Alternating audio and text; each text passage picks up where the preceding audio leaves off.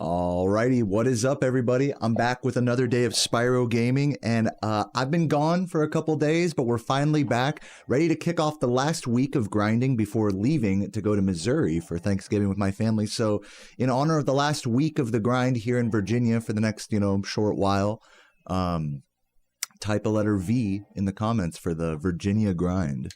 But for now, let's go ahead and get started with stuff. Like I said, I've been offline for the last 2 days. So, I'm probably gonna play like, hot booty, today, so hopefully the booty isn't too hot, in a bad way. Hopefully it's hot booty in a good way, not hot booty in a bad way. Let's, change Spyro's color real quick. Very important stuff. Let's go berry today. Where's berry at? Give me berry bonds.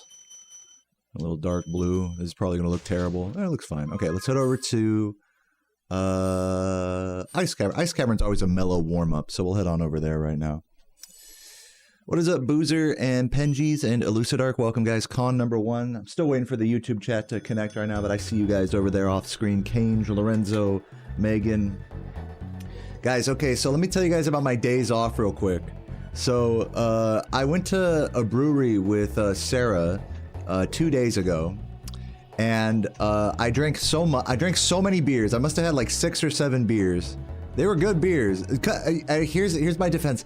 There happened to be a melee tournament happen. We didn't even realize until we got in there. There was a melee tournament going on. I watched the whole damn thing. Drank a bunch of beers. I got a PB or a near PB in Miss Pac-Man. They had everything I could want. They had a Miss Pac-Man machine, and they had a melee tournament, and they had good beer. $6 a fucking pour. So I was like, you know what? Fuck it. I sent it. Sarah was working on her job, catching up on job stuff the whole time. But I tell you guys this because it's the reason I was offline yesterday is because I was pretty hungover after that. And also, I lost my fucking straw for my hydro flask. So a quick moment of silence, a letter F in the chat for my hydro flask straw.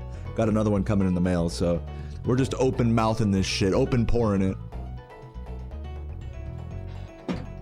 So yeah,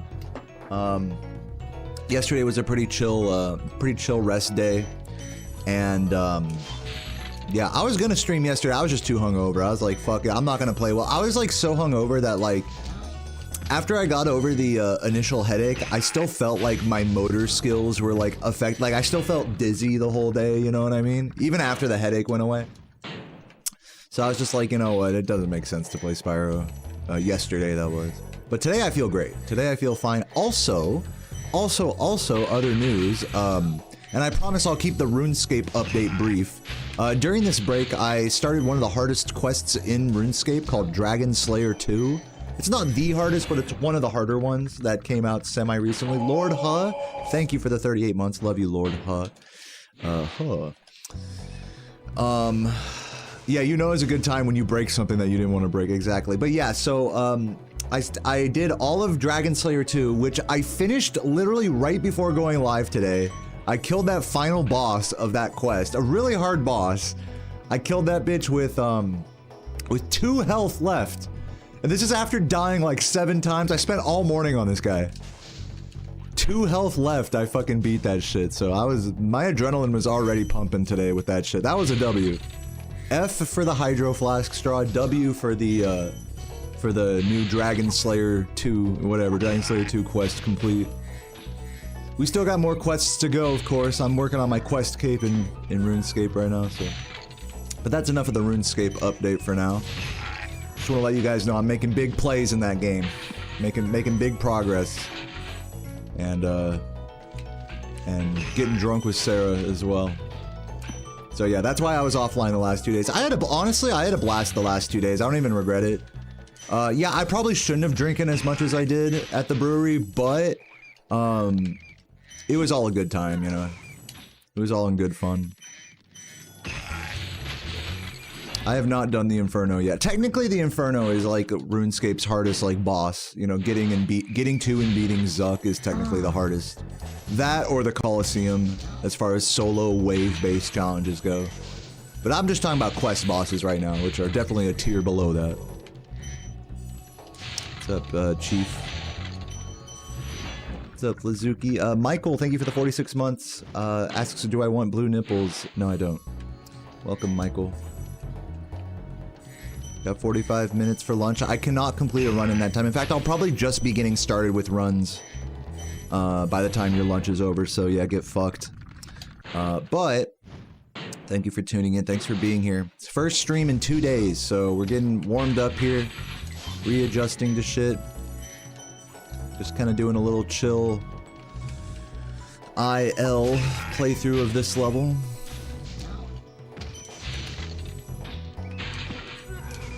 Yeah, I feel like if anything, if I was gonna choose one of those to go after, I feel like I would rather do the... I've actually spent a little bit of time in the Coliseum, like made it to like wave 3 or whatever. So I'm like slightly more familiar with that than Inferno. So I'd probably go after that first, but I'm not going after any of that until I get my Quest Cape first. Quest Cape and then maybe some Slayer training, you know, before that. Just to get like better gear. I kind of want, now that I have Dragon Slayer 2 down, I kind of want to take some time to grind out Vorkath, since I have like a decent enough melee setup for him. So that might be, those are things more on the near future docket. I don't plan on beating the Coliseum or Inferno anytime soon. Alright, let's head over to another level here. I guess let's go Lofty, why not? Lofty, Lofty. What's up, fun happening? What's up, everybody? Just getting here right now. Welcome. I hope no one missed me too much day before yesterday or whatever for the last 2 days. Hope no one was like crying in their bed, refreshing my Twitch page over and over. By the way, if any of you unironically, and I'm not here to make fun of you or anything, if any of you have ever unironically done that, like been like, where is he? What the fuck? Like refreshing the whatever, the YouTube page or whatever it is. What you have to do, if you care that much about it, is you have to join my Discord. I do all of my notifications if I'm offline for the day or whenever I go live, I ping the Discord. So join the Discord, go to the Get Rolls channel and join the notification squad. That's just public service announcement to anybody who has ever done that. Refreshing the stream, where is he? And then you come into the fucking chat like while I'm offline. Where is he today, guys? Dude, join the Discord. We have the technology that you don't have to do that.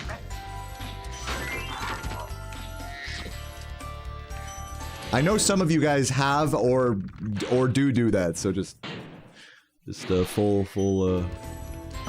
clarification. What's up, Zale? Thank you for the 14 months. Hope you're doing well. Appreciate that.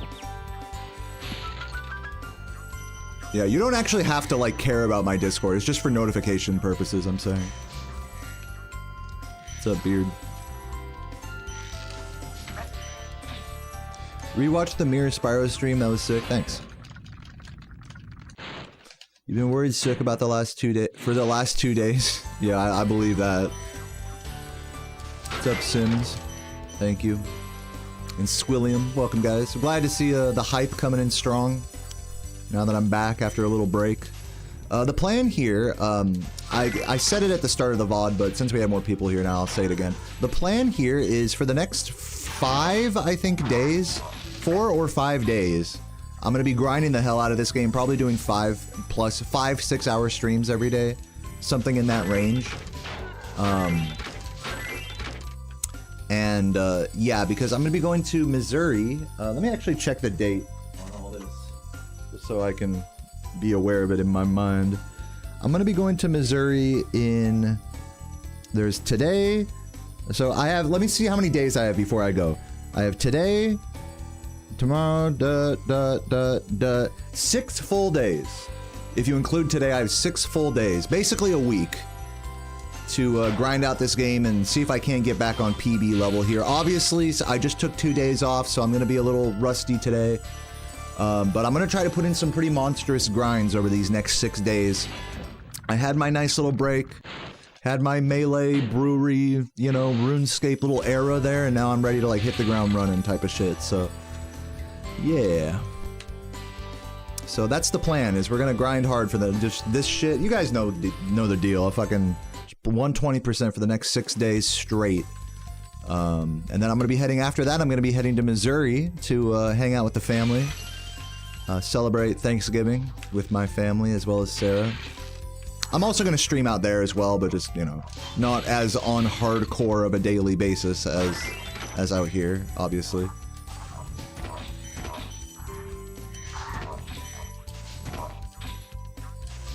Perfect. What's up, Dragons? Yeah, dude, I don't know if you've if you used to watch my stream or not, but I used to have the text-to-speech thing like that. I got rid of it just because I don't know. I felt like it was distracting, you know?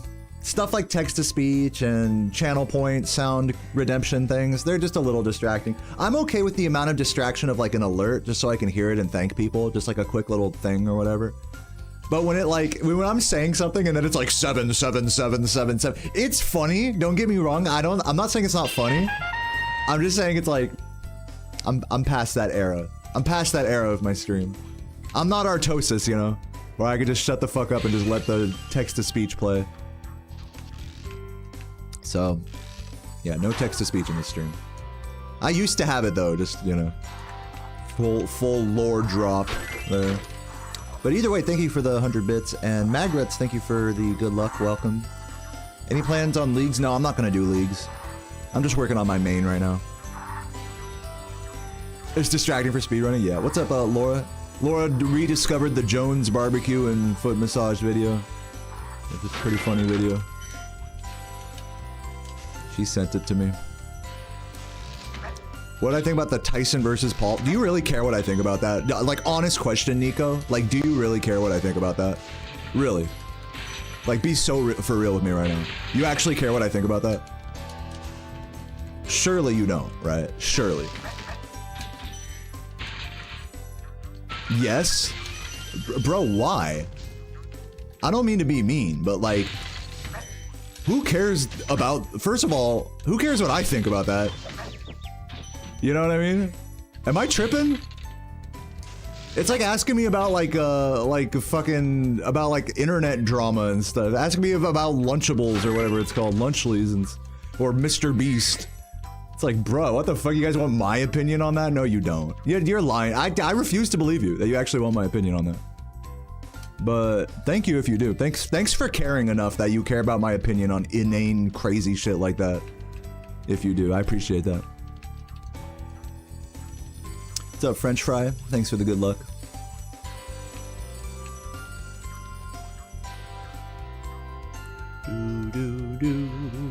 Alright, I got the bump a couple times. Let's head over to, let's do, what, Cove? Let's do Twilight. I'm just having some fun, I'm having some fun little ILs here, individual level playthroughs. I'm not going hard on any new strats or anything. Just kind of refreshing. Vibing out. Troy, thank you for the $2.13 super chat. Here for the grind this week. Love to hear that. Yeah, man, I'm actually excited for it, honestly. Like, I feel really like, you know, maybe just today, I don't know, I'm feeling extra fresh and like excited to play this game again. I'm really glad I did take the day off that I did. I didn't need to take 2 days off, but that's what happens when you drink like 6-7 beers at a Melee tournament. But yeah, I'm glad I at least took that 1 day off just so I could like really reset my mind for this, like really take this week's grind seriously and not just like coast through it. Like begrudgingly, okay, I guess I gotta play the game for like the 10th day in a row today or what. It's like, nah, like we got 6 full days, planning on streaming for at least 4 hours a day, hopefully closer to 5 or 6, we'll see, no pressure. And yeah. I feel good. I feel good, I feel excited, looking forward to it. What's up, Tool? Thank you for the good luck.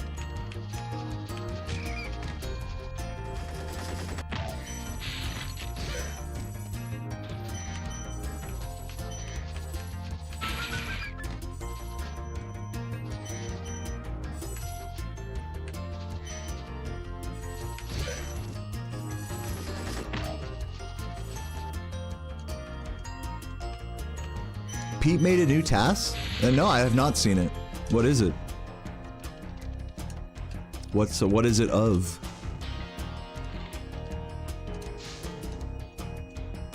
Usually I'm on top of that sort of thing, but not today.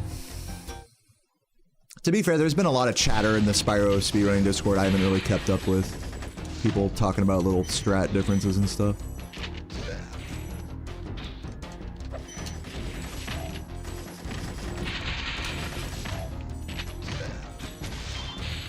Voiding out on every level. The task is just to get into every level and then get stuck on something and void out and then exit the level and do that in every level. That's the task. I don't mean to sound mean, but like I think we're kind of starting to scrape the bottom of the barrel in terms of task ideas for this game. If that's I'm sure it's a pretty funny task. I'm sure he does some like pretty funny movement and stuff in it. Just conceptually that seems like not the most interesting task, if I'm being honest. But that's okay. Not like it's not worth making or anything. What's up, Tulu? I'm sure it's cool. I'll check it out at some point. Maybe I'll do a reaction to it and post it on the second channel or something. Yeah, it's probably like not like so speedrun focused, I'm guessing. It's like what you said, Katie, where it's like instead of just getting stuck in the quickest place, he'll get stuck in like the weirdest place. Then it's like kind of more interesting conceptually that way. I can see that. You feel like Silly Percent dropped the bar? Dude, Silly Percent raised the bar, I feel like. Because I think Silly Percent is like, that was an important, if I could speak like a little bit, like my opinion on like what the bar is for Spyro tasking in terms of like interesting route ideas. It's like there's only so many like interesting speedrun categories for this game. You know, fucking alphabetical dragons, 80 dragons, all gems, early loot, true vortex, any percent one, 20%, cheap percent, that's about it. What am I missing? There's like 2 or 3 others that I'm missing there. And to make a task of every single one of those things, you're gonna end up having very similar looking runs, like at a certain point. So I think with something like Silly Percent, it was great because it was like, it was a 4D play where it's like, okay, we don't have to worry about it being like a speedrun category. We can just like explore the limits of the game's mechanics and just have fun like as a free run throughout the map. So in that sense, I think it really elevated the bar of like what it even means to have a task of this game. It doesn't have to be a speedrun. It could just be a cool playthrough, you know? That doesn't have to be conceptually, like how I'm talking about like about a run being conceptually interesting in how it's categorized. Like Silly Percent like breaks that mold. So in that way, I think it raises the bar of tasking in this game. And to that end, I think maybe Pete's new task about voiding out, if it really does focus more on like voiding out in like weird places or in like funny places rather than just the quickest place, then I think it's following in those same footsteps. You know?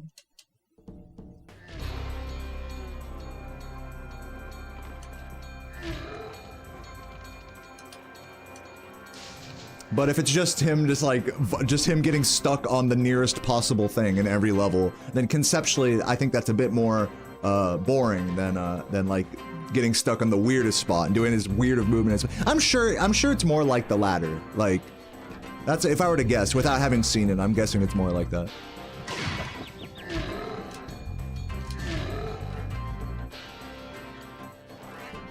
But yeah, I mean, just to backpedal a little bit, no matter whether a task is interesting conceptually or not, or good or bad, or optimized or not, or fast or not, regardless of all that, I'm happy to see people making tasks, like regardless of how, whatever the quality is of them. I'm totally like being a totally picky bitch by saying things are scraping the bottom of the barrel or whatever. Like, who am I to say that? Like, I'm thankful people are at least just like making shit, you know? So I'll check my humility there for sure.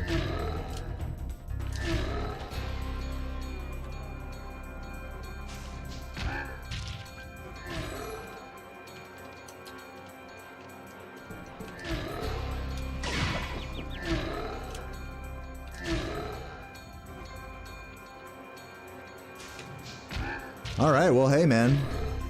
What do you think? One more level? Let's go over to Toasty real quick and just review some of those strats that we've incorporated. My baby Toasty improvements.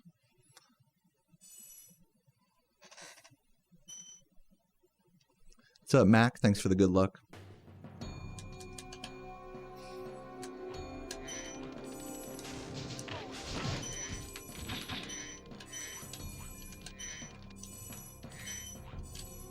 Oh wait, I did that all wrong. Do this right.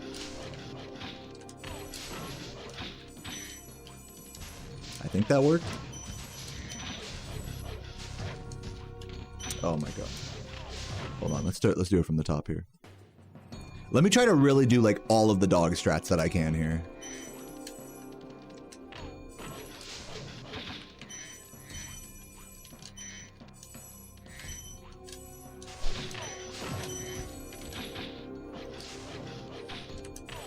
No, what the fuck? I got stuck in the turnaround animation.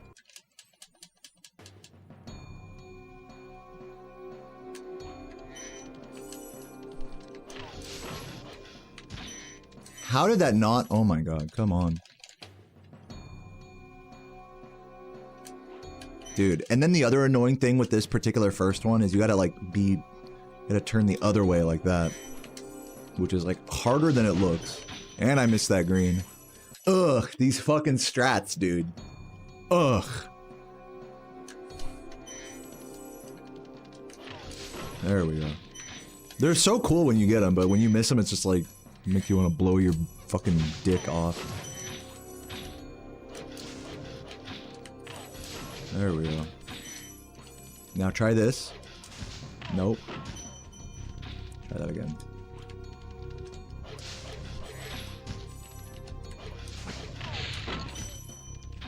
No.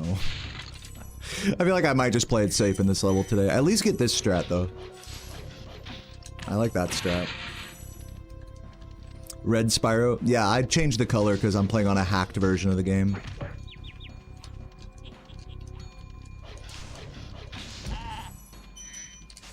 Okay, do one more of the whole level just playing it safe now.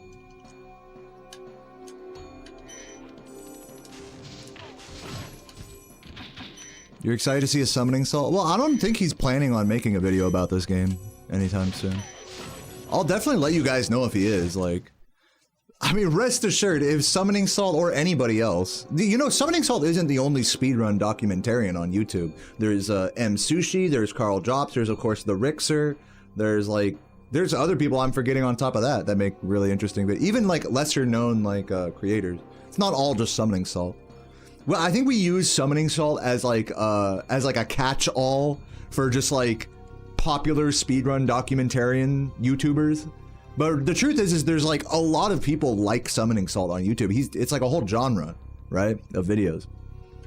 So yeah, so if any one of those people were to do a world record progression in either of the main categories of this game, you know, I'll be the first to know. Like, they're obviously gonna hit me up. So I'll let you guys know, you know, like, don't worry. I'll let you guys know if any of that is happening. As of right now, that is not happening.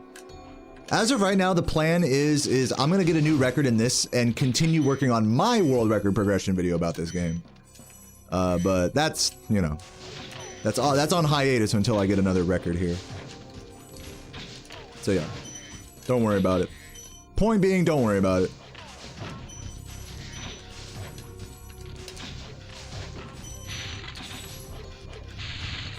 Do I follow NFL? No.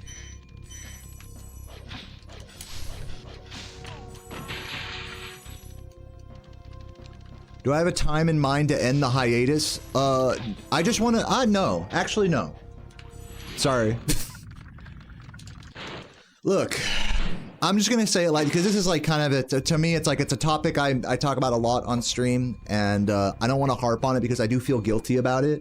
My hiatus from video making... I mean, the truth is I'm just a streamer and a speedrunner. That's what I am. So making videos is something where I have to go out of my comfort zone, and I promise I'm not going to dwell on this topic for too long. I just want us all to be on the same page about it, since I'm getting questions about it. So, you know, it doesn't come naturally to sit down and not stream, but rather to sit there and record a bunch of B-roll and record like so what is it about Spyro that makes him such a fucking pain in the ass bitch? You know, whatever the fuck. Like, I have to really go out of my way to do that. It's just not something I necessarily... I like doing it, it just doesn't come natural to me. Okay, so with that said, what does come naturally to me is sitting here and grinding world records. Now we're talking about a world record progression video, which I actually already started. I have the project file there on my desktop. I actually started it. You know, obviously there's a lot of history leading up to my era in this game. So I started that. I've already reached out to a ton of previous record holders and everything, and I'm talking to an animator to animate the graph and everything for it. So, you know, I'm underway with it, but it's still like, you know, I'm not fucking working on it at all in any serious capacity at the moment. If you see me streaming and playing the game, you can be rest assured I'm not working on a video, and vice versa. Now, the part where it makes me kind of guilty is that a truly dedicated creator in my position would do both. You know, would stream like a certain amount of time, you know, really allocate the hours in a day to like wake up, go outside, have a quick breakfast, do a 4-hour stream, you know, take a break, have dinner, come back, work on a video, blah, blah, blah. That's what like a truly dedicated content creator would do. That's totally doable. But I'm lazy. Yeah, I'm a human, bro. I'm a procrastinator through and through. So like I said, I'm just gonna do what comes naturally to me, which is to just play this game for as long as I can, as many days in a row as I can, and just try to grind out further records. And once I reach a time that I'm happy with, I don't know exactly what the goal time is. I don't like doing this hobby like with goal times or with like, okay, it has to be this PB, or I have to get a PB within this amount of days or a week or whatever. I don't like putting, I like it for it to be completely indefinite grind. And part of that is like, I'm not working on videos. All I'm doing is I'm playing the game and I'm having dinner with Sarah, you know, and cuddling with her in the meantime, you know, and that's it. That's my whole life, you know. And call me lazy, call me a procrastinator for not like working on other, not just the world record progression, but other video projects as well on top of this. You know, like most of you guys probably work 8-hour days. You know, I don't work an 8-hour. This work is not an 8 hours days worth of work, and that's how I like it, you know. I'll be the first to say I'm a fucking lazy bitch for that, you know.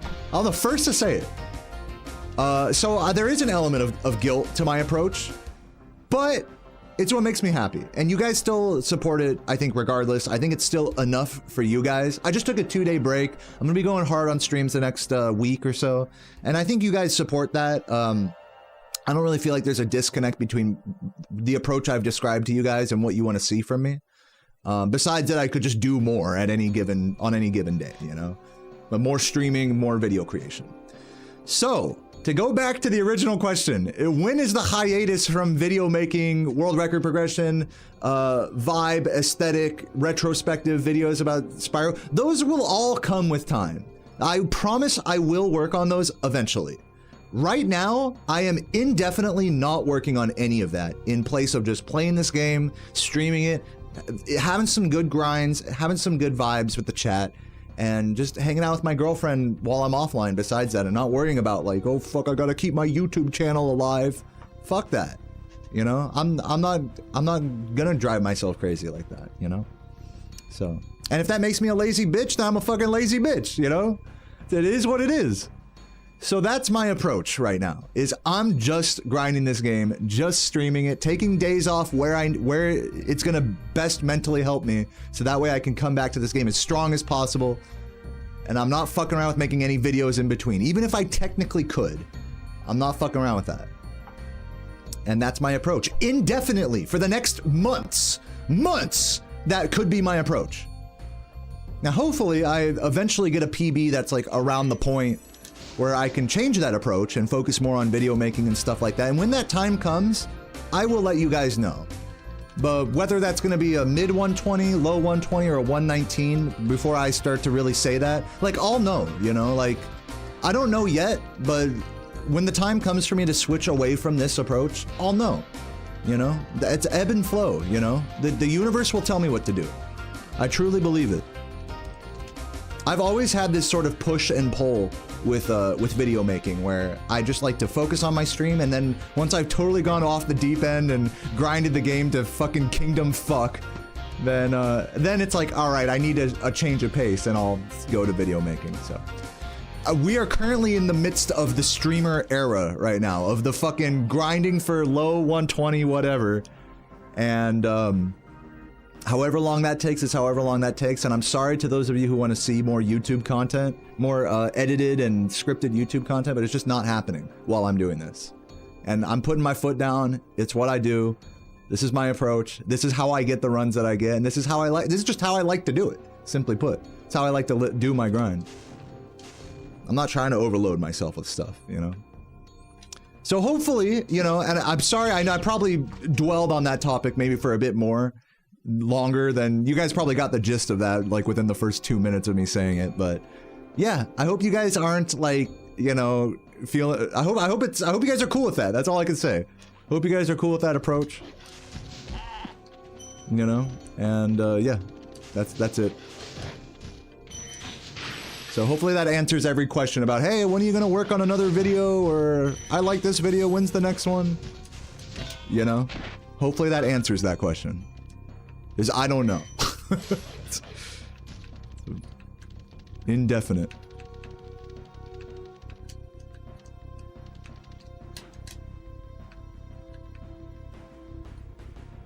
Okay, let's head over to Piggy Bank. Thank you for the 16 months. Says, good luck. The times are getting dangerously low. Thank you for pushing the limits. Well, thank you for saying that, man. I'm going to work on the Piggy. Did we ever end up timing the fucking early Shemp kill into the dragon? I'm going to just try to do that. I've never even done it before, so I'm just kind of curious about it. Also, are there any other strats? I know you were talking to me about some other strats that need incorporating. Since I'm practicing right now, feel free to list any of those off for me, if you'd like. And thanks for being such a supportive, not just supportive, but forward-thinking force in this category lately. I appreciate you taking the time to not just grind runs, but really figure out strats and get excited about that. We need someone like that, because I'm not that person, so it's nice having someone who is like that. You know, I'm gonna work on the charge jump off of this real quick. Make a safe state here. You didn't follow the 2 power bounces in Ice Cavern? You talking about in the inner cavern where you don't technically have to, like, I don't power, you're talking about just jump up the wall early.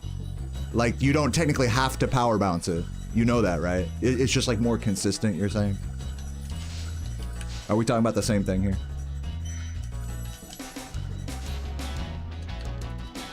Yeah, we're talking about the same thing, I think. Well, that's cool.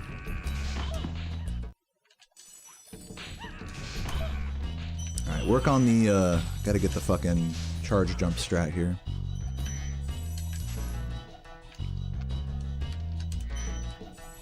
And technically you want to jump charge that as well. Like that, like optimally speaking, there's a jump charge here at the top. Jump charge, charge jump. Go left a little, and then jump charge again really quickly so that you don't fall off. It's very scary, but that is the way to do it.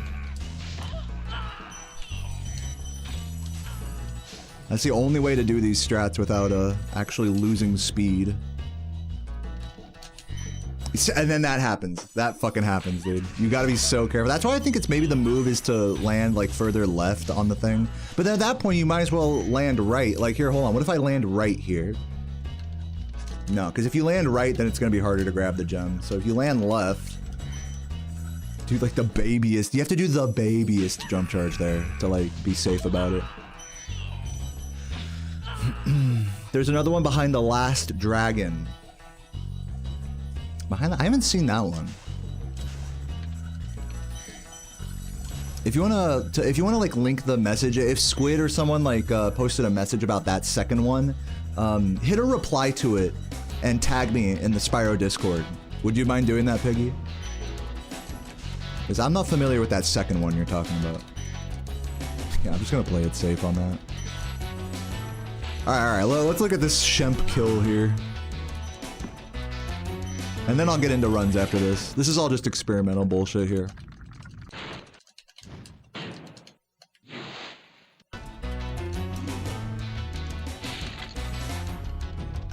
Okay, so you do this, and then you do that, and then you land on the dragon, is basically it. Let me make a safe state right over here. Please let me in there. I'll make the safe state right here.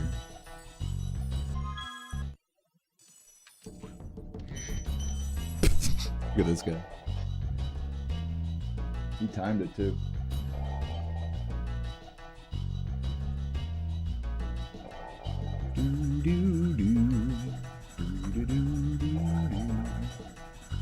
You thought practicing on emulator would be detrimental due to input lag? That's how I've always felt for me with practicing this game. Is I've never really enjoyed like learning things on emulator. Nowadays, you know, I'm playing on console right now. This is a burnt disc of like a hacked version of the game. So we don't even have to worry about it anymore. I don't have to worry about it anymore. I can just play on this. You might think I'm on emulator right now. I'm on console right now. But yeah, for many years it was like that. I chose not to practice on emulator, kind of to my own detriment. And yeah, that's kind of how I learned this game. Dude, I keep forgetting to avoid the dragon. You have to avoid the dragon here. So you have to like grab these, you have to go like this way, avoid these gems, and then like hit him down to the dragon.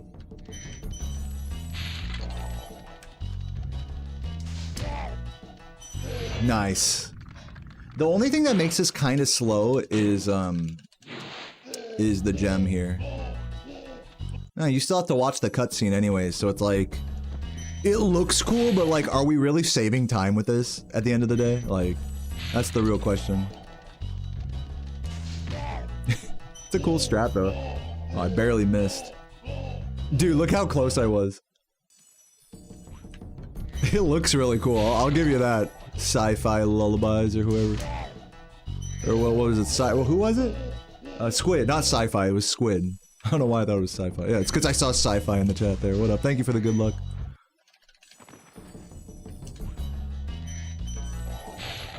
Well, thank you, DCam. Dude, I feel, speaking of capture quality, my fucking world record is notably worse capture quality than my actual stream is normally. Because I recorded at like a low bit rate by accident. It's really annoying. You sent the link in my Discord chat. You sent the link to the Spyro Discord message in my Discord chat. I didn't even know you could do that. Thanks for that, man. I'll look at that another time. Maybe I should look at that now. Because I'm probably not going to do this in runs. This is cool, I just like, I'm sus about it actually being a time save. If someone wants to time this, go ahead. But I'm gonna chalk this down to not worth the effort. But if it is like at least a second faster, then I will do it. I will start doing it.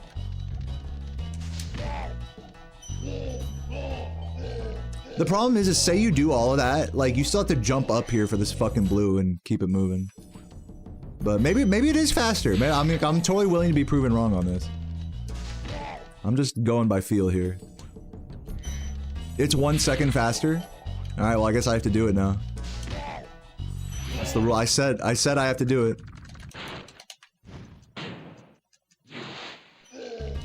But look at that, we're still waiting the fucking cutscene and having to jump up. It's like, it's annoying. I think it's definitely faster if you can get to the second, another thing about, I think Squid was talking about this. Another thing about this strat is, say if you get it, like think about the time it takes for Shemp to actually finish, like be ready to be hit on his second cycle. Because if you follow him directly here, what's gonna happen is he's only gonna like hop like once here when he's at his spot. So yeah, he hops once and then he's like actionable after that. Look what happens when we do the other way here. Oops.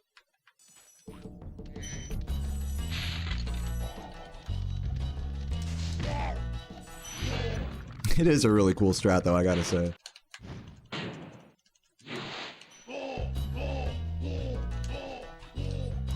Look how many times he jumps once he reaches his spot there. So yeah, I mean, I guess by the time you reach him, like, it doesn't matter. But, I don't know, man. Maybe, am I just tripping? That it's like, you end up kind of losing time catching up to him on the second cycle anyways, so. Like, it seems like very realistic. It seems like real that you'll lose whatever the time save is from doing this, you'll lose it getting over to the second cycle.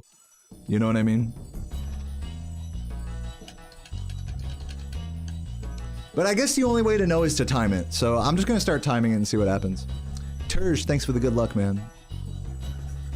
So yeah, let me do it the old way here.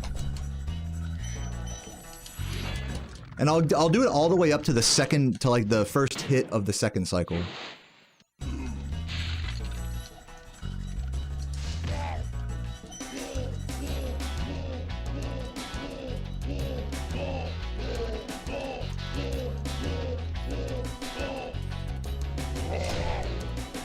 That was 22 seconds.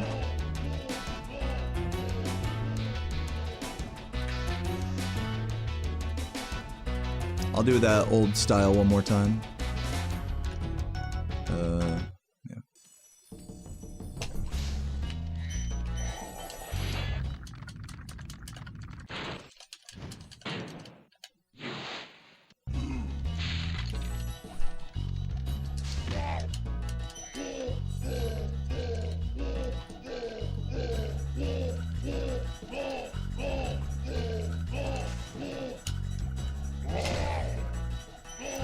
All right, it's like 22 seconds there. Let's try again. Now let's try the new way.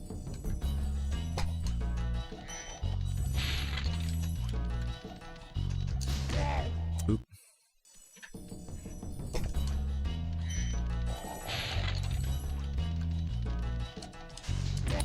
Missed that again. I feel like there's a world where it can be done consistently.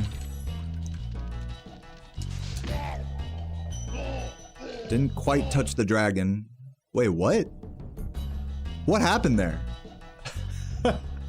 You know what might have happened there? Was I might have fallen through, because there's like with dragon pedestals, there's a seam on the outer part of the, whatever the octagon of their pedestal. If you land perfectly on that seam, I could definitely see it, especially during on that like, that cutscene where it just stops all your movement. Maybe I fell through the ground there. That might have happened. That's actually crazy. Hold on, try that again. Thank you, Jamie, for the good luck. I definitely didn't go far enough to go off the edge. I probably went through the dragon pedestal. The edge of the dragon pedestal. That's insane.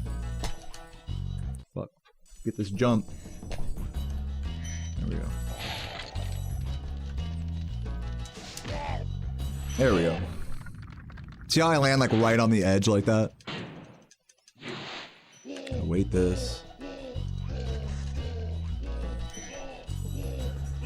Alright, we want 22 or faster here. Yeah, that was 22. It's about the same, honestly. Let's try it again. For being, like, it looks a lot cooler, but the fact that it's less consistent and basically the same, it's like... You know, I feel the same way about the town square strat. Like, you can definitely make an argument that it's like, okay, in an optimal, perfect world, this could save up to a second. Up to a second, maybe. If everything goes, like, perfectly, you know? But it's like, is that really worth, like, throwing so many runs over? It's the same thing with the town square reroute. It's like, you can definitely make an argument that it's like, maybe across the whole level you save, like, 1 or 2 seconds, maybe. And again, maybe I don't have the timings right. I'm definitely known to have my timings off with stuff. But man, it's like for the amount of effort to reroute stuff to do cool, tricky movement, the payoff is just not enough there. But let me time it once or twice more. If this was at least like a clear second or more saved, then I'd be like, yeah, let's just fucking do it, you know? But it's just not like a super duper clear cut like thing like that, unfortunately.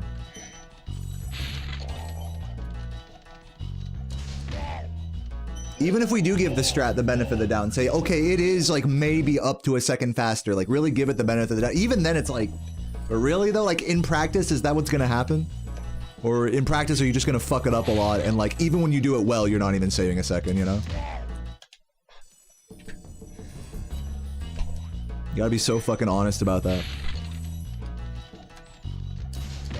But then again, I am fresh and new with this strat. Like obviously with, you know, these strats, they need time in the oven to like really get not just consistent but like fast.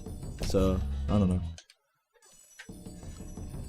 And by the way, what up, Dragon Blitz? Dude, Dragon Blitz, I'm stoked to see you in fucking whatever, Florida or whatever. It's gonna be dope.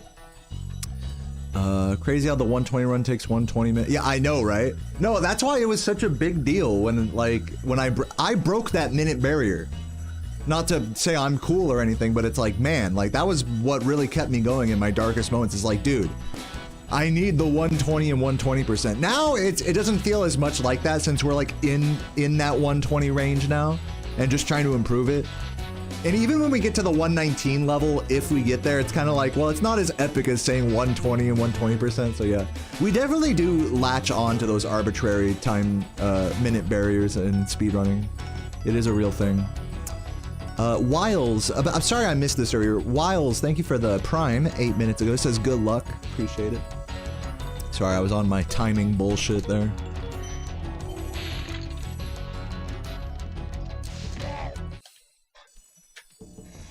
Yeah, I guess I have to say, like, okay, now we're going for the sub 120 and 120. I don't know. It doesn't have the same ring. I gotta be honest about that.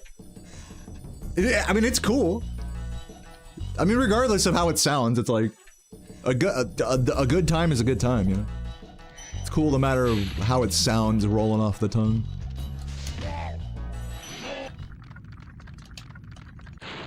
I don't always pick up the third red jet. You're talking about there in the room. Well, it's because I'm starting from a save state. Normally the movement would be set further back on that platform so that my jump charge would more consistently grab the red.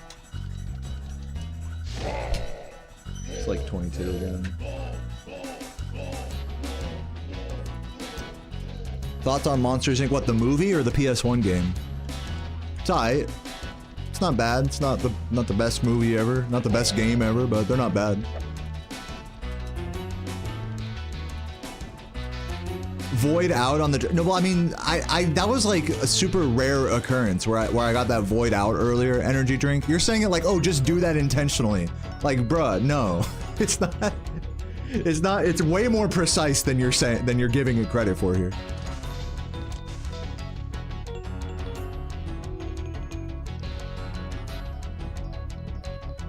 Flame him, get the gem, void out on the dragon. I don't even see how voiding out on the dragon would... I feel like you're memeing with me right now. Yeah, okay. I just want to make sure.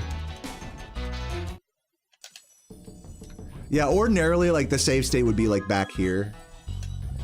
Or, like, you would land, like, back here, so that way it's easier to grab the reds, or whatever it is. I think you are right, though. You know what? The person that's talking about the third red gem, you're right. I do have to kind of get a little closer to it. Yeah, do it like that. I have to do the thing where I flop off the platform instead of riding the wall there. I don't know. I think I've spent enough time with this strat. I think it's safe to say this strat is about the same as doing it normally. And if you really want to be super pedantic about it and like really fucking optimize it, task it out, it's up to a second, really more like half a second faster if you really want to be like that specific about it. But half a second in movement optimization in a section like that is like, it's really like a plus or, it's what's the word, with a plus or minus in statistics, variability, I don't even know how to say it. Standard deviation or whatever, I don't know. It's like you're gonna plus or lose 5 seconds at any point of the game, like just in your movement, like with a strat, you know what I'm saying? But not to say you shouldn't do this, it's just like, I'm just saying like it's probably not worth the risk, even though it is a cool strat. It's very similar actually to the lofty thing that I do. That technically isn't worth the risk compared with the balloon guys like waiting in that area.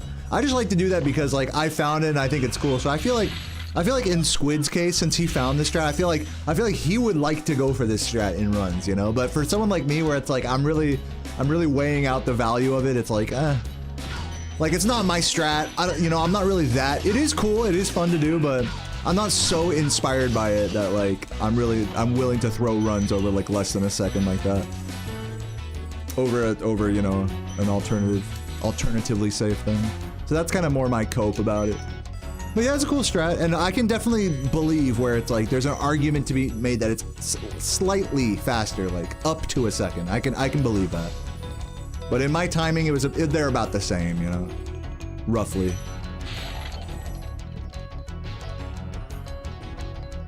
It's cool. All right.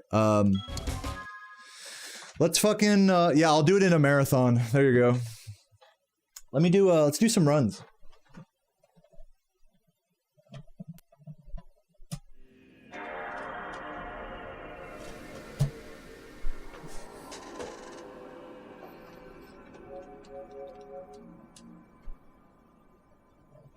Early gem collection from lava in Jock.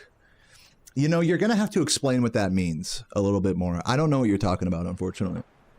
What's up, B squared? Thank you for the prime and the good luck. Yeah, guys, we're about to get into runs today. Had a nice little 50-minute warm up there, and yeah, I don't know. I'm just, by the way, let me just say, I'm just coping about that Shemp strat. Like, if I was really about it, I'd just fucking send it, you know? Like, if I was really, I'm just coping and being a bitch about it, so. That's kind of how I am with new strats. It takes me a while to come around on them.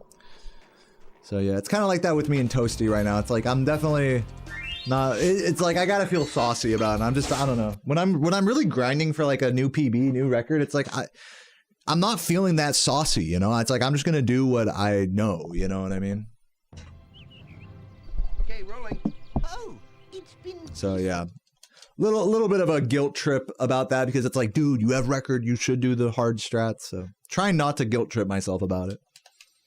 See if we can get some nesters here. That's not gonna work. Thank you for the good luck, Humber, Tulu.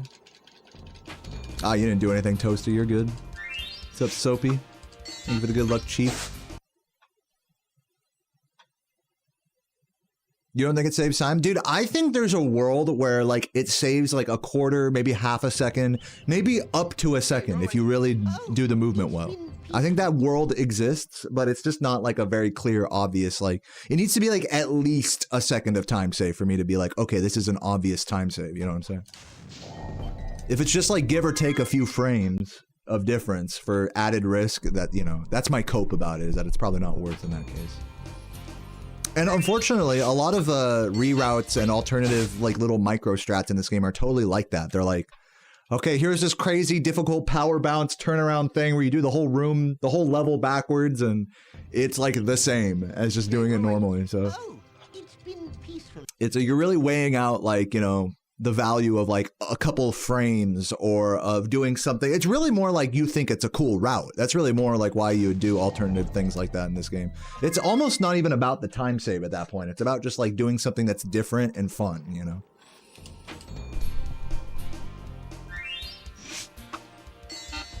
So on Days Bagamo shit. Since I'm resetting right now, I'll take a look at what you're talking about because I'm not familiar. Let me just look that up real quick.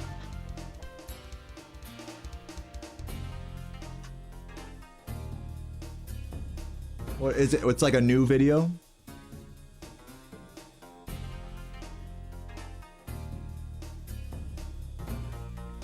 What are the differences between a soundball?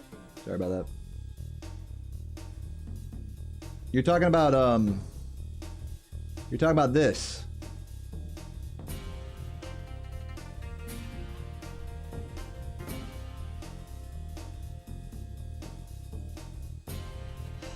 Desperation job. You're talking about this?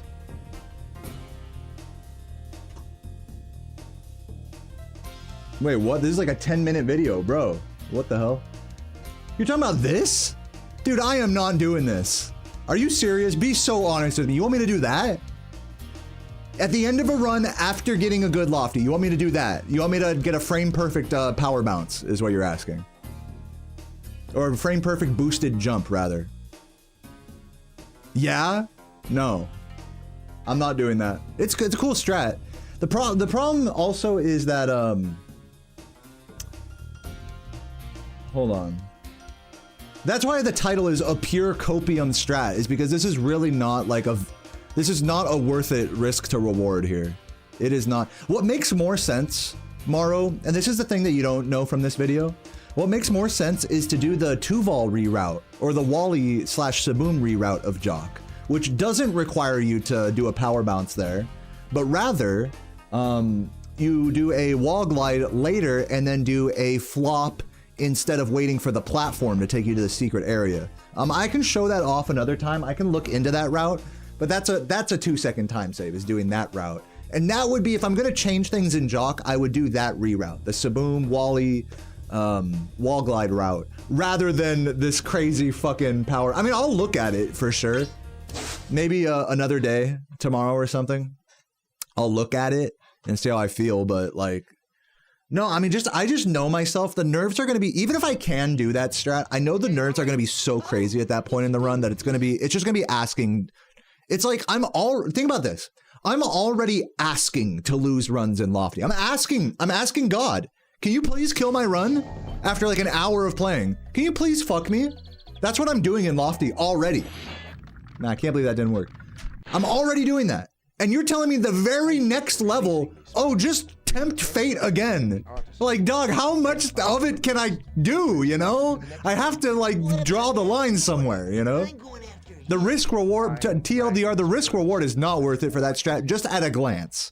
Now, if I grind it out, maybe do that alternate reroute as well that I was saying, for like a total of 5 seconds of potential time save, then maybe, and I get somewhat consistent with it, then maybe there's an argument to say that the risk reward becomes more worth it then.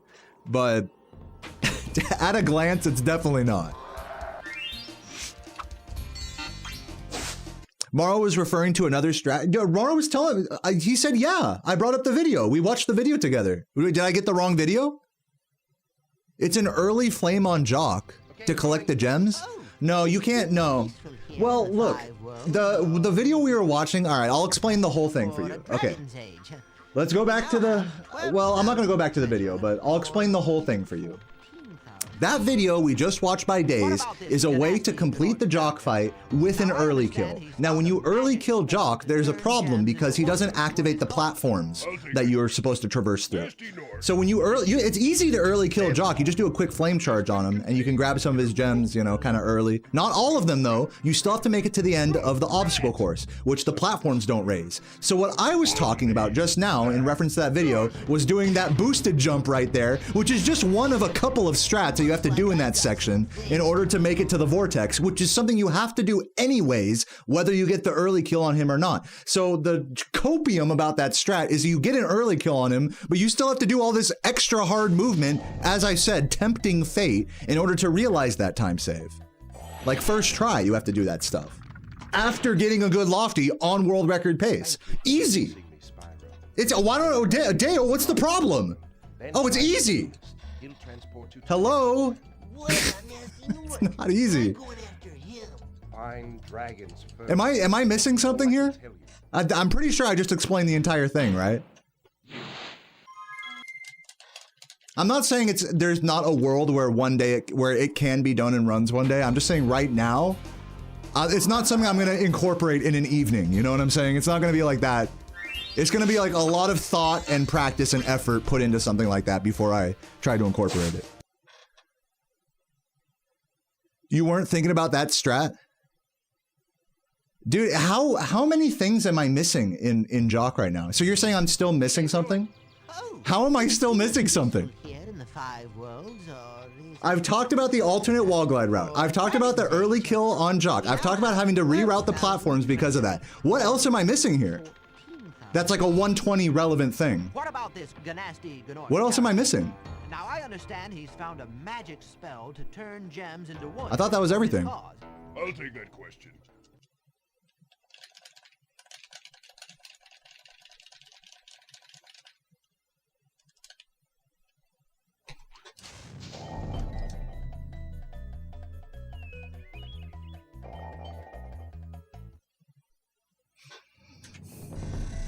Reverse flop Jock kill. Now I know you're just playing with me.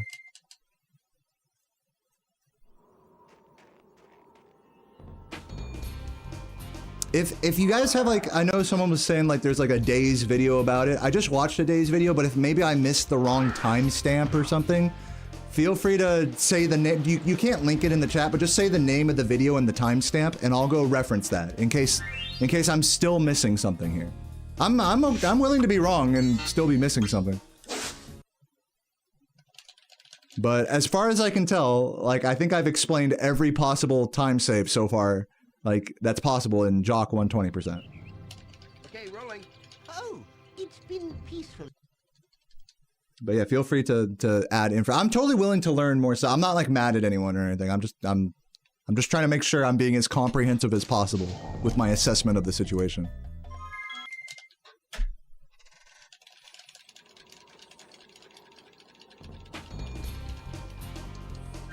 Triple charge roll. Dude, I know you're just memeing now.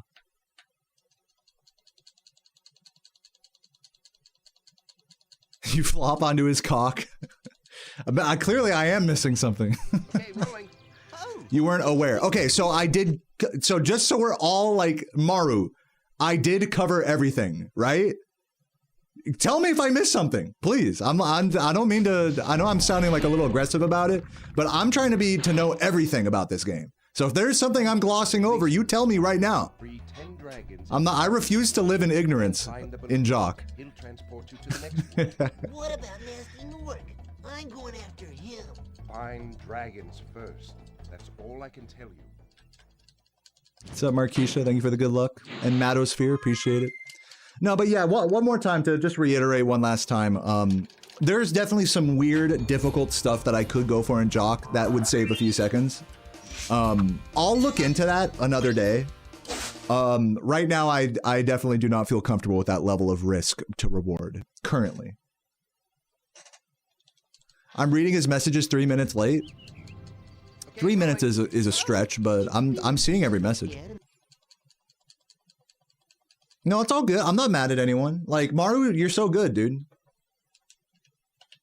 Everything's all good.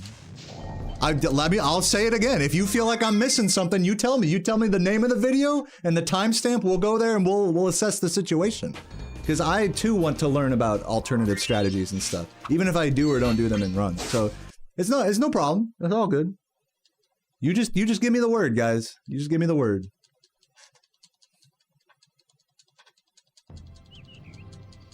I misinterpreted them. I'm sorry. Are we good? I think we're good, right? I feel like we're kind of talking in circles here. We're good now, right? I'm sorry for misinterpreting stuff. This is what I refuse to have happen. Is I explain something and then like I'm still missing something. That's what I refuse to let happen. So if I look like a dick right now, like reiterating the same thing over and over and asking for people to clarify, if I look like a dick for that, I'm sorry. Like, I'm just trying to be thorough here, you know? Because, I mean, I could totally do that. I could totally be looking over, like, glossing over something I don't realize right now. So I'm trying to be as humble as possible about things. I'm sorry for misinterpreting anyone's message or being a broken record or sounding like a dick.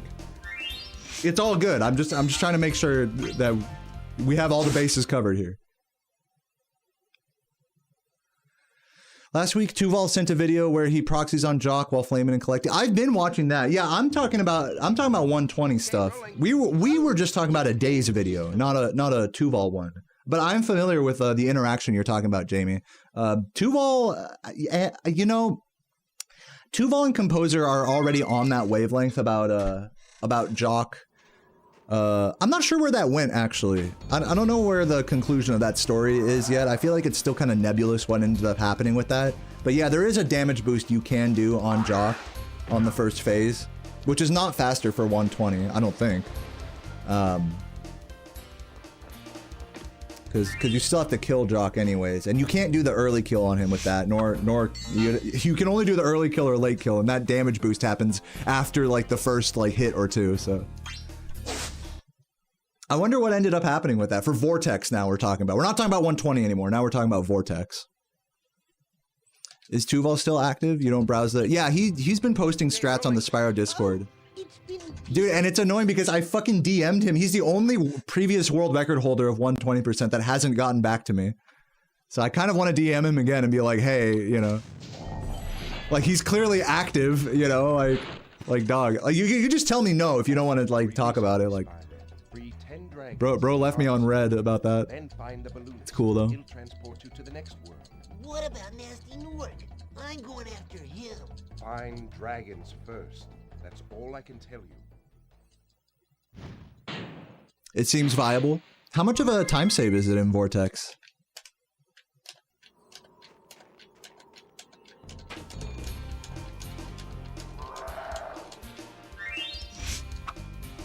Oh, dude, that I just realized that world record command is super old. Let me update that for on the YouTube side.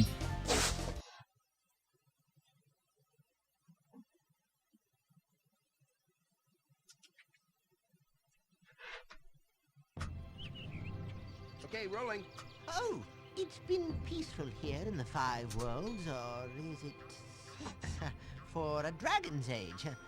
We now have 12,000 treasure. We'll see if that or worked. Is it 14,000? What about this Ganasty Gnorc character? Now I understand he's found a magic spell to turn... Seems like it worked.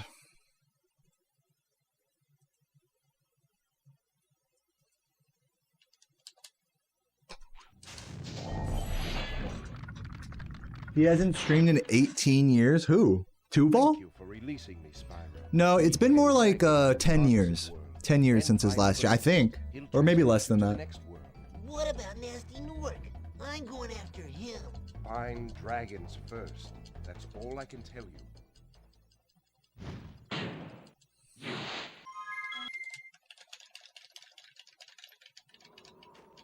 It would, but you're saying it wouldn't surprise you if he randomly started streaming again? That would surprise me.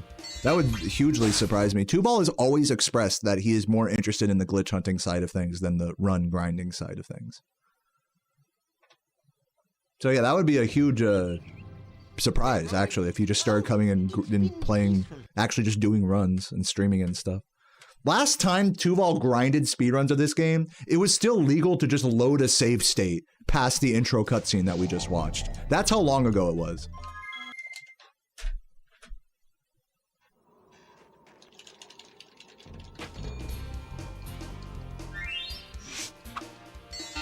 So yeah, I don't see him doing runs anytime soon. If he can't answer a fucking Discord message from me reminiscing about times past, I don't think he's going to be worrying so much about changing his PB going forward.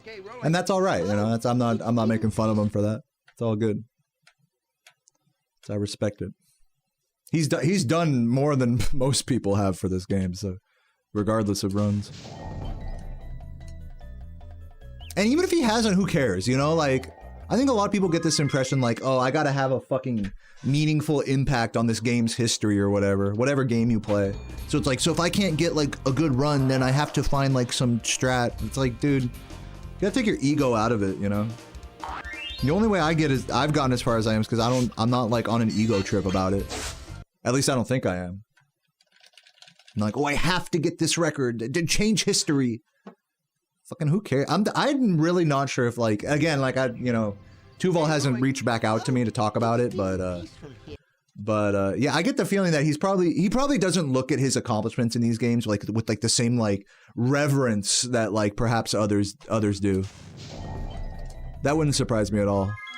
But maybe he does. Like, I don't know. Yeah, either way, still a legend. My point is whether you've like found a game-breaking glitch in a game, or you have world record, or you haven't done any of that, and you're just doing your first run, like, we're all equally legends for that. You know what that's what I'm trying to say. There's no like hierarchy here.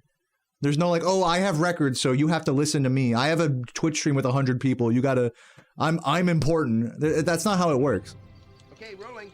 Oh, it's been peaceful.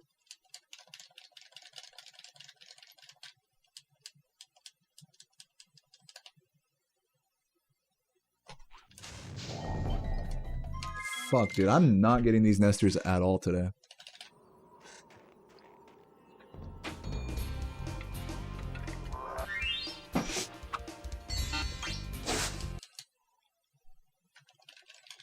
What's up, Faza? Thank you for the good luck.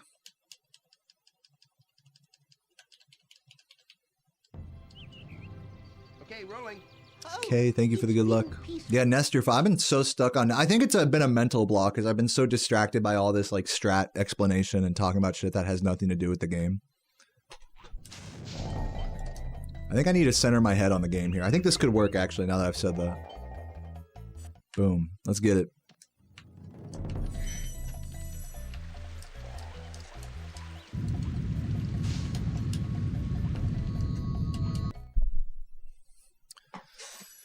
Let's get it. You wish Nestor Skip was banned? Really? You don't like it that much? It's not that bad, is it? You really think it's that bad? Be honest. Do you think it's that bad? It should be banned? That's a pretty rash, you know, reaction, don't you think?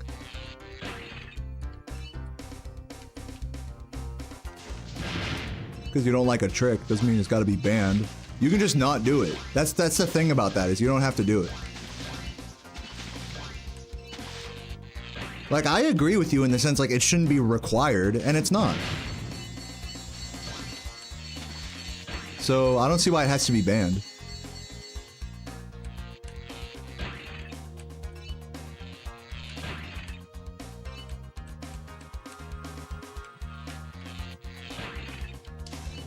How to mod the game? Dude, I have no idea how to mod this game. You're gonna want to hit up like Composer or Aldeezy or someone like that.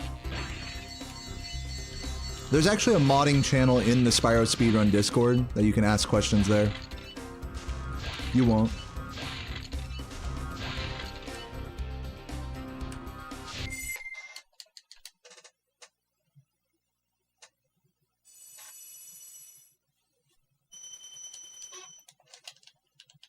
It seems necessary to get a world record. You know what's so funny about that you say that, Maxwell, is because that's what people were saying for the entire year that Nestor Skip was a thing. While meanwhile, I was doing runs without it and getting world record. So isn't that crazy how that works? But now that my world record is 3 seconds faster than it with Nestor Skip now it's required? Be so honest with me. Really? I don't think so. Not yet. Maybe once it's like a low 120, once we realize all 16 seconds of time save compared to my 120.41 that doesn't do it, then okay, maybe I can see what you're saying. But we're not there yet. So therefore it's not even required for a world record, just technically speaking.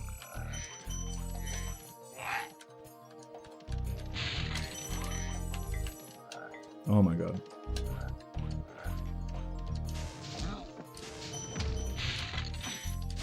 Just a little slow.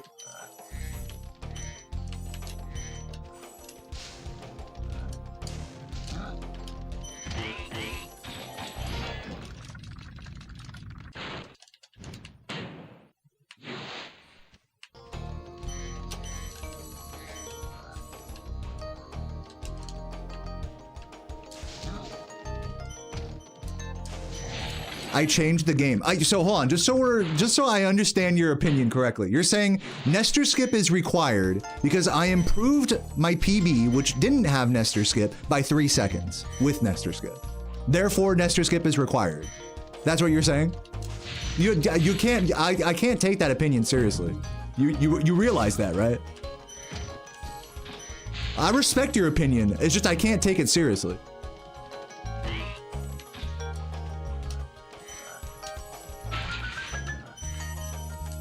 Hopefully you see the logic of what I'm saying here. We have not realized the full 16 seconds, even compared to previous records that didn't have the trick. Once we start like getting into like the low 120s, then sure. But we're not, like I said, we're not there yet. So therefore Nestor Skip isn't technically required yet. I could just get a better run and still get a 123x, you know, without Nestor Skip. So it's really not required yet.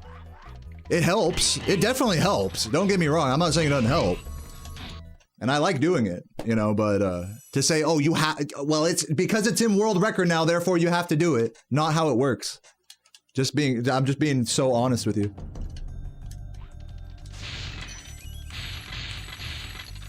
Like, just do the math, you know? The run that didn't have it was 3 seconds slower than the run that does have it. So when you say Nestor Skip is required, you're saying that 3 seconds of time save outside of Nestor Skip is impossible to achieve in this game. Which maybe you don't, and again, I'll give you the benefit of the doubt, maybe you don't realize that that is totally achievable. And in fact, even more time than Nestor Skip saves is able to be saved on the current record. We could probably save 30 seconds just in better execution and movement. And everyone centers in so hard on Nestor Skip this, or this trick that, or this 1 second reroute that. But like, what about just having a cleaner run? Like that, we're still in that, it's not like we've perfected the game yet to where like the world record is like a perfect run. That's not at all where we're at in this game. So no, I don't think any particular like little time save like that, even a bigger one like Nestor Skip is required for record. The fact that I do most of the big time saves like that, big and small, definitely helps. I definitely agree with that, but there's a difference between saying like, oh, it's good that I'm going for that, and it's required to go for that to get record. Those are two different statements. And you're saying the latter right now, which is it's just a funny take. You know what I mean? When you really put it in context. Anyways, I'm done arguing about this. I hope you understand where I'm coming from. I respect where you're coming from, though. I think a lot of people have the same impression that you do, Max. About like, oh, well, this trick is in record. That means you have to do it if you want record. And like, it's just not how it works, like, every time. That's not like a steadfast rule in speedrunning.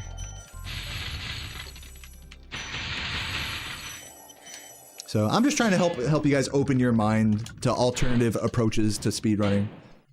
That's all. It really doesn't have to be a certain way. And some things you do have to do, like credit skip. Someone mentioned credit skip in the chat. Credit skip is a 1.5 time save. So it's like, that one, you have to do it, you know? But Nestor skip, that's 16 seconds, and I could be 16 seconds faster without Nestor skip. That's just the truth.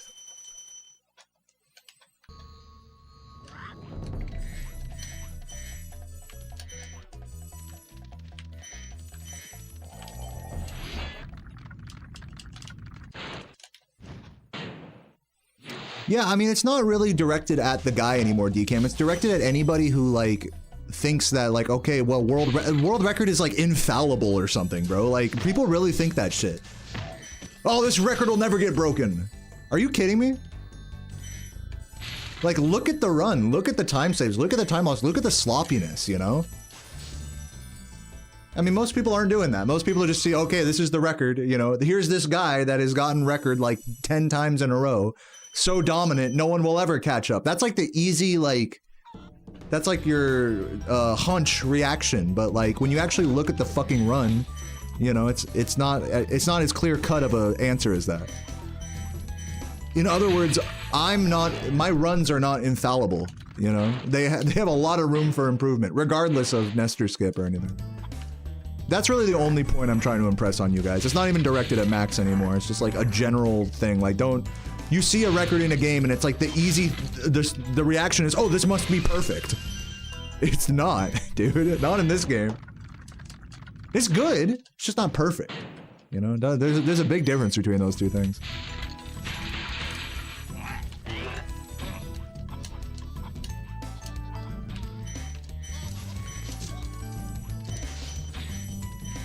Or I guess another way of saying is there's always hope, you know? The minute you look at like a hobby like this, you're like, ah, well, there's no hope. It's like, well, yeah, with that attitude, I guess. I was like that for a really long time in this hobby. I was like, dude, I'll never get record. For years, I would say that, unironically.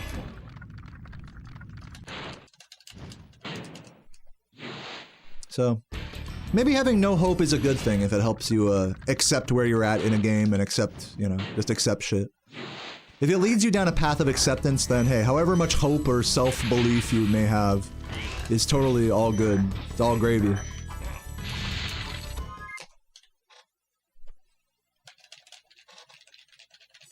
So I'm not here to judge it. Just pointing out that like people really get a misinterpretation of the quality of record. And to be fair, maybe I'm being like the cynical, self-loathing speedrunner that's like, oh, my record sucks. You know, maybe I'm being a little bit more harsh on it than it deserves. You know, I'm not trying to say that. But also, I think people give me too much of the benefit of the doubt just because it's like, it's record, you know, it's a good time. It's like, well, this run must be like, you know, Nestor skip must be required now, you know? That's like an easy mental jump to make there, right? And I'm here to push against that.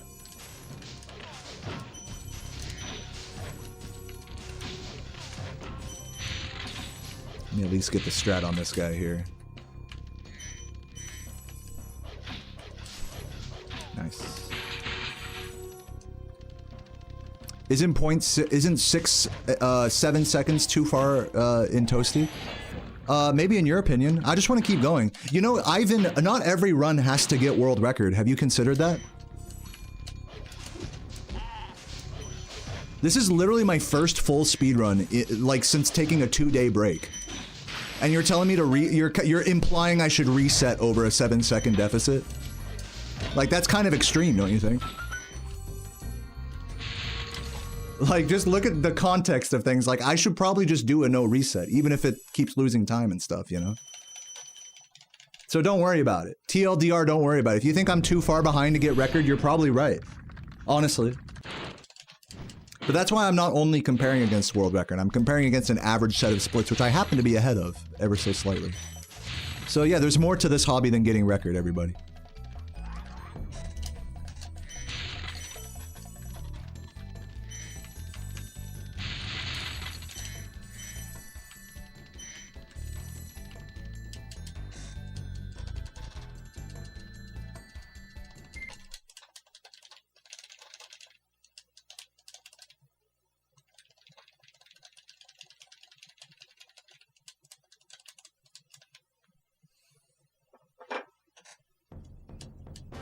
Thanks, Maru.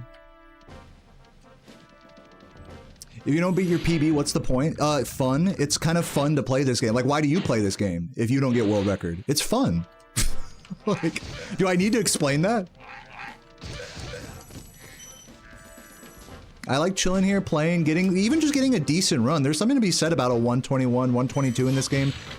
A small handful of people have ever even done that. And the fact that I'm still on pace to do that, this run is still good. Even if it's not world record, I'm still having fun. I'm still ranting. Well, why does it gotta be like, so like, you know, why does it gotta be different than that, everybody? Why does it gotta be, oh, I have to reset if it's not record? Fucking chill out, you know, take a chill pill, enjoy the run. What's the big deal?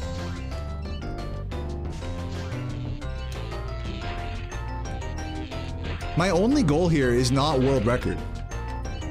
Getting world record is one goal that I'm doing here, but it's not my only goal. I'm trying to...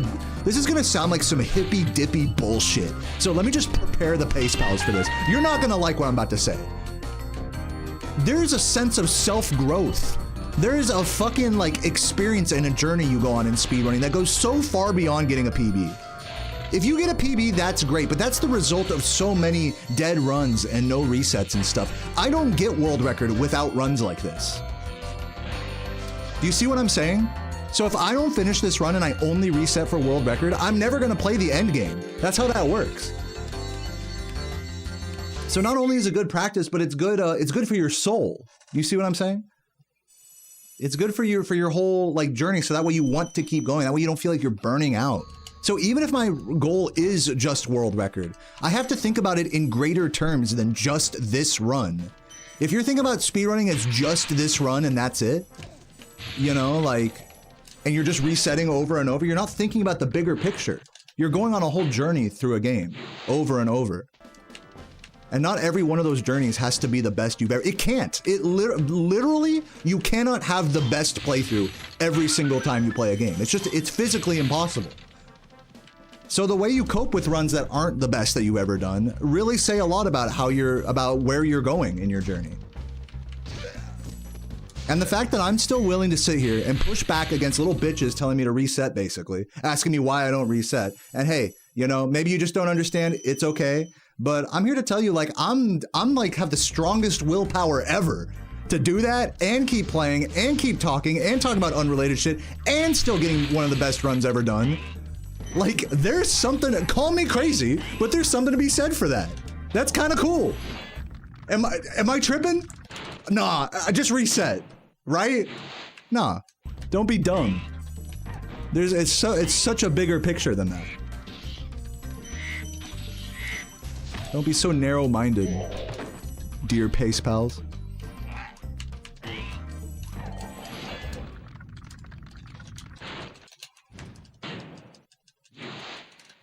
Thank you, Jamie, for noticing that. Right into the mist bird.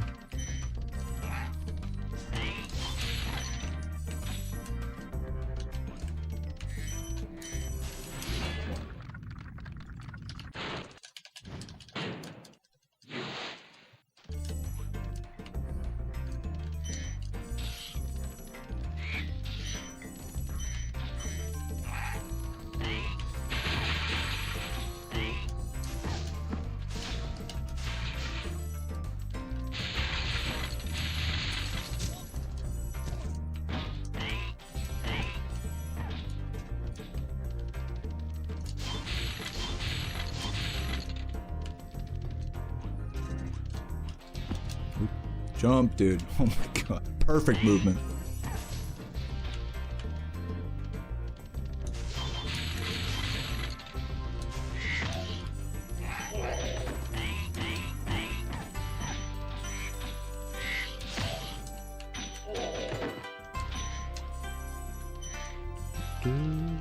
Do I wish there was more categories of this game? No, but if I did, you could just make them up. Gig and festival. Did you know that? You can literally make up a category that's like, I'm gonna get all life chests except for one, and now I'm gonna get world record in that category. You can just do that. There's technically an infinite amount of categories for any speedrun. It's just a question of how arbitrary you're willing to make them.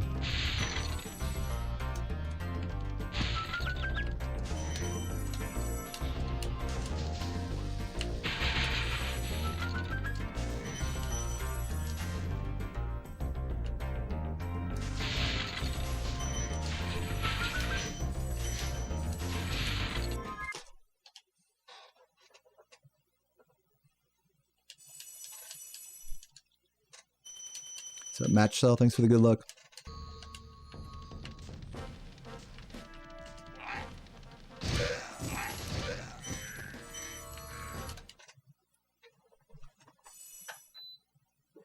All dialogue speedrun? Yeah, I've seen people do that.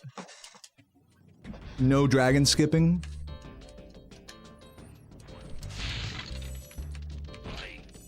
That's a fun idea. Not even just for a speedrun, but just like for a playthrough, you know? Categorize your playthroughs. If you've played through the same game a million times, like, you don't have to speedrun it, but you can, like, come up with, like, a category, you know, run concept about it.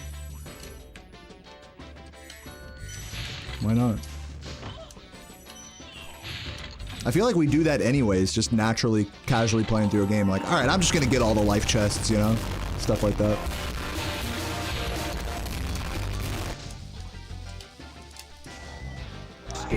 Thank you for the raid and the sub. I'll take a look in a second. Welcome. Not even that loud title screen music could distract me from that crazy fucking jump there. Here in Clifftown. So I hope you guys enjoy this run. We're definitely a little behind record here. This run is not gonna get record.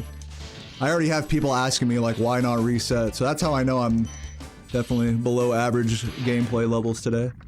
What's up, Potty? Thank you for the 108 viewer raid, and Lie 1989 with the good luck and the prime, dude. Thank you. Hope you had a good stream, Potty. Hope life's alright. Hope the grind doesn't make you want to die or whatever.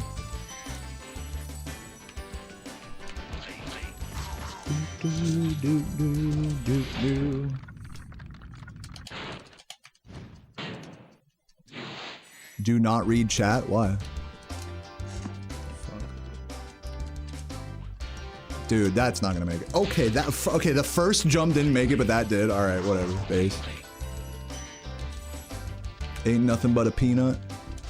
Oh yeah, little circus peanut. I've never actually tried a circus peanut before. I hear they taste like shit. They're like a really divisive candy. Love them or hate them.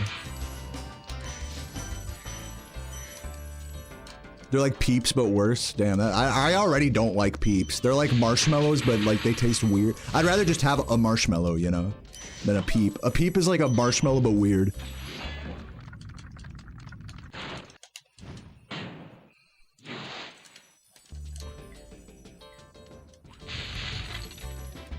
Probably losing time, but maybe saving time on the average? No, of course not.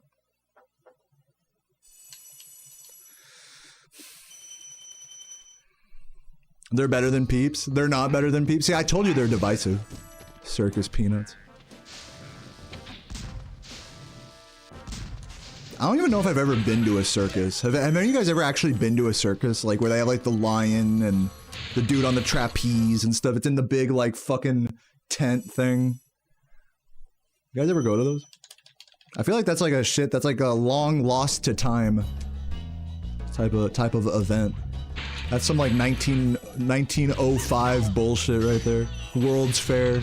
I've been to the World's Fair actually, or not World's Fair, but like the State Fair. I think that's like the closest I've been to a quote unquote circus.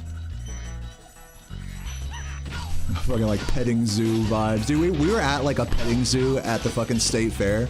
And they, dude, I shit you not, they had a camel that you could ride for 20 bucks. 20 bucks to walk a circle with a camel. Like on top of a camel.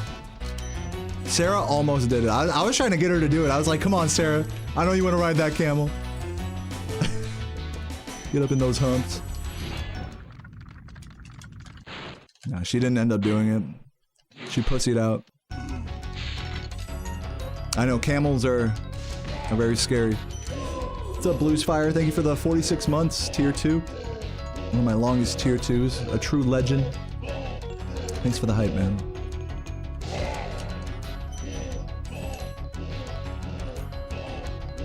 World's fattest man. He's thinner than your ass. You rode a camel in Egypt? Dude, I hear camel riding in Egypt is actually like really cheap because they use it as like a means of extortion.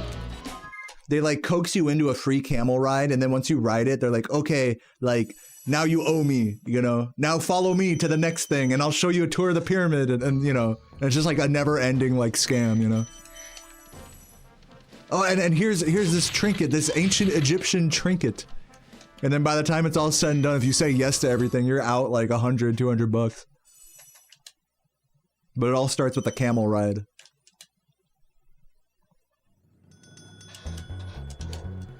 At least that's what I hear. I've never been to Egypt myself. Any Egyptians in the chat, feel free to let me know how it is.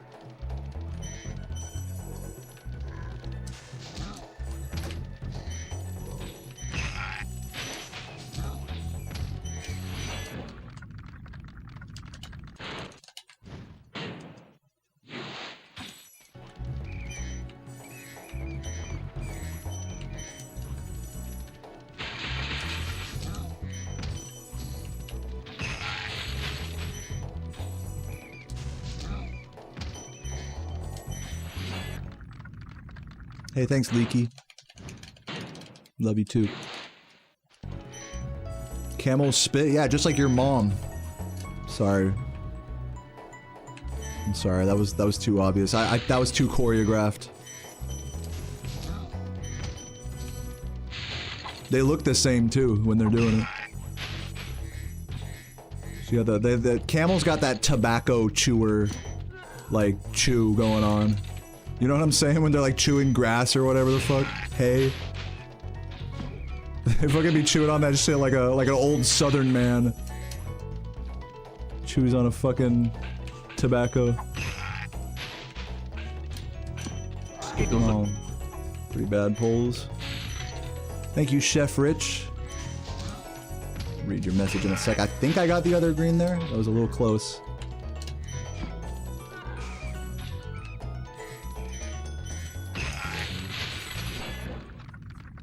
Chef Rich says, dank memes. Thanks for doing the thing, dude. You're very welcome. Appreciate the 19 months.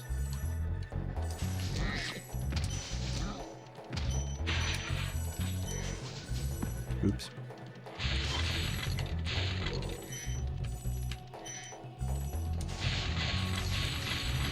Visiting Egypt as an American tourist is different from visiting as an American Egyptian. Dude, are they really like... I feel like it's all in like how you present yourself, right? Because whether you actually are American Egyptian or not, like, they're just gonna see some white dude with a backpack on, you know what I'm saying? Like, let's keep that shit so for real. Like, they're not gonna, oh, you're actually Egyptian? Let me treat you better now. Like, you gotta stand your ground type of shit. Speak the language. That's how it always is in those cultures. You speak the language, they don't fuck with you anymore. That's like a different story right away. You don't look like you're just fresh off the fucking plane. They treat you different. That's how it is in any country. Any country, it's like that. Now my ass, my pale ass, like I'd be looking like I just fucking Nico Bellic right off the boat, you know, like, how do you do, fellow, you know, Taiwanese people, like, you know, wherever the fuck I land. It's like, when I went to Japan, I was like, I stuck out like such a sore thumb. It was crazy. I'm wearing PJs and shit while everyone's wearing like nice petticoats and stuff in the winter. Walking over to Family Mart, like people didn't even fuck with me. Like they didn't even look at. They're like, oh, this guy's some dumbass like American tourist, you know. So I feel like regardless of your ethnicity, you can like bring that, energy. You can bring the energy of a local. A lot of it has to do with just speaking the dialect, the local language, which I'm terrible at learning languages. I definitely have a lot of respect for the linguists out there. That's a whole lifetime pursuit right there. It's not just about the skin color, dude. And if I had a spray tan, I'd look even stupider. I'd just look more like fucking Donald Trump or something. That's not gonna benefit my look at all. It's not the fact that my skin's white. It's the fact that I'm a fucking dumbass and clearly like I'm not from there. That's what I'm trying to say. Have a good night, Loled. Cousin, let's go bowling, dude. I would go bowling with fucking Roman any day. That's like some core memory shit right there. 10 times price markups. That's probably the best like advice you could give to anybody like who is a tourist, is just like whatever price they tell you, just haggle. Don't be afraid to haggle it. Because chances are, they're fucking marking this shit up like that much.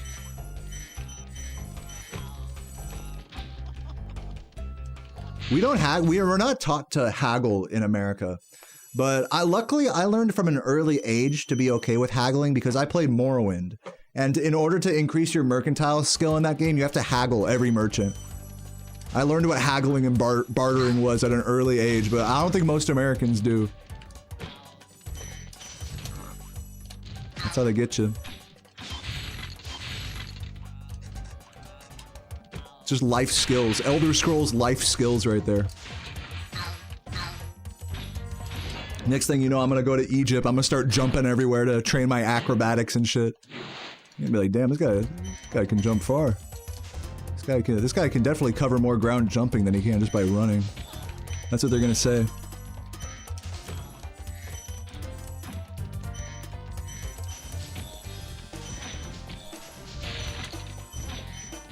Train my fucking conjuration too while I'm at it.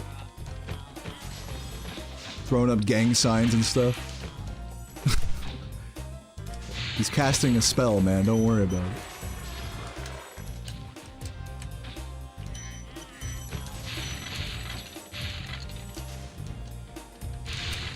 Fuck off. I'll just grab it at the end of the level. I might as well have turned around for it, but whatever.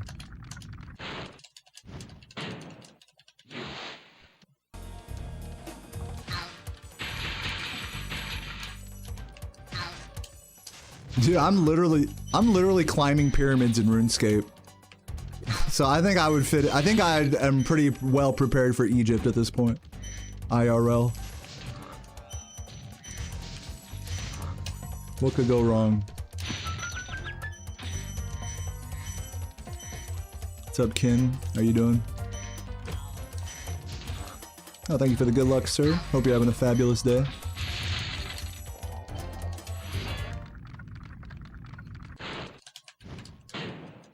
Dude, yeah, I love watching Pilot Pat. I love watching YouTube videos about people who are good at lockpicking and how they can take like literally this blows my mind. It's just like Elder Scrolls, where like when you're zero skill, like it's just impossible to pick a lock. It's the same way in real life.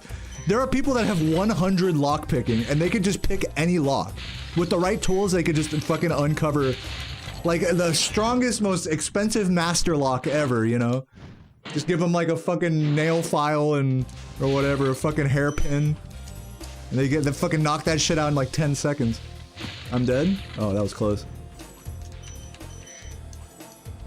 That's like actually like a real like that's like a really good comparison. It's like your lockpick skill, it definitely scales in real life, just like how it does in Elder Scrolls. I love watching lockpicking videos. I'm fucking dog shit at lockpicking. I can't do that to save my life. I've locked myself out of like the outdoor gate at home before, and I've jumped the fence more times than I've gone out of my way to like go find the key or whatever. Pick the lock, no less. Just fucking jump the fence, man. Fuck it.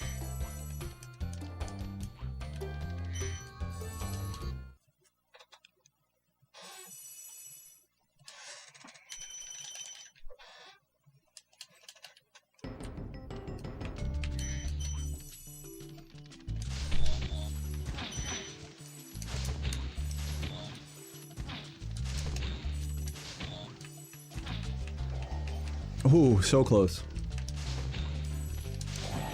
That fucking tornado kissed my butt. How the fuck did I do that? What, you talking about the supercharge? Oh, you just wait, man. We got another supercharge, another few superchargers coming up here.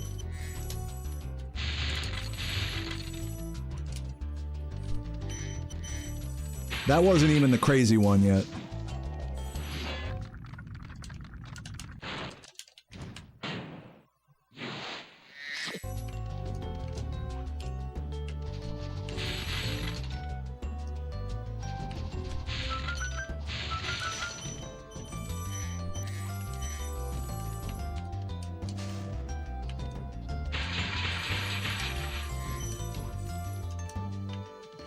Did I lock myself out? How do I lock your... Dude, you've never locked yourself out of your house before? Are you serious? You've never done that? Or out of your car, or like out of like your work or something like that? You've never done... Be so honest with me. You've never locked yourself out of anywhere before. You're lying right now, bro. Don't lie to me. We've all done it. Some doors lock from the other side and shit. What are you gonna do? You're not thinking about it.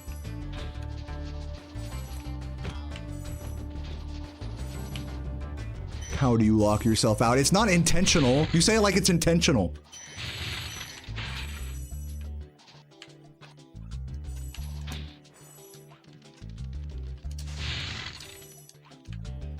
It's like, that's like asking your mom, like, oh, how did you accidentally get pregnant? It was an accident.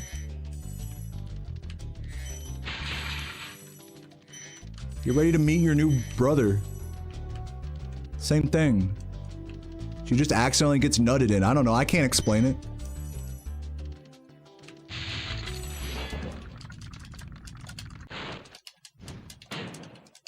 Bake 'em away toys. Thank you for the 14 months. The camel spit drew you in. Thanks for the tier 2, Bake 'em away. Sorry I missed that earlier.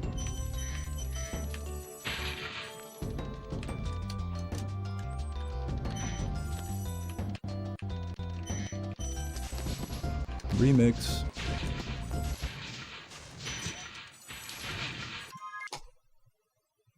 And also Chef Rich, I already shout out Chef Rich, Maxwell Bishkoff with the $2 says, Nestor slept with your wife, ban him. Dude, this is the guy that was saying to ban Nestor Skip earlier. I spent all of Artisans explaining why he's a fucking idiot for that take. But thank you for the super chat. You're not an idiot. You're a fucking legend, Maxwell. Thanks for being the homie. Reputation saved.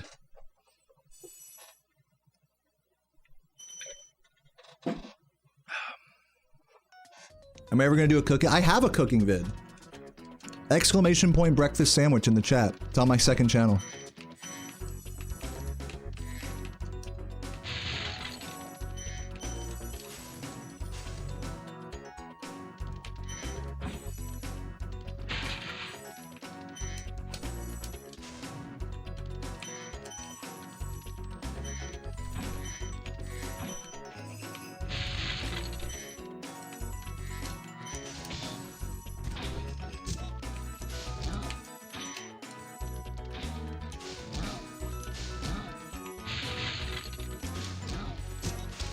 Ooh, he almost got me.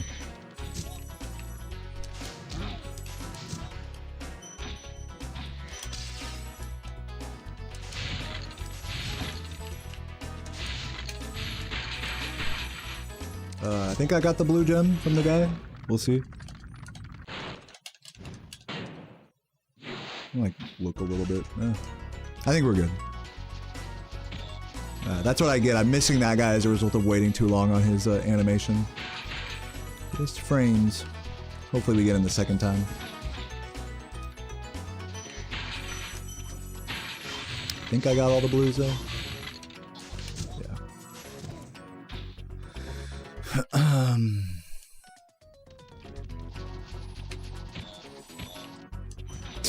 Bro, fucking Ivan over here trying to be like discount summoning salt in my chat.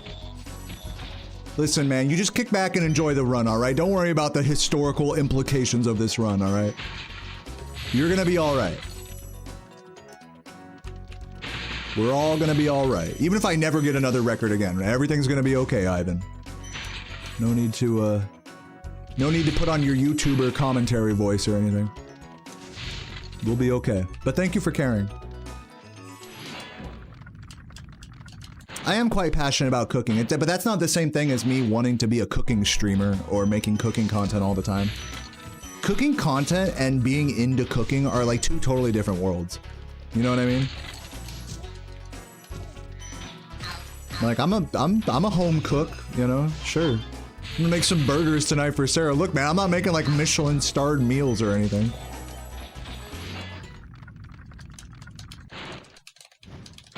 Yeah, Ivan over here losing sleep about the historical relevancy of my grind right now. It's all good, man. Do I want to visit Laos? Not really. I don't really want to do a lot of traveling. I'm gonna be doing some traveling this holiday season.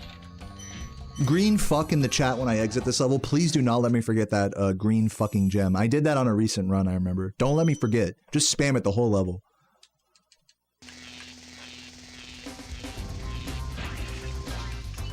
What was I saying?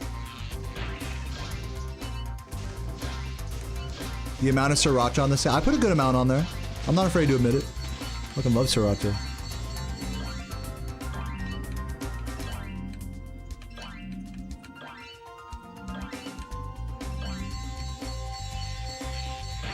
You're asking what game I want to speedrun next? I don't know. Hope that helps. I don't have a plan. You guys ask me so many questions that are like, Dale, what's your plan after blah blah blah thing you do? Nothing. Smoke weed and chill out. That's my plan. Why do we gotta live so far in the future? Let's just live in the moment and just enjoy this grind, however long or short it may be. I have no plan. Green fuck, thank you for the reminders.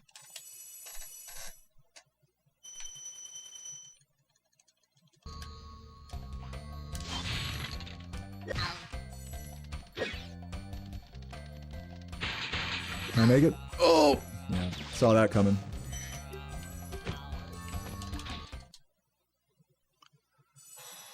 So, I think I'm gonna do the flame strat here since I'm down a sparks. What's up, Lex? How's the run going? It's going alright. So we're still 121 pace, I think.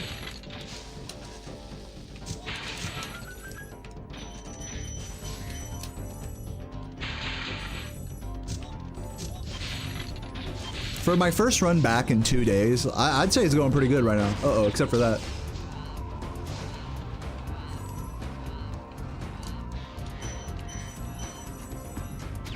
Okay, sparksless, rest of the level. This is surely not going to be a 30-second time loss or anything. I might as well death abuse on this dragon for how bad this is. But I'm just going to keep going sparksless, because fuck it.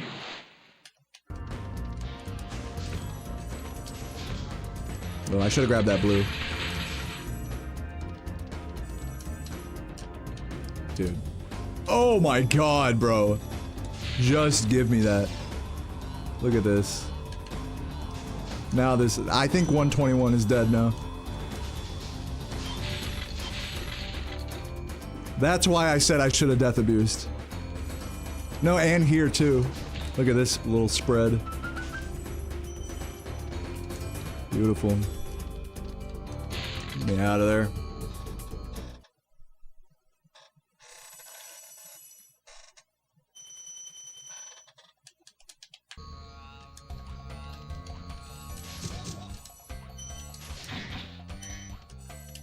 How do I like my toast? More on the burnt side. Not burnt, but like as close to burnt as possible. Completely browned. Dark brown is how I like my toast generally. Which is more than most people. I don't even mind if there's like a little bit of burn on it. That doesn't bother me. I can just scrape that off. It's not a big deal. What's up, Bex? Cheek busting stories? Now, who do I look like? Big Herc? Hell no. I ain't never busted a cheek in my life. I'm gonna miss this for sure. Yeah, I'm just gonna wait this, actually. Just for sparks. Dude. Oh, I actually hit him before he reactivated. You like it soft in the middle? Well, you know, like, if we're gonna talk like just about any piece of bread ever, If you want bread that's soft in the middle, you buy. This is what you should do if you care about that. Is you should buy an uncut loaf. You got to buy a loaf with a foreskin, completely uncut, unsliced, whatever kind of bread you like, and then you can cut it thick, and then you can toast it as much as you want, and it'll still stay soft in the middle, but only if you eat it relatively quickly. If I'm being honest, if you really want the softest possible bread, you're probably buying like the stuff with all of the, you know, off the fucking shelf that has like all the chemical leaveners and stuff, like the Wonder Bread, white bread.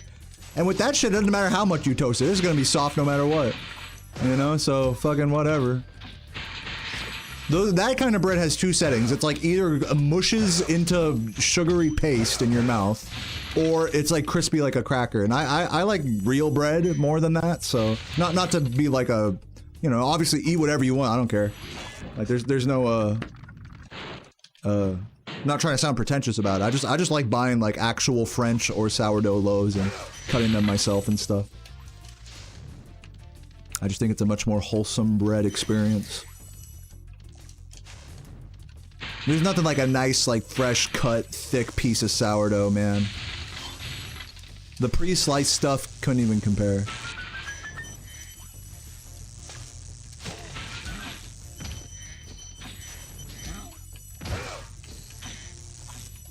Ooh, almost got zapped there.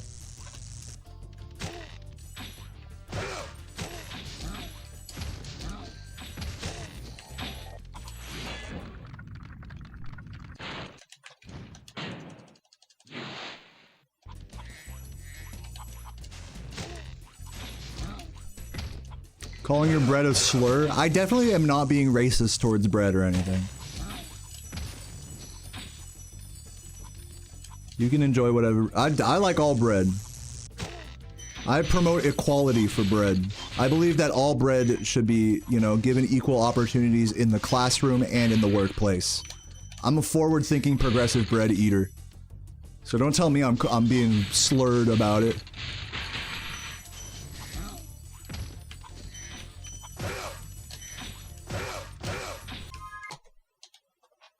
Ever tried rye bread? There's no H in it. And yes. Yeah, rye is good. I love rye. Rye with some pastrami. Ooh. Oh god. Somehow didn't take extra damage there. Please give me that. Thank you.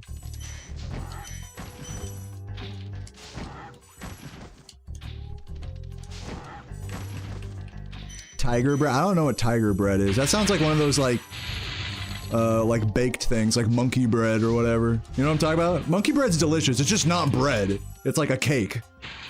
Or like banana bread. They're like, guys, you can't just call it bread, you know, and pretend like it's healthy, you know? Oh, it's real bread? Tiger bread? Hell yeah. Dude, you've never seen... Dude, look up monkey bread right now. That shit is so good. It's like a dessert. Yeah, they make it out of monkeys. So you better watch your back, because they're coming for you next.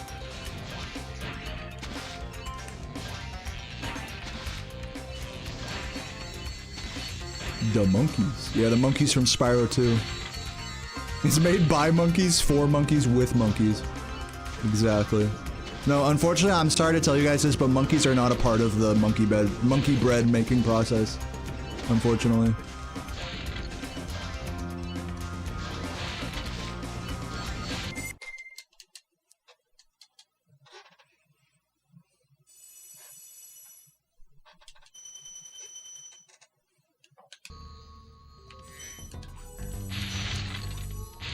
Monkey bread is technically bread. You know, you sound like you know what you're talking about, Karen, so I'm willing to take the L on that. That sounds correct.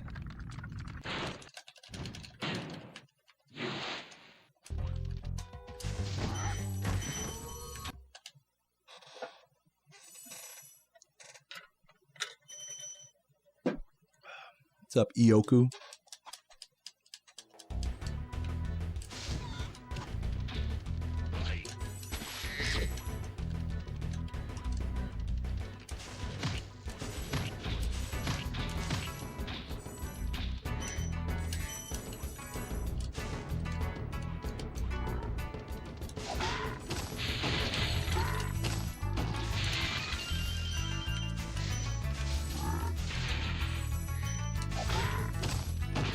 Dude, monkey bread is just, I'm sorry to keep to dwell on the monkey bread thing. Monkey bread is just a poor man's cinnamon roll.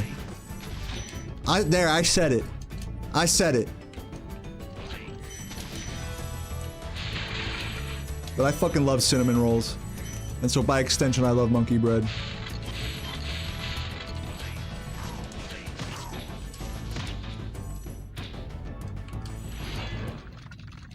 No, this isn't the credits song. It's really close. It's very similar, but it's not the same track. It's okay, you're not the first person to make that mistake. Oh my god. Went right side first, supposed to go left side first. Left is right. Camelo 2024. Should have voted for Camelo at that section of the level there.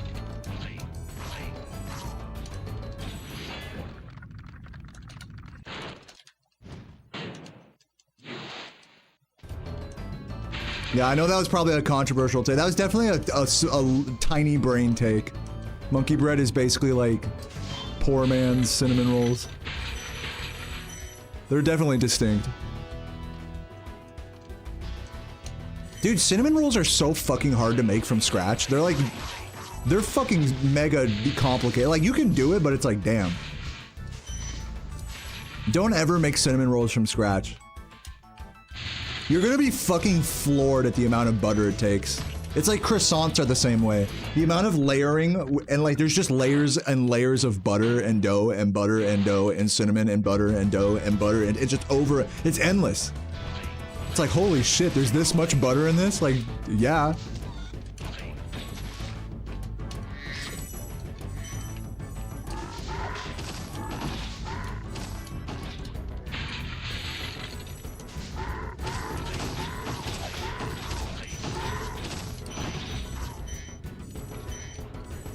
Call the doughboy.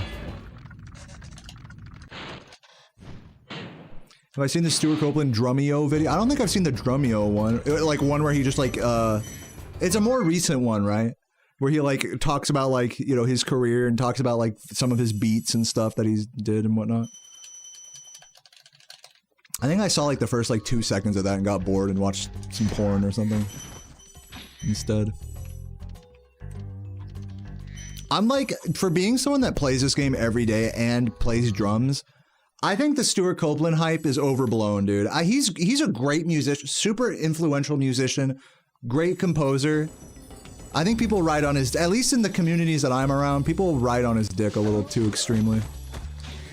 The meme is like, Stuart Copeland's a genius. It's like, dog, he made a fucking soundtrack for this game with a 90s MIDI sound font and a dominant scale. And fucking literally showed PlayStation Magazine that he just mechanically transposed it up to a 4th and a 5th and said that Mozart would roll over in his grave. Like, it's not like that, like, you know, it's a great soundtrack. It is my childhood. I'm not saying it's bad, but I'm not saying he's like over here changing the fucking face of video game music or anything. People really be putting that motherfucker up on a pedestal like he's God or something. Like, he's just a dude. He's a great drummer and a great artist, great composer, but he's just a dude. Maybe my cynical ass that went through music school, like, sees through that bullshit a little bit. People put, like, just in general, I feel like people put musical artists on, like, way too high of a pedestal. Like, you can be a fucking famous musician and not be, like, treated like God. You can like someone's music. You can like Taylor Swift and not treat her like she's, like, a goddess on earth, you know? I always found, like, the idolization of celebrities, and especially musicians, famous musicians, to be fucking super, it's just weird. It's just weird. I don't want to take away from anyone's love of Taylor Swift or anything, but it's just like, dude, it's pretty simple music, you know? It's not like, it's like, yeah, and it's okay to like simple music, it's just like, I don't know. Like, am I just a hater for that? Am I tripping for saying don't put this bitch on such a pedestal? Like, who cares? Just enjoy it, you know? Enjoy the music, you know? You don't gotta be a super fan of every little thing that you like, you know?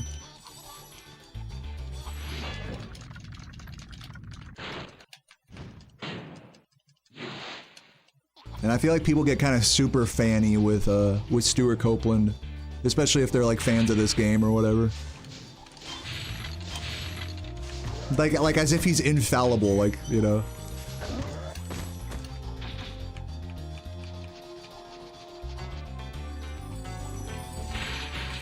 But I will say is the fucking melody in this song is definitely genius. Oh god. Such a good melody.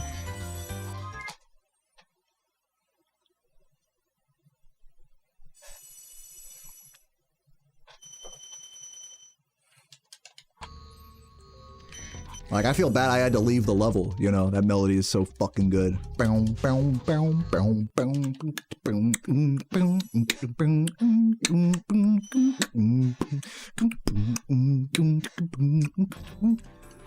good.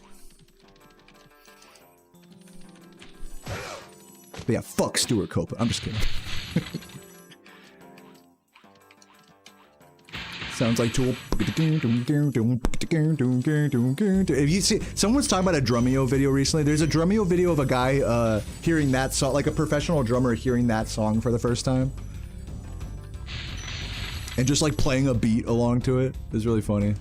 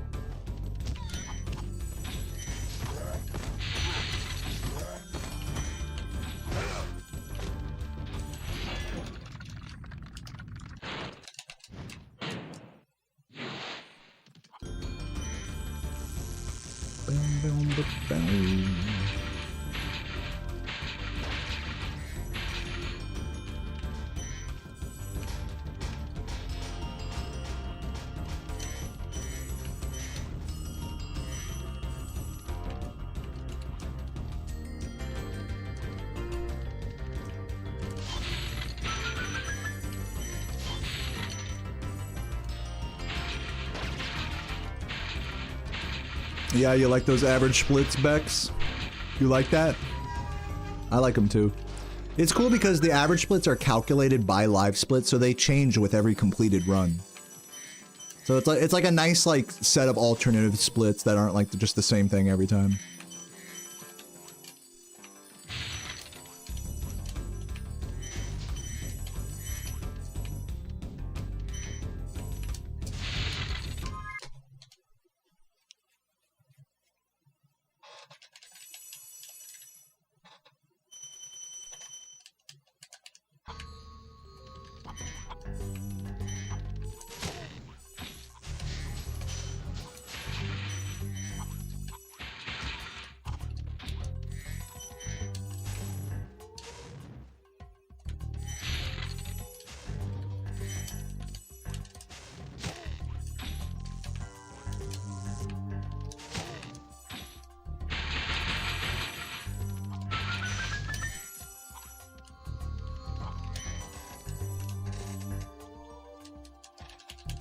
What I think about BPT? Well, BPT is calculated from your SOB, your son of bitch. No, your sum of best. So BPT is just the remaining sum of best segments put together on a run. So, you know, the way I feel about BPT is the same way I feel about SOB, which is that it's not really, for me personally, since I don't keep super good track of those metrics, and my world record is already so strong that I'm going to be behind on most runs, I personally don't care about my sum of best that much, or BPT for that matter. But I understand the value in it, and that other speedrunners really like analyzing those things, and especially comparing your sum of best to another player's sum of best and seeing where you have time to save. I think there's a lot of like value in that. But just on like a run by run basis, comparing to your sum of best or looking at your BPT, I personally feel like it gives you like the wrong impression of what's possible for the rest of your run. It's like, oh, it's like if I look at my BPT where I was like, oh, maybe I can still 120 this. It's like, I can't still 120 this, you know? The best example of that is Saboom got like a low 53 Beastmakers once, but because he was comparing against a sum of best, a 118, it looked like he was on 118 pace, which obviously he wasn't, you know?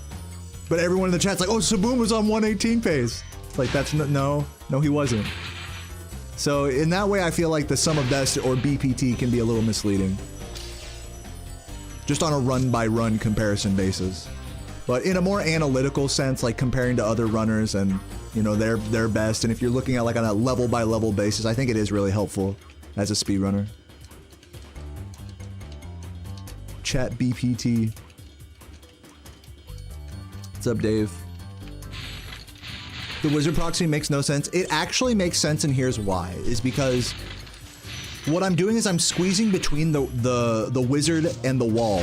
So like when you kill a wizard, he like falls backwards. So I'm hitting him in such a way that I get squeezed into the wall by him. And when you get squeezed into a wall in this game, you generally get proxied or ejected out of a spot that the game thinks you're not supposed to be. Also, I missed a gem right there. So yeah, I got squeezed between a wizard and a wall, and because that usually results in a proxy in this game, it makes perfect sense why that works. Checkmate, atheists. It does look crazy. Like, if you don't know about proxies or like see that coming at all, it is like, wait, what the fuck? And then another crazy wrench like thrown into that strat is the setup for it coming out of that wind tunnel. It's dependent on the height coming out of the wind tunnel, which is affected by how you enter the wind tunnel. So you have to perfectly jump into that wind tunnel and not land too high into your jump into the wind tunnel, and not enter the wind tunnel too low into your jump. So that way you have the perfect height to get the wizard proxy every time. That's like the little crucial detail of it that makes me a lot more consistent than other players with it. So I'm just a lot more clued into that spacing and timing. You don't understand how wall glides give height? It's because the game, so in 3D games, when you push against a wall, you're not literally pushing against the wall. The game is calculating your next position with every like frame. So when you're charging or moving into a wall, the game calculates your next position as being obstructed by a wall. So it starts out like in the game's mind. This is how it works in Mario 64. If you watch like Pan and Koek videos, the game wants you to put you beyond the wall when you're walking against a wall or charging up against a wall or gliding against a wall in this case. Is the game wants to put you beyond the wall, but instead it has to truncate that position like relative to the wall's angle, basically. So the thought process in the game's mind is, okay, put him beyond the wall. Wait a minute, the wall is a wall, so we have to put him outside the wall. But based on the wall's position, it like puts him it puts you at different parts of the wall. Do you see what I'm saying? So because of the way the player, like Spyro and the wall are constantly having a tug of war when you're pushing up against it, certain angles of walls can end up pushing you upward because of the way the game truncates your position. That's a very complicated way of saying just the wall pushes you upward. TLDR. But if you want like a better like visualization for what I'm talking about, watch Pan and Koek's YouTube channel where he talks about wall interactions in Mario 64, because it's like the same concept. It may not be the exact same mechanic, but that's like basically how collision works in 3D games.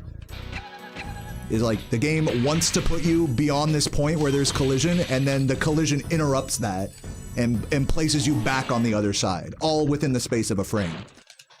So the angle of that collision and how it places you back in bounds is like impacted by the angle of the wall.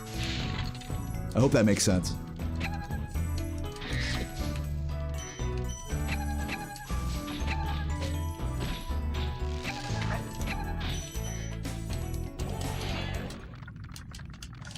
Is this a good first date conversation topic?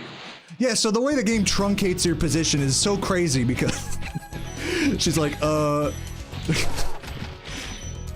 yeah, I work in finance. I want a guy in finance. Meanwhile, I'm like, yeah, floating points are actually insane in 3D games because you can never be perfectly precise down to the pixel. Perhaps you've heard of sub-pixel optimization? She's like, check please.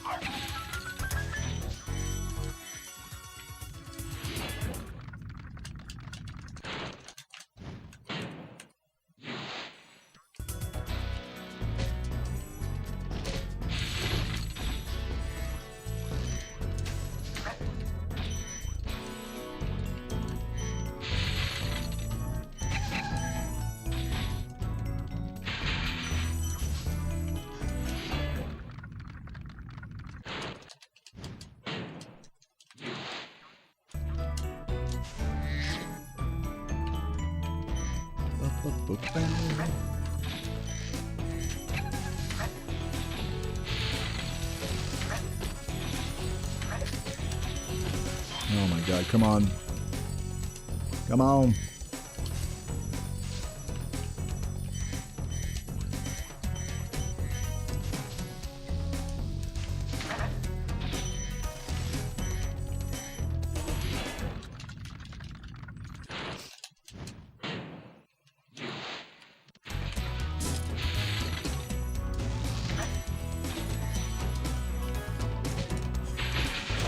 Tried to flame the guy. Missed that.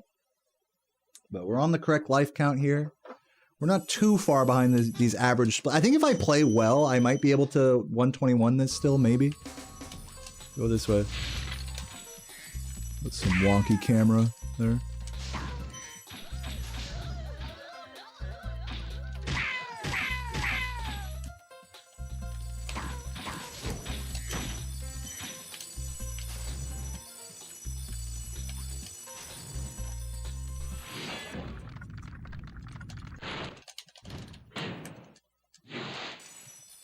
Yeah, Dylan, are you asking about Spyro 3?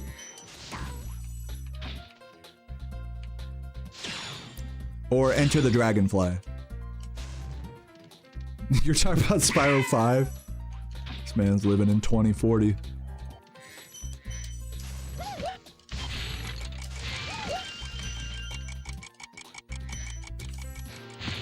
No, I never played Spyro Orange. I never played Spyro Orange, I've never played, obviously, Crash Purple, and I've never played any of the handheld games, which include GBA games like Season of Ice and Flame, as well as obscure mobile games from that era. So yeah, those are pretty much the only Spyro games I haven't played. I have played Skylanders for like a couple hours, that was terrible. It was boring. I played all the Legend of Spyro games. They were pretty boring. I'm sorry, Legend of Spyro fans. As far as mindless beat-em-ups go, they were fine. They weren't anything much beyond that. The handheld games are ass. The handheld games seem kind of divisive because, like, I feel like once you get the feel for the isometric movement, they seem like kind of fun to move around in. Just watching like speedruns of them and stuff. They seem like more fast-paced than your standard PS2 Spyro game. I don't know, am I tripping for that take? I've never played him, so I don't know.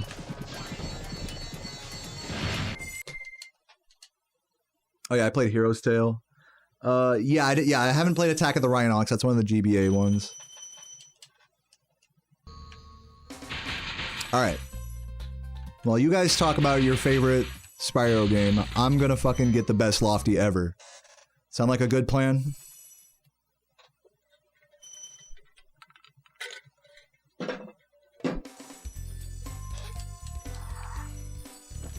No, already off to a bad start. Haven't done that in a while.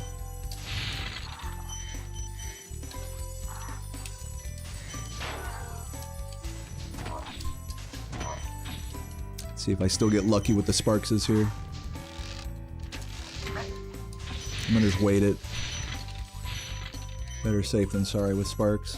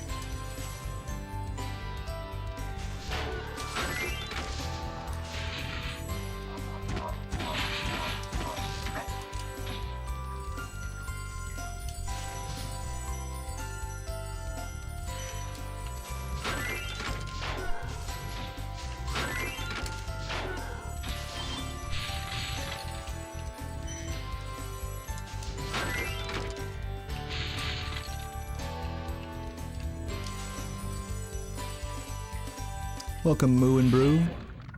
I appreciate you downloading Twitch just to see the stream. Sorry if you're watching a million ads right now. Someone get Moo and Brew a sub.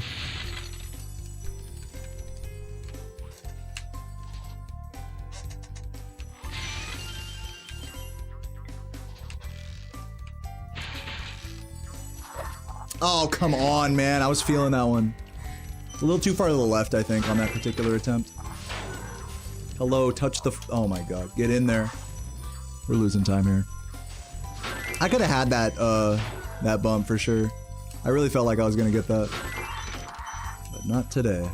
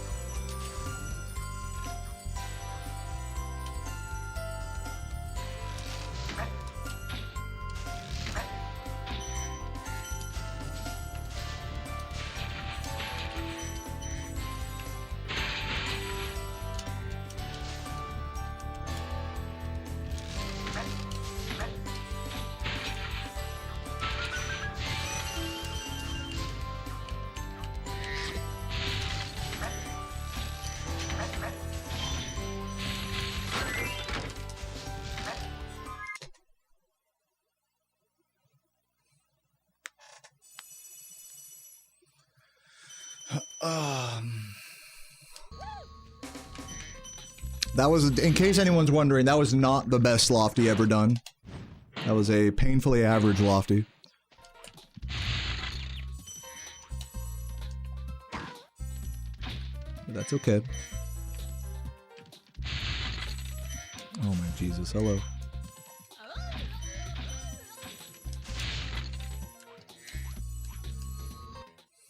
What's the worst game I ever spent money on during childhood? Well, you know, when I was a child, my mom bought games for me. I know I'm very lucky to say that. I wasn't working in the salt mines as an 8-year-old like some of you were. You know, hey, all the respect to you. You know, working in the sweatshop to get the new Spyro game or whatever, to play Halo. But no, to make it very clear, my mom was the one buying games. And the worst game that I ever, like, begged my mom for, I don't even know. I have to think about that.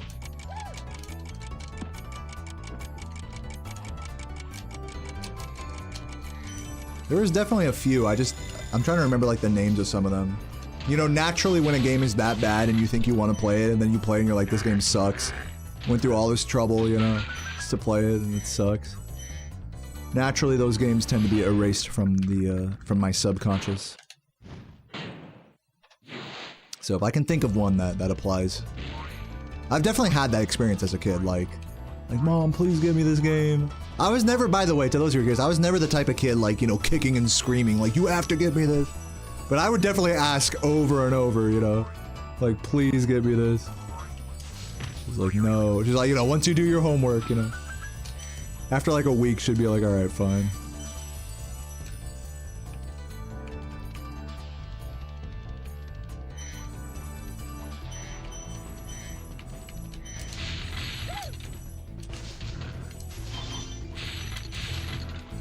Oops. Oh, come on.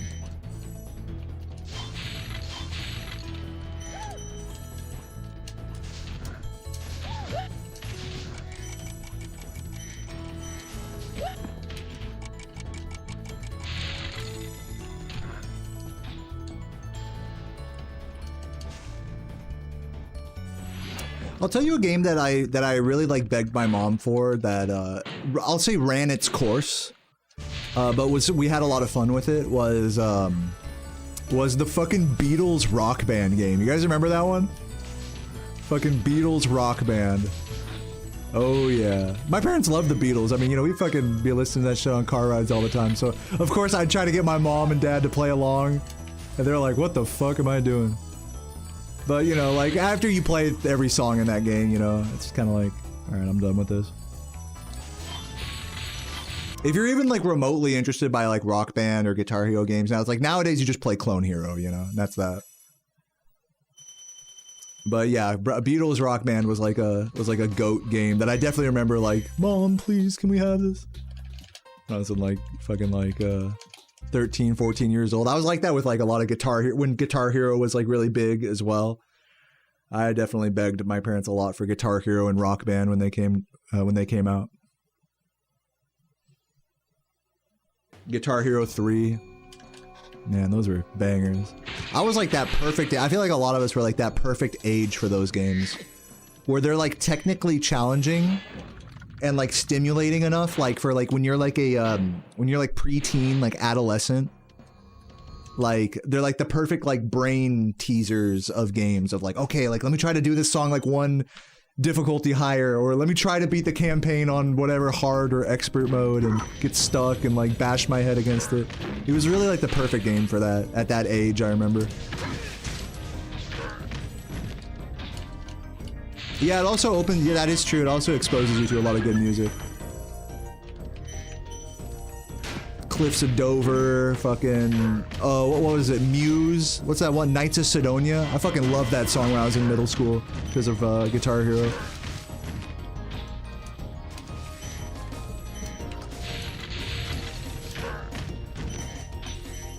So yeah.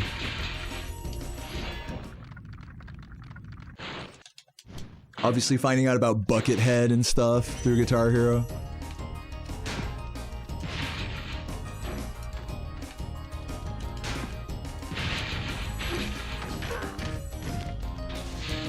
No, Knights of Sidonia was by far like the best Muse song. I tried getting into Muse, like, because around that time period, when I was in like middle school, I started learning how to like torrent like music and stuff on my for my iPod. And I remember downloading like some Muse albums, and I'm like, Knights of Sidonia was like the only good songs. I just deleted every song except for that one.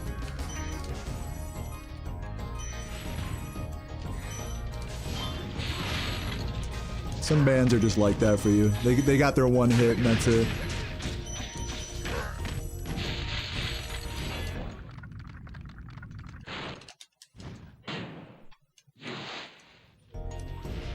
Buckethead has more than 500 albums and they all sound the same. No, I'm just kidding. I don't know.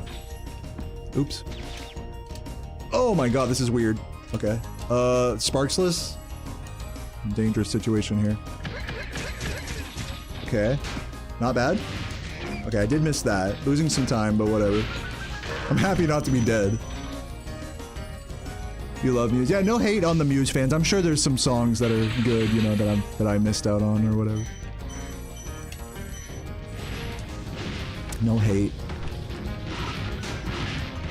Oh shit. I fucking loved Gorillaz when I was in middle school. Gorillaz was a fucking goat band, man. I remember going to Coachella, like when I was like 14, and I got to see Gorillaz and Paul McCartney headlining. That was like probably the best concert I've ever been to. Was being stoned at Coachella as like a 14, 15-year-old. Like, in a sea of people, like watching the fucking, watching them play, like Plastic Beach had just come out. So they were playing all their new shit. And when they played Dare, oh my god, it was over. I was jamming. I'm gonna go see Paul McCartney. Yeah, dude, Paul McCartney's great. That dude's old as fuck, man. Like, I remember I went with my parents to see a Ringo Starr concert, and I remember it's one of those shows where it's like, because it's so old, like even like the metal bands of the day. Like, they're so old now that, like, the people that go to these concerts, like, they have fold-out chairs, you know, they got fucking medical staff waiting by in case grandma has a heart attack, you know what I'm saying? They got old dads, you know, spending an arm and a leg on Mick Ultras and shit. You know what I'm saying? Had a little Budweiser, you know, with the family, a little kid crying right next to him. So it's definitely like, you know, it's more of like a time capsule sort of thing. I feel like shows like, you know, nowadays like Paul McCartney, you know, or I don't know, AC/DC, all these bands, Metallica. It's like most people like, you know, like these bands for their older stuff, you know, so just the people who listen to them are older. But that doesn't mean it's a bad show or anything. It's just a different vibe than like, you know, standing, you know, person to person and like moshing and shit. Like I'm sure like, you know, fucking some of these bands used to be. Yeah, it's a dad concert, you know? Paul McCartney, that's a dad concert, but it's a good one. It's an S-tier dad concert.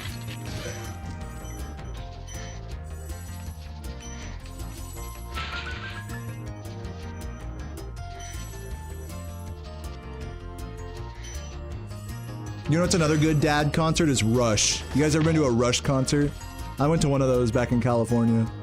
It was at I think it was around the Hollywood Bowl, and everyone would be like smoking weed on the fucking grassy part, the grassy knoll part of the state, or of the audience. It was a vibe. All these old heads talking about fucking Neil Peart and shit. Paul McCartney ain't a dad concert, that's a Nana concert. Honestly. Now you think about like you know, who was like the Beatles' like main fan base in like the early 60s? Those are all like, you know, preteen girls and stuff. Those women are all like grandma. They're all grandmas now. It's kind of like mind-blowing to think.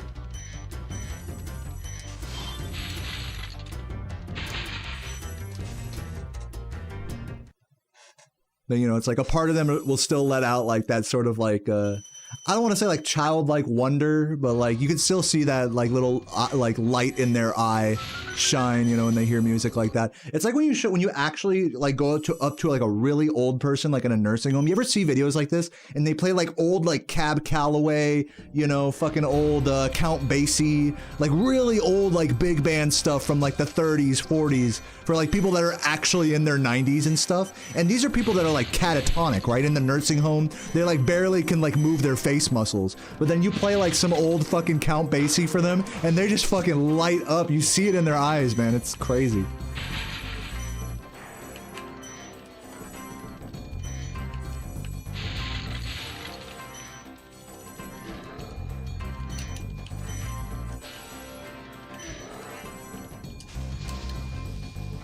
That's the power of the Keyblade. Sorry, I had to say that. Kingdom Hearts fan in me got out there.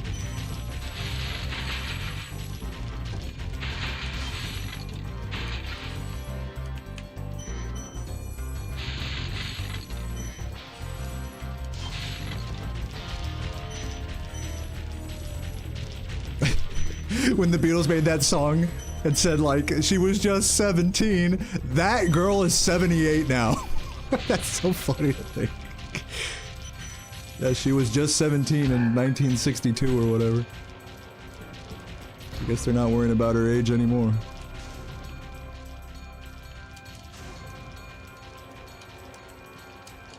That's crazy. I mean, what a crazy fucking like lyric to put in a song. Like in the 60s, no less. That's some like Diddy lyric right there, honestly. You get canceled so quick having a lyric like that in your song.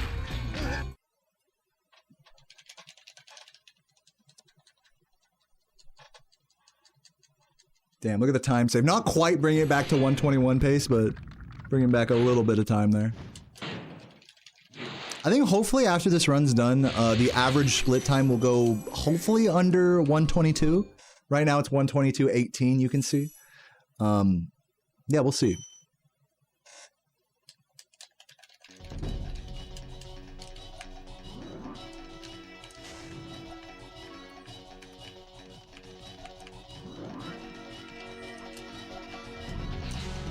Yeah, I think you're talking about a different song, Megan. I'm sure there's a billion songs like that.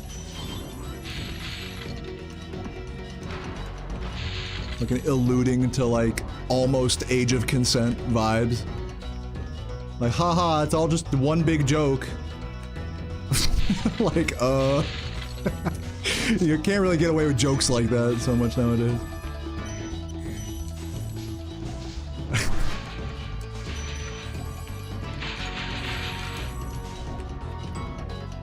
Yeah, it's just old song, just different time, different culture most times.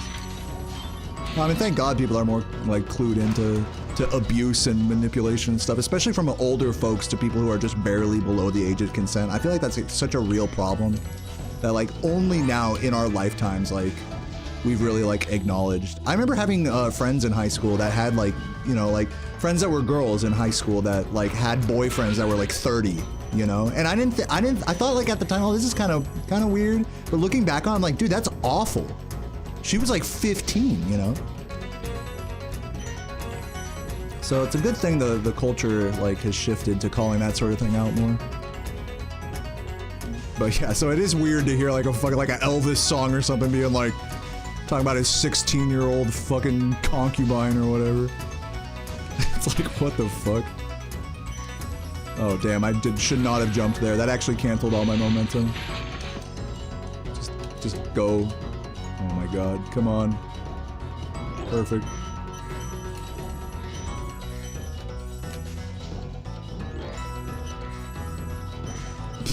This dude said rule is half your age plus 7. Bro's looking at it like a math problem. Bro, this ain't a tongue twister here. This is a get your ass sent to jail and ruin someone's life twister. Well, if you carry the 2, and then this guy's doing fucking math in his jail cell. GG.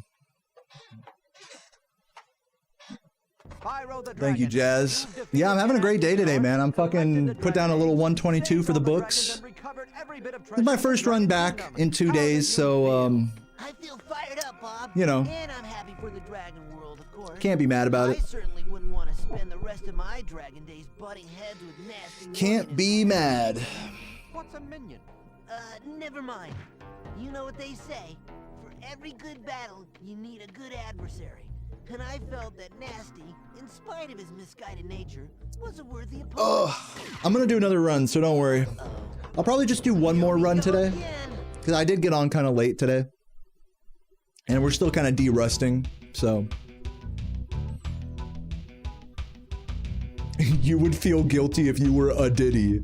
I love how that's like the fucking Gen Z slang now. Instead of saying like a pedo, people say fucking Diddy. So dumb. The fucking slang is so dumb.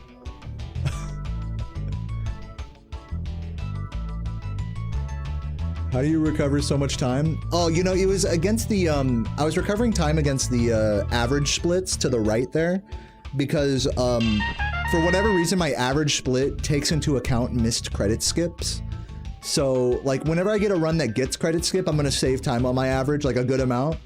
And then compared to world record, I saved time in the last level because my last level was just that bad. Even, you'll notice I had some bad movement there on this last run, I still saved time on record. Yeah, a PDF file instead of pedophile. Yeah, people say that too. Yeah, the slang is like out of control.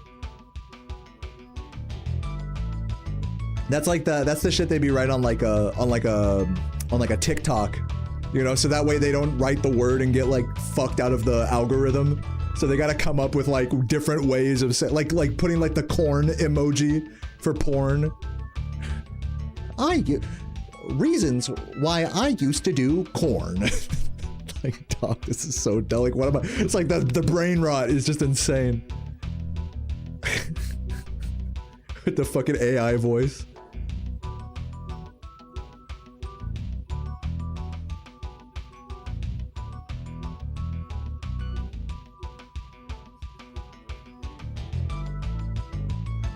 Diddy showed up and it was a jump scare. Dude, Diddy was everywhere, bro.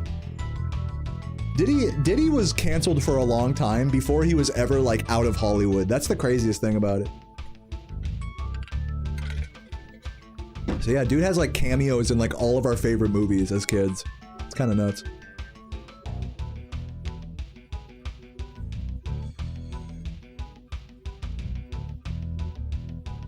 Saw my commentary on the record. Last level was intense. Yeah, it was. That shit fucking had my heart pumping. Dude, you know what had my heart fucking pumping today was the goddamn RuneScape of all things. Here, let me just hop into another run here while I talk about it. I was doing a quest called Dragon Slayer 2, and man, the final boss of this quest was such a bitch, dude. Oh my god, I literally beat him. It took me like 7 tries, and each time you die, you gotta go back to the bank and get, like, you know, put 100,000 gold in the coffer and get all your items back and reset up your everything, all your gear and potions and shit.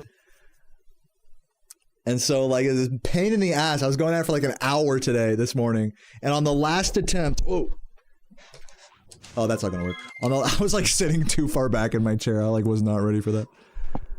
Yeah, I needed my fucking defibrillator on my last attempt at this boss. I ran out of food, I ran out of healing items, and there's one attack that he does that that hits through my prayer, or that like basically does the most damage. And I was down to 2 health. He had like 8 health left, and I had 2 health left. This 1200 like health boss, he was down to like his last hit. And dude, I shot my little crossbow at him, and it said 0, and then I saw him do the attack that I knew was going to kill me. There's like a little white puff of smoke that comes out of his mouth that hits through my prayer, and I'm like, oh no, oh no. I saw the white thing come out, and then the second shot I get out, literally I think it's the frame, or in RuneScape it's called the tick, before I took damage. I fucking killed him, and it faded out. I had 2 health left. I could not have cut it any closer on my like 7th attempt on this boss. I was shitting bricks. I had like more adrenaline than my fucking world record or something. The fucking tick perfect boss kill. Oh my god, that was a heart pumping stuff. Oh my god. Dick perfect, no tick with a T. Releasing me, Spyro. Free 10 dragons in the artisan world. Then find the balloonist. He'll transport you to the next world. What about There are bosses in Final Fantasy you could only try once a day, yeah. Find dragons. That's a thing in MMO. I don't know if Final Fantasy 11 is the MMO. I know 14 is the MMO, right? But yeah, that's like a thing with MMOs, is like dailies. Or weeklies. No, in WoW, this is the crazy shit. So I don't play WoW, World of Warcraft. I don't play that, but Craig does. You know, my good close, you know, brother from another mother, Craig. Yeah, I grew up watching this guy fucking play WoW at a very high level. You know, like he's like the fucking top priest in his guild and all that shit. And he would tell me that like just to prepare for a raid, it would be like a week's worth of prep. Like for a week, you have to log on at certain times and get certain like boosts. I forgot what they're called, but like you have to log on certain days and go to certain places to get certain boosts that you can then store and then use for the one raid that you get with your guild later that week. So if it's not even just about like having all the gear and being ready to go, like for a raid and playing well, it's like you gotta log on at the right time at the right day just to set up the raid. You know what I mean? Just to get it all set up. World buffs, that's what they are. You have to get all the world buffs and shit. Not to mention, you know, thousands of gold worth of gear and equipment and consumables and shit. Also that like one guy can like fuck up and like not heal at the right time and just wipe the, you know, everyone just dies as a result. So you can see why people get like so pissed. You know what I mean? At like people not playing the game literally perfectly in a game like WoW, not using all the exact right plugins and, you know, click it like, you know, if you fuck up even a little, that's why it scares me in that game. You fuck up even a little bit, it's like you're getting so chewed out. You get kicked out of the guild if you fuck up too much, you know? Yeah, talking about WoW Classic. Me as an outsider, I'm not a WoW player at all. And I'm sure as like a lower level player, it's like not, the stakes are not that high, but you know, in Craig's realm of things, it was just like, wow. The time investment just to get set up and to have everything lined up correctly for like one raid attempt was like mind-blowing to me.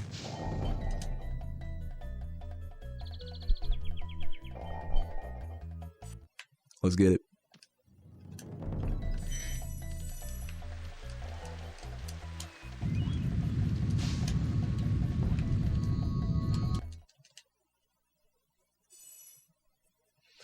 Also, shoutouts to Smoked Rabbit with the $1.60 super chat. They say, Deo, I sacrificed my first donation ever to you. Thank you. That's quite an honor.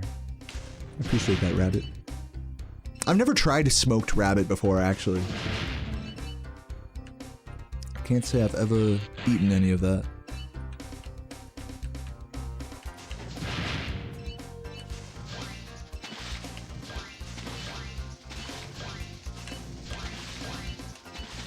So you're safe this time, Smoked Rabbit. But I am getting a little hungry, I'm not gonna lie. You can smoke rabbit, you can smoke any meat. That's like one of the oldest forms of meat preservation before refrigerators. Was like making jerky by slow smoking meat until it completely dried out. All of the water dries out of it so it doesn't mold.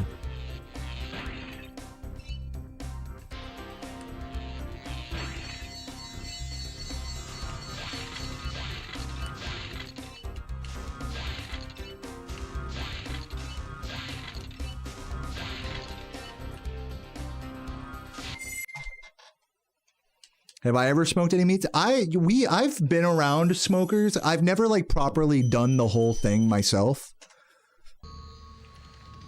My sister's dog's boyfriend has the fucking big green egg back in California. He likes smoking briskets and stuff, so I like kind of poke over his shoulder and observe the process, but I can't really say I've done it really that intensely or at all myself in any serious way. Yeah, you can smoke anything. You can actually buy something called liquid smoke and just put it on any food. You can just drip liquid smoke onto like your fucking chicken and rice and it'll taste smoky. I wouldn't recommend it, but you could, you know, if you want a smoky flavor, they literally sell liquid smoke. A better way to do it is to buy like a smoky seasoning.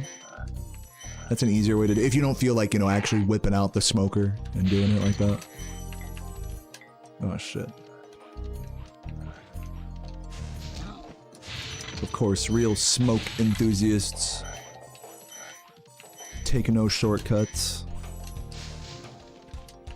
Yeah, that's why smoked paprika is such an important thing to have in your spice cabinet.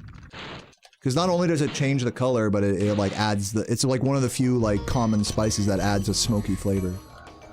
Without having to buy like a rub or like a spice mix.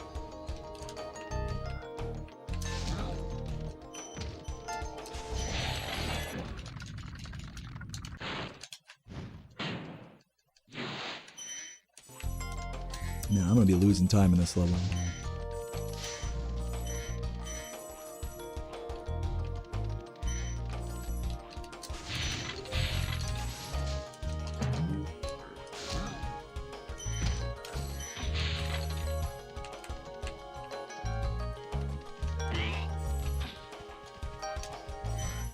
You know how scent affects taste? Yeah. I'll read the rest of that in a sec. Let's see if I'm gonna reset this or not. I might, just because I need a pee. This Dark Hollow is kind of ass.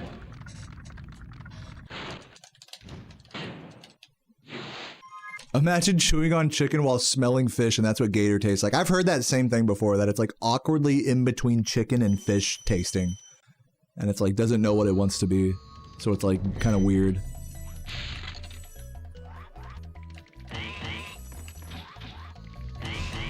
Yeah, I'm gonna reset this just because I need to go pee. I'll be right back, just a minute. In fact, I'll take like a little break right now just because I have been going for like 2.5 hours straight at this point. Yeah, give me like 5-10 minutes. Just gonna vibe out here for a moment. BRB.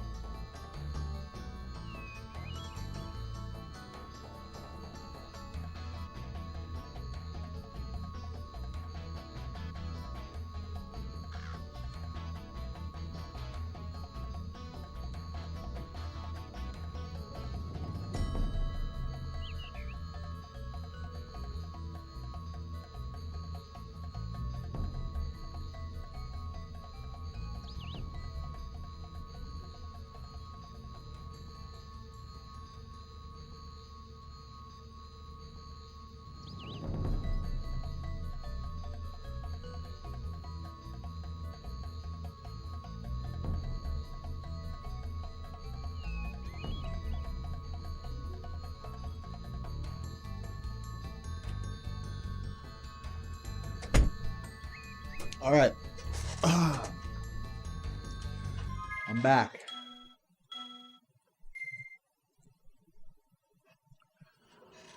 Let's get it. I think I'll open up my window a little bit here.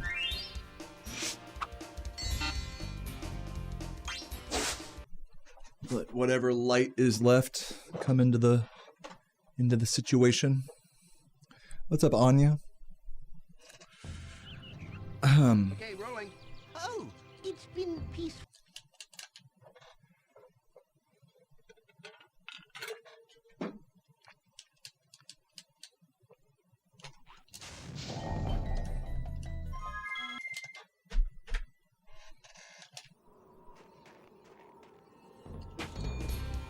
Glad I took that little break right there. I needed that.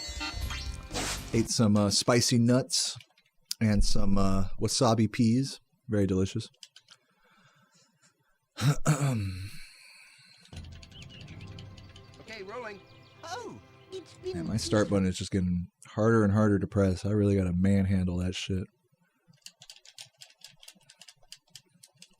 It's all good. Oh, this might work. Give me this.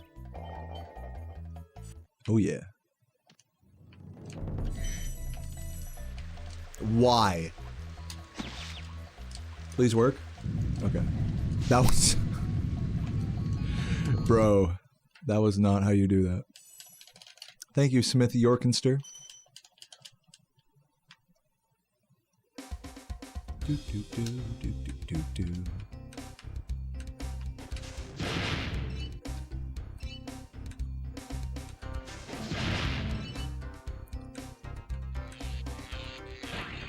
So yeah, everybody, hoping for a good run here. I am nicely warmed up after that last run, so hopefully I can lock in a little bit more here and try to get something a little bit more respectable. Last run was a 122 something. 122.20 something, I want to say. So let's see if we can get at least the 121 here. And if not, that's okay. I'm going to try to no reset either way. It is my first day back after a 2-day break. So we're just getting our feet wet once again.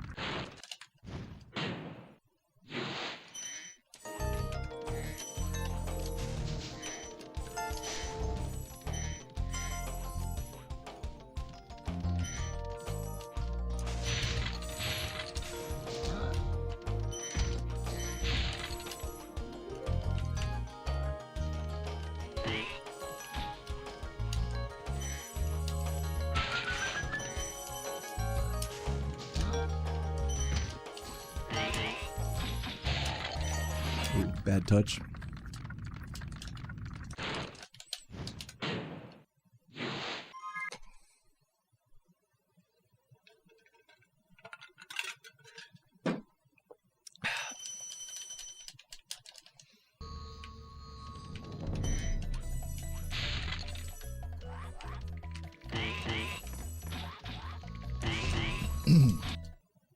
If I was a dragon in the Spyro universe, what color would I be? Ha. I don't know. I don't know. Is it hard to keep the rhythm, or to, as I would say, to be on cycle with the big guys? Yeah, it is hard to do that. Good question. I talk a lot about enemy cycles and, like, you know, how they work in World Record in the commentary. But basically, like, if you just play the level fast, you're gonna have fast cycles, and vice versa. So every mistake that I make in a level that has cycle-dependent moments like that, I'm mostly thinking about the implications of, like, a bonk or whatever earlier in the level on a cycle later in the level, whenever I do make movement errors. So really, the big time losses, you know, in these levels routes don't come from bonking. They come from the implications later in the level of bonking or missing a gem or something. It's not just the mistake itself. It's like the cycles on those fat guys, for example. Or the spider cycles in high caves, or any other enemy interaction, really. It's like you're lucky if you miss a gem and are able to turn around for it and have that not, you know, cause problems for you later. You know, you're lucky in those cases. Because more often than not, that's what happens. Enemy will fuck you over or something. I could swap dicks with anyone. I don't know. Maybe like someone with a big dick. I don't know. Are the cycles based on the frame rate? No, they're based on the camera. So, like, you know how there's the camera here, the player camera behind Spyro? The orientation, the position, and yeah, the position and orientation of the camera, as well as the movement of it, affects the way enemy cycles progress. So if you're far enough away from an enemy and not looking at it, it's, you know, it won't continue, it won't progress its cycle, it'll be deloaded. But if you're close enough to an enemy but you're moving suboptimally, like, you know, that could affect the movement versus, that could affect the cycle versus if you're playing optimally and getting up to it as quickly as possible. So we kind of route this game with the assumption that we're going to be approaching every enemy situation optimally. But, you know, obviously that doesn't always happen. So that's where, like, a big recovery factor comes in. Is when knowing you've played a level suboptimally and being able to adjust your approaches on enemies accordingly, knowing that you're going to be more likely to get licked by a frog in Misty Bog if you took damage earlier, for example. Or fucked up some movement or other. It's just being ready for you know, being ready for the bullshit to pile on, in other words. Once you make one mistake, it can really snowball.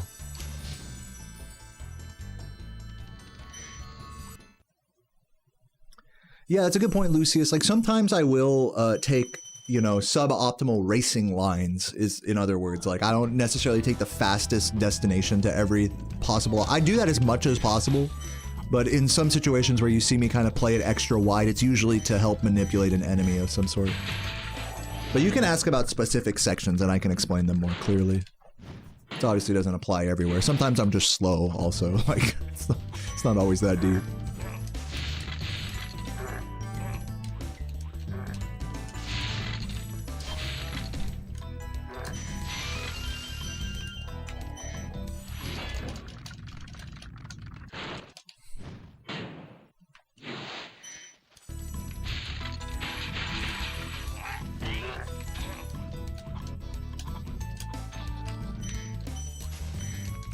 No, dude, fuck! Oh, I threw that. I'm gonna take it to the end of the level and see how I feel. Since the dragon's right here. I threw that, man. I haven't done it like that in a while. This is gonna sound like such a cope right now, but my finger slipped off the stick. There. I know. co-parter, but it really did. That's why that was as bad as it was. Bad time to be a finger slipping off of a thumbstick.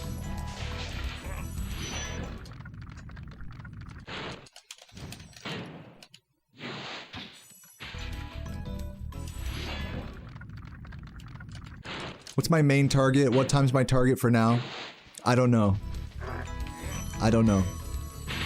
I'm sorry. No, I'll give you a better answer than that. I'm trying to get into the low 120s. I don't have an exact like time that I want to get, but just any PB, even 1 second would be great. But ideally, before I'm done with this grind, I'd like to be in the low 120s or approaching 119. Maybe even going for 119. I don't know. I don't know. I don't know. I don't know. You can't make me know. That's the problem, is I can't know, so I can't tell you. See the problem there? It's a problem. So rather than pretending like I know, I'm just gonna tell you I don't know.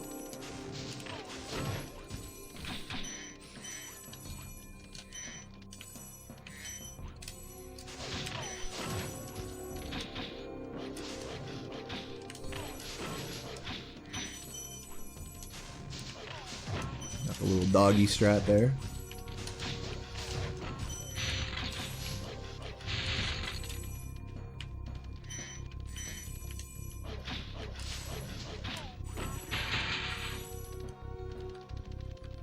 The TAS is like a 108 or something. The TAS is crazy.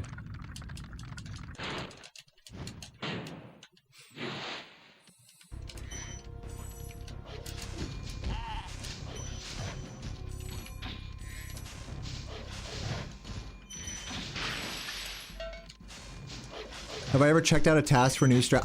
I've watched TASes, but I don't study them in the efforts of trying to incorporate strategies from them. What I do, and you call me lazy, but what I do is I just wait for other players to incorporate strats, be it from a TAS or from their own glitch hunting or whatever. Strat finding. I let other players incorporate stuff and give their piece about, how much faster a little section route changes. And then I'll try, if other players are saying, oh, this looks interesting, like, oh, I'm gonna try, then I'll try it in practice. And that's generally how it goes for me. I might reset this. I probably shouldn't though, right? Yeah, I'm gonna reset it. It's just too bad. I wanted to keep that going, but I was just fucking it there. So yeah, I'm lazy for that. I say it every day. I'm a very lazy speedrunner. I play this game for like 4 to 6 hours a day, and that might sound like, oh wow, like, oh, you're not that lazy. No, I am. I'm not over here like studying, in my off time, studying other runs and like really trying to incorporate shit all the time. I'm really not like on it like that. I'll do it sometimes.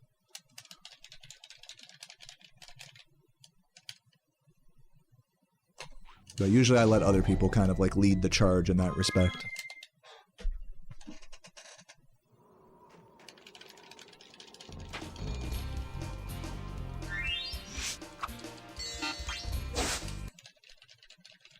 You're unhappy with your job? I'm sorry to hear that, Macy. I hope things look up for you.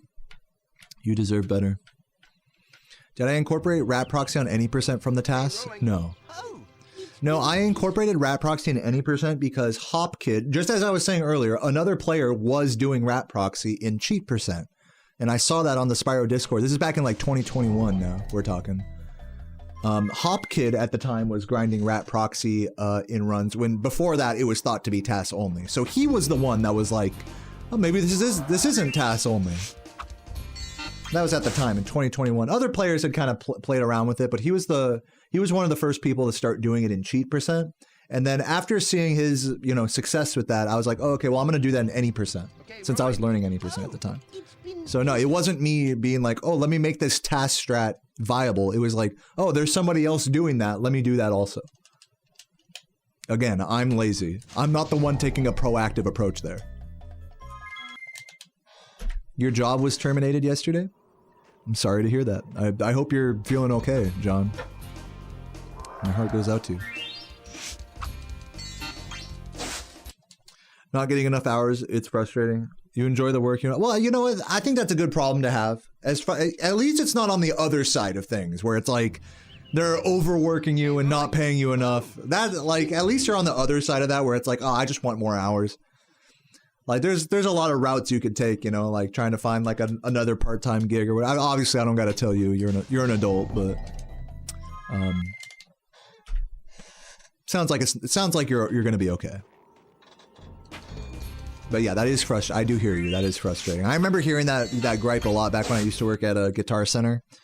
Everyone was complaining about like, fuck, man, they're not giving me enough hours. I can't feed my kid, you know, this and that. It's like, it gets pretty serious at a certain point.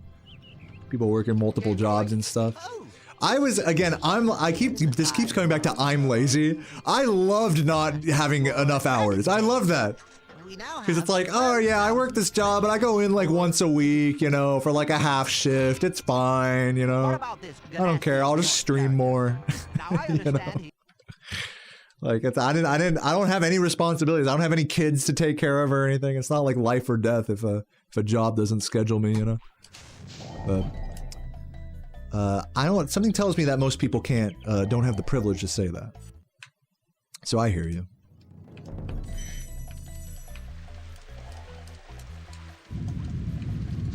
They don't make me work enough, dude. I mean, that's not what they're saying. That's actually not what Macy was saying. Macy was saying they don't give her enough hours. There's a big difference between having enough hours in an hourly job to get by and working hard enough to like justify that. Those are like two different concepts we're talking about. It's not like, oh, I love this job so much, I want to work more because I love it and I just love doing a job. It's more like for money, is what I'm assuming that, you know, that sentiment comes from. So yeah, definitely a big difference between like they're not giving me enough hours and they're not making me work enough. Those are two totally different statements.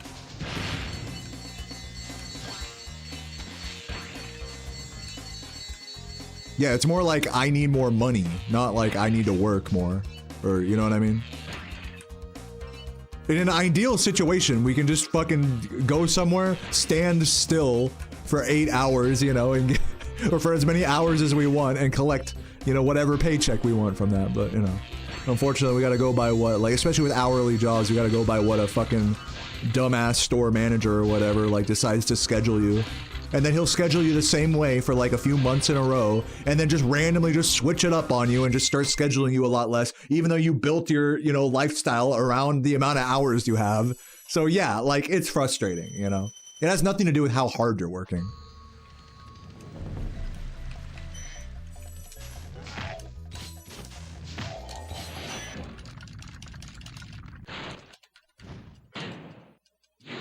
I should put Macy's art on my merch.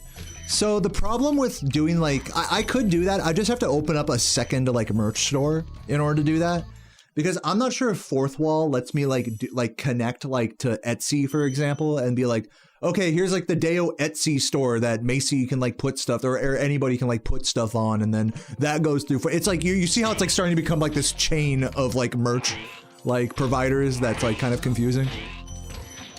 Whereas with what I have now, it's just like a big company just makes all the shirts and stuff and mugs and whatever, and I don't have to think about it. I agree. It'd be great if I had some of the more artsy people in my community like making merch that, you know, that I share the profits with them and stuff. Like that's all great. Like, you know, to say, it's just to do it. It's kind of complicated, you know. But, you know, you guys might not know this. I'm buying a bunch of art from Macy, actually pretty soon. So don't worry, I got Macy's back. I'm physically meeting up with her, like IRL, to buy a bunch of Spyro art. So yeah.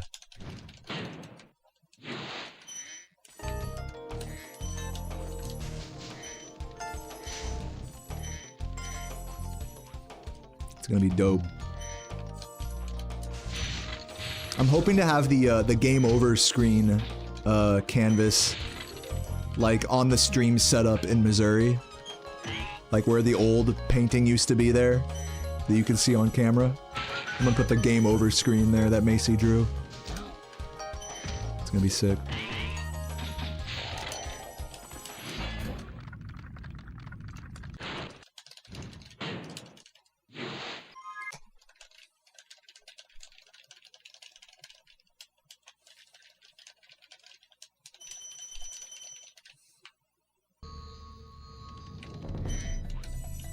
But yeah, this is what I say is like, if you want to support artists in my stream, like guys, if you're an artist, I know there's a few of you guys kind of piping in here.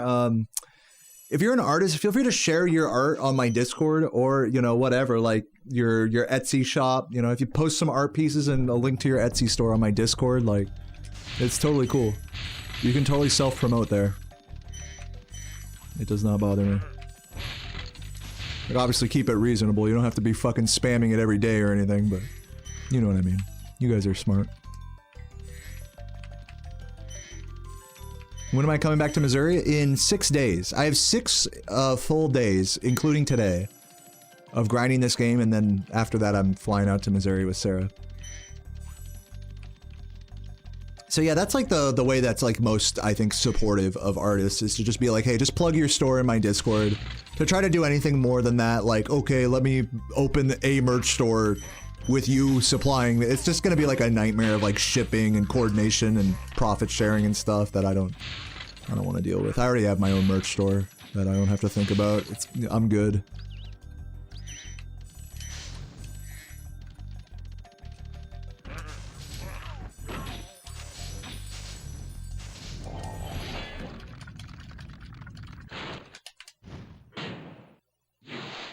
I'm gonna show them on stream. Yeah, I'm definitely gonna try to have that game over canvas like on the stream, on the webcam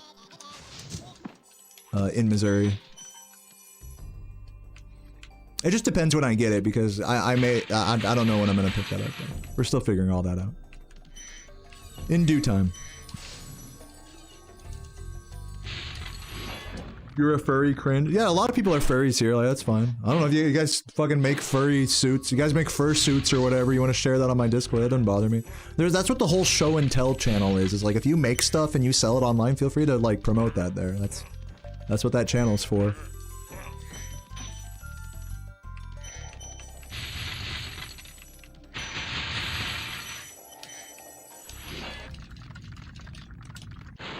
If I want to come to Hannibal? Oh yeah, I remember you telling me that. Thank you, John Bondi. Oh my god, that was way too hard of a turn.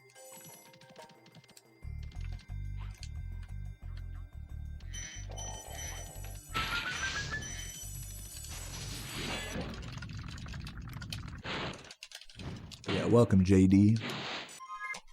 A little sloppy in that level.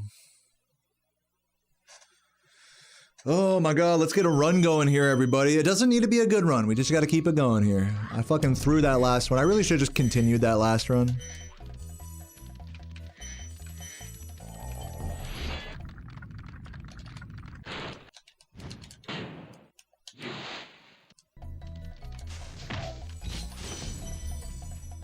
I mean, there's definitely a lot of furries that are like a part of like whatever different games fandoms. But you gotta remember also that like furries are everywhere. Like you just don't realize it. Sure, maybe they're more out in the open, like with like certain other fandoms like Sonic or Spyro, Ratchet and Clank, all that stuff. It's like obviously these games have like anthropomorphic like protagonists, so naturally people are gonna be less abashed about sharing their furriness. But what about like, you know, something that's like completely unrelated to that?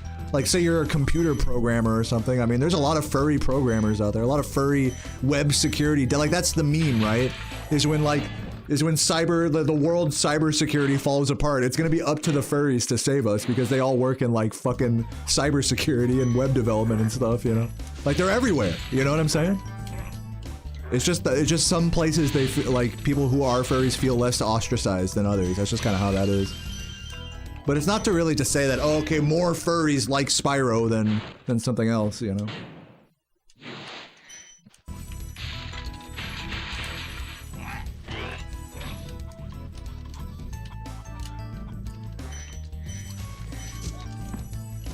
Okay, I managed not to die there this time.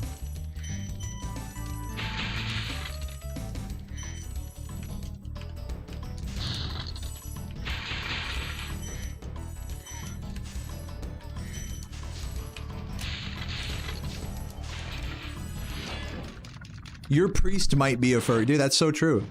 People who you think like, oh, there's no shot they're a furry. Like, there's a real chance they could be a furry and you have no idea. Your boss, priest, whoever, teacher.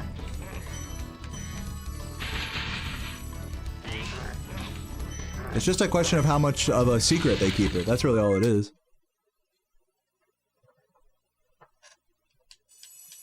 Don't kink shame the kink. I mean, it's not even meant to be a kink. That's another like common like furry misconception thing, is that it's all like sexual when it's really not.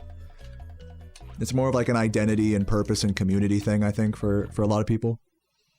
Yes, there is a sexual side to it, but that's not the entirety of it. So yeah, furry myth busting in this stream. They're everywhere, and it's not always sexual or weird. Some people just like to fucking put on a goddamn fursuit, you know? What's wrong with that? Some people like to put on a fursuit, go to a con, and get drunk with a bunch of people. No sexual intent whatsoever. It may seem like there's an implicit sexual intent there, but I'm telling you, not always the case. You know, I like going to speedrunning events and, you know, fucking getting drunk and hanging out in hotel rooms. It's really not a far cry from that. So I'm really no different than a furry in that respect. So we're all just meeting over like a common interest.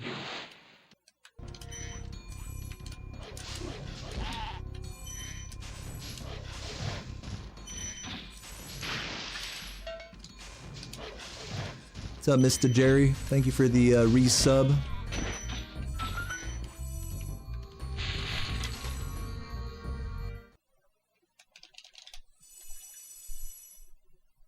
What's up, Composer? Thank you for the good lucks. Good to see you. Mr. Jerry Bustin. Just read that. Bustin. Yeah, honestly, like, literally the speedrunner shame is real as well. We're talking about, like, furries, like, keep it a secret depending on, like, whether they'll feel ostracized or not. Bro, the same thing is true of speedrunners. I think it's very less common now than it used to be, but I think this used to be, like, a hobby that was considered quite degenerate, you know? Like, you didn't really want people to know you were a speedrunner. I never really minded it, but it was like... Yeah, no, I mean, that same sort of apprehension is there, depending on your lifestyle and who you surround yourself with. You may not want people to know that you play a kid's game every day over and over in the feeble hopes of a new PB or record, you know? It's like, to some, that may be an admirable pursuit. In fact, to me, that's a very admirable thing. Everyone that I surround myself with finds that to be a very admirable pursuit, but I could definitely imagine many people in the world don't see it that way.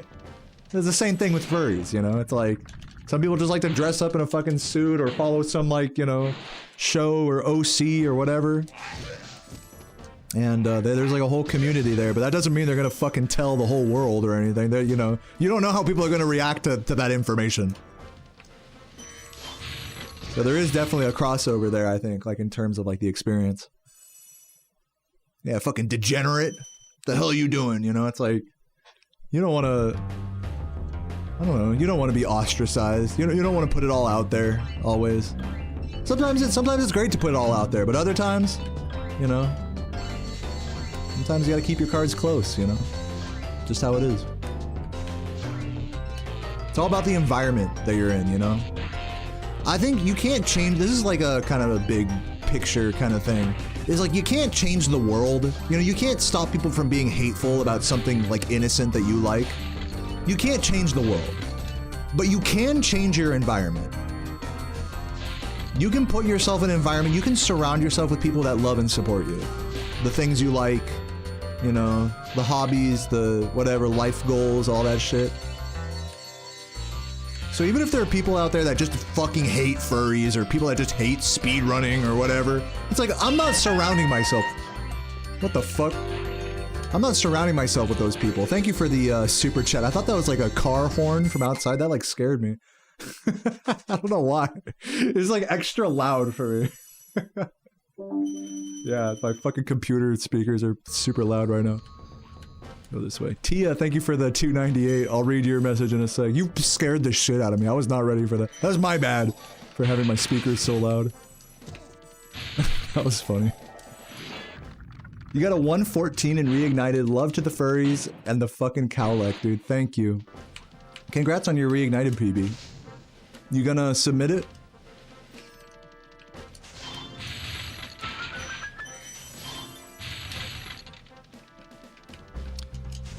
How is speedrunning a waste of time? It's about saving time.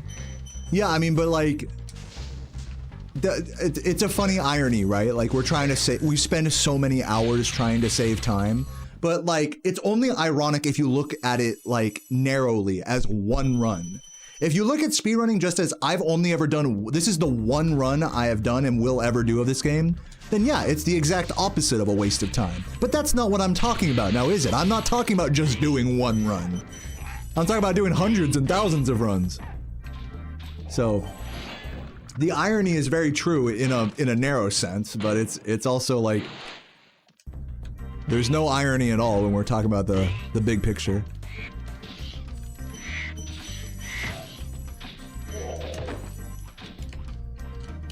I was talking about this earlier, like about like resetting and stuff, like whoa. It's hard, especially as a viewer, not to like look at this hobby narrowly, to just look at it as, okay, this run is good or bad, you should reset. Like, you don't really think when you're just popping in here, you're not thinking, ah, well, you know, well, Deo hasn't been live for a few days, so it's probably best that he no resets on today in particular, even if this run isn't really that good. You know, it's like you don't really give it the benefit of the doubt beyond just the quality of one run. We want in our minds for it to be so much more simple, like where, okay, you're behind, reset until you're ahead, you know? Because in theory, that like makes sense. But unfortunately, like that's not how we function as human beings. That's not how we, you know, are able to do things for a prolonged period and succeed in them. It's like we need to go through failure. You can't just be without failure, you know? Type of thing. So yeah, I think it's very easy to look at this hobby in like a narrow way. And it's easy to miss the big picture, to think about how it feels to do multiple runs in one day, or over a week, or over a month, and how each of those like experiences feels. How you change your approach on a day-to-day basis based on how you're feeling. You know? Those are questions only you can answer for yourself. But they come from not looking at the hobby on a run-by-run basis. They come from looking at it as like, oh, my runs have overall been like this, so I'm going to change my overall attitude, you know?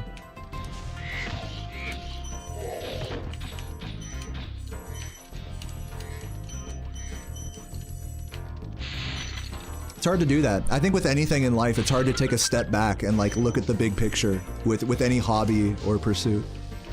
We just want things to go well in the moment.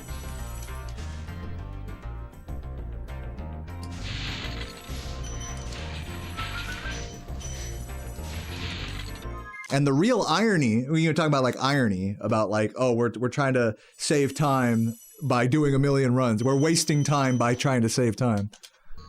The real irony is that like the people who are successful in anything have wasted a lot of time by that, like, by that respect. Like they've wasted a lot of time failing at trying and failing, you know, at stuff. So is that time wasted, or is that like wisdom gained? It's like, it's in a narrow sense, it's time wasted, but in a big picture, it's wisdom. It's leading you down a path of success. So it's just funny how at odds those two perspectives are. The narrow one and the big picture one. That's the real irony about that statement. Wasting time to save time.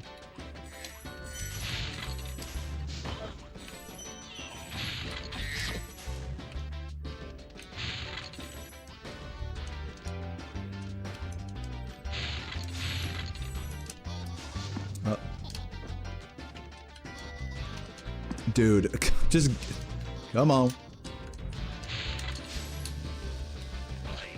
Looking forward to the 10 seconds I'm losing here. Actually, it's probably not going to be that much compared to record, but the average will certainly be losing time.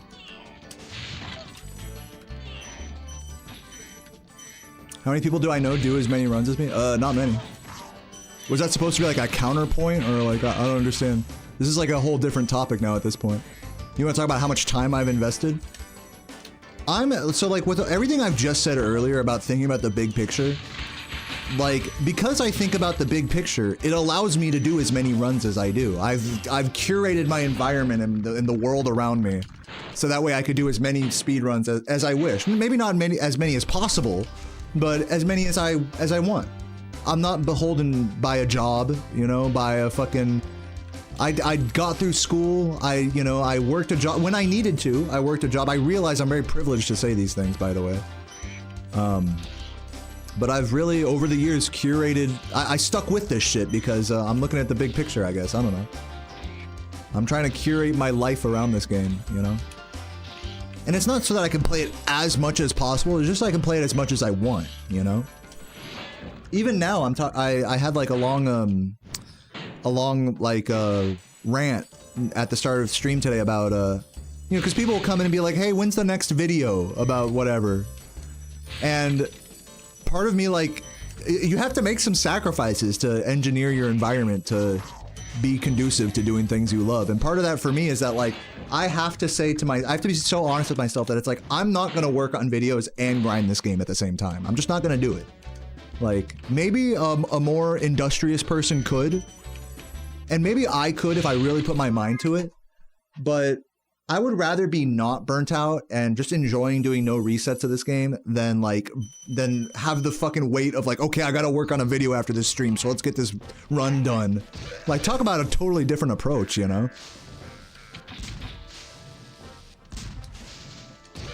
So no, it's like you just gotta know yourself type of shit. So and I know that, like, even if it's possible for me to like be a good YouTuber and a good speedrun streamer, I know that in my nature, I'm only gonna pick one of those things at a time.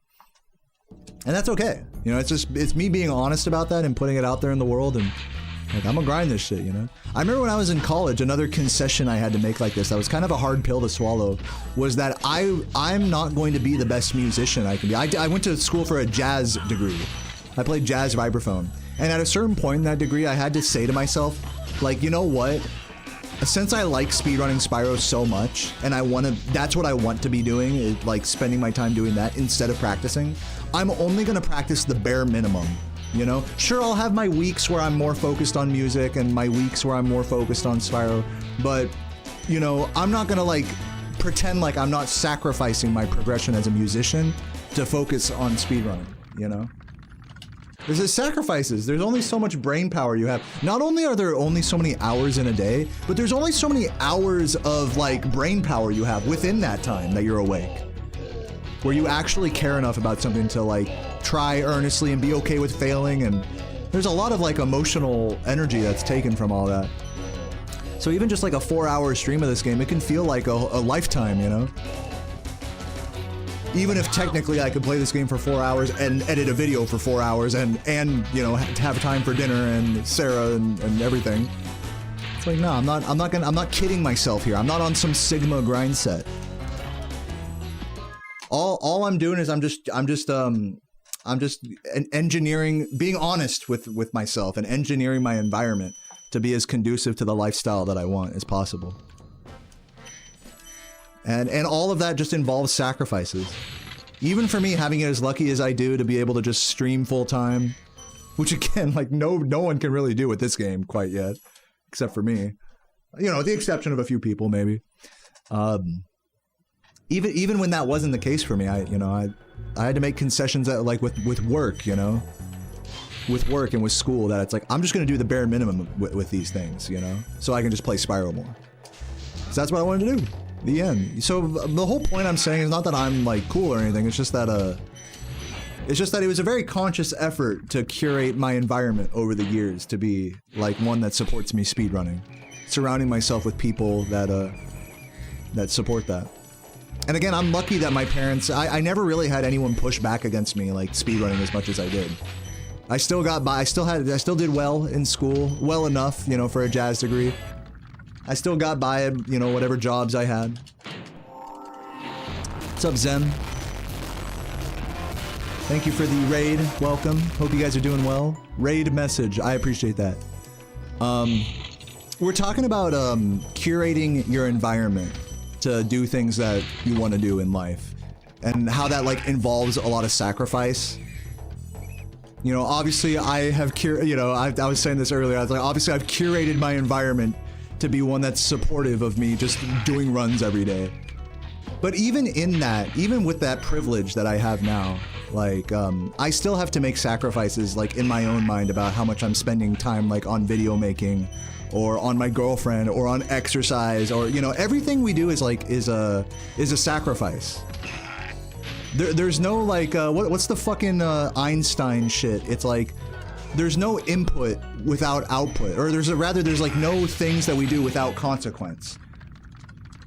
So like, yeah, sorry, I don't mean to get like so philosophical, but just like on the topic of you know, curating your environment in your world. Like I know probably some of you guys here have you know, are in maybe a less than savory environment, you know, somewhere where there are people that don't support what you like and what you do. And for you guys, you know, it's a hard reality, but it's you have to like try extra hard to pull yourself out of that environment. You know when you're in the right environment or not for yourself, surrounded by the right people.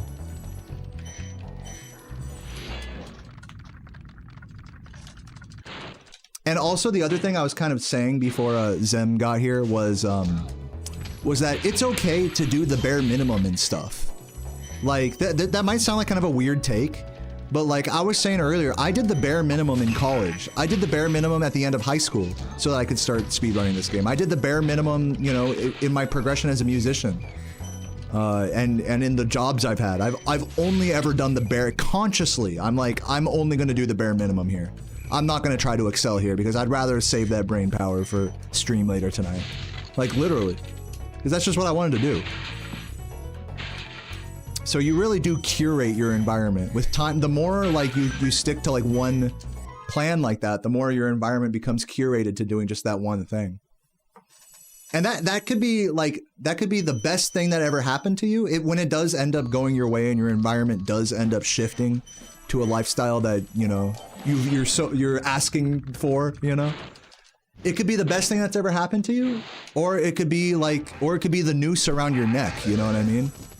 Because I think a lot of us, we tell ourselves, oh, we want a nice job. I want to go to college and get a engineering degree and work at fucking, you know, wherever, big tech company. And so you spend all these years curating that environment just to realize that's not even what you wanted, you know? So in the same way, like for me, it's like this freeing, beautiful thing to be in an environment that is conducive to the things I like. It could also be a noose around your neck when it's like an environment that you've created that you don't like, you know? And the sad thing about it all is you just never know until you're in that position. You never know until you create, you know, we're constantly creating a new environment for ourselves every day. We're pushing things around, you know, putting it out there in the universe. You know? We're constantly melding the world around us.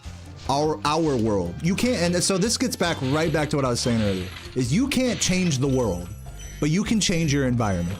And that's like the whole point of everything I'm saying. It just takes it takes time and it takes a continuous effort. It doesn't take a big effort, it takes a continuous effort over time. And eventually, like, you will find yourself surrounded by people that are like-minded.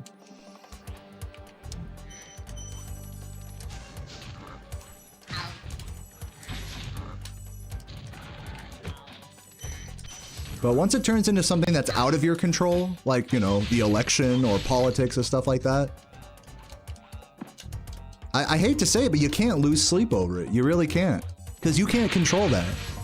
You can't, you know, change that. You can vote, and then that's it. You can do your part, sure, but you can't, but you know.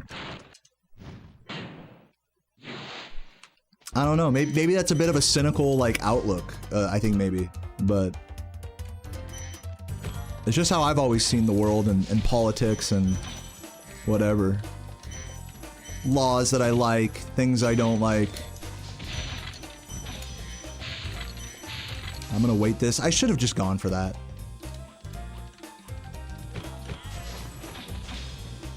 But yeah, I mean, that's like some of the best advice ever, is just focus on the shit that you do have control over.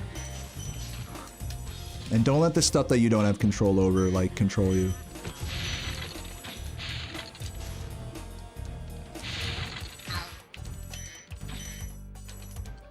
Oops.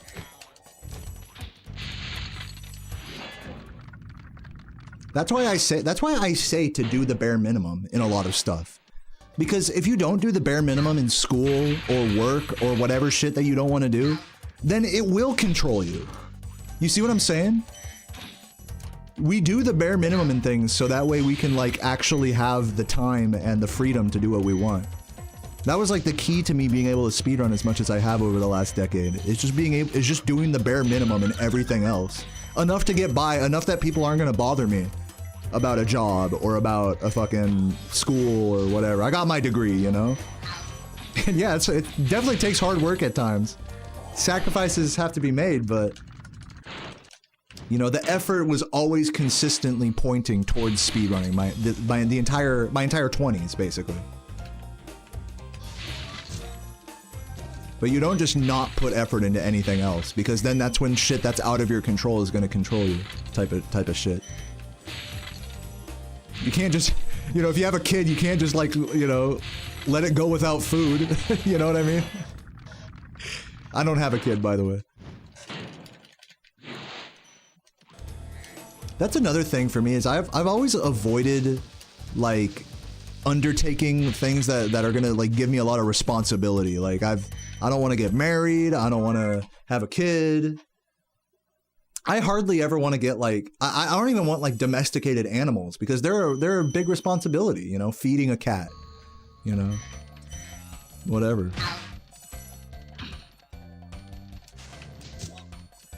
To me, there's just something so wonderful about like freedom, you know? And there's also something wonderful about having a cat as well, you know? I'm not gonna sit here and say that, like, you know, the love that's there isn't important or valuable or anything. But yeah, like, the environment I've curated over my entire 20s has been one where I don't have to do shit. And I fucking love it. You know, that's just the truth. And I'm lucky. I'm so lucky to say that.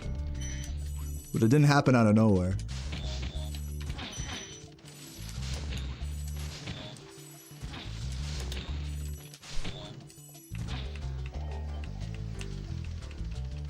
I literally took 2 days off yesterday. I took 2 days off yesterday, and literally I only wanted to take 1 day off.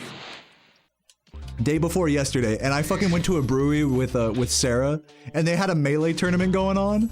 And dude, I drank so many beers, I was like, fuck. I was like hungover the next day. I was like, you know what? I'll just take another day off today. And I didn't have to feel bad about that. I didn't have to worry. I just play RuneScape. I chilled. Oh my god. Like, the fact that I could just do that, like, no one's fucking breathing down my neck like, what the fuck? You had to take another day off? The fuck? Like, my boss or whatever? Like, oh, dude. Forget about it. Not even any of you guys. None of my viewers are like heckling me about that, you know? I think it's very real that, like, you know, if I don't have like a boss in real life, like my viewers fill that role in my mind of like, I want to do what my audience wants. And so if my audience is ever like, where the fuck is he? You know? That like gives me pause for concern. But luckily with online communities, that doesn't happen until you've been gone for like at least a month, you know? I could just go MIA for like a month probably online, and people would be like, as long as I generally like said like what I'm doing, I feel like guys, I'm just gonna take a break from being a fucking brain rotting, screen addicted, whatever. Fucking Zem did that. Any Zem viewers here? Zem did that. Zem did that for like what, like 2 weeks, a month? Any Zem fans remember that? Dude, fucking legend. He was like, you know what, I'm tired of this bullshit. I'm taking a month off or fucking whatever. He was telling me about how freeing of an experience that was. You know, so I admire that. I'm just so thankful that like he and I were in like this position that we can just do that if we really wanted to. We have enough money saved that it's like, no, you know, we don't got to worry about it. Most people, you know, I'm sure most people listening to this stream right now, you can't just fucking like take a week off work, take a month off work. You're gonna fucking die of starvation, literally, you know, like. Can't pay rent, get kicked out. Like, every day is I can see why people talk about like every day is a hustle, you know?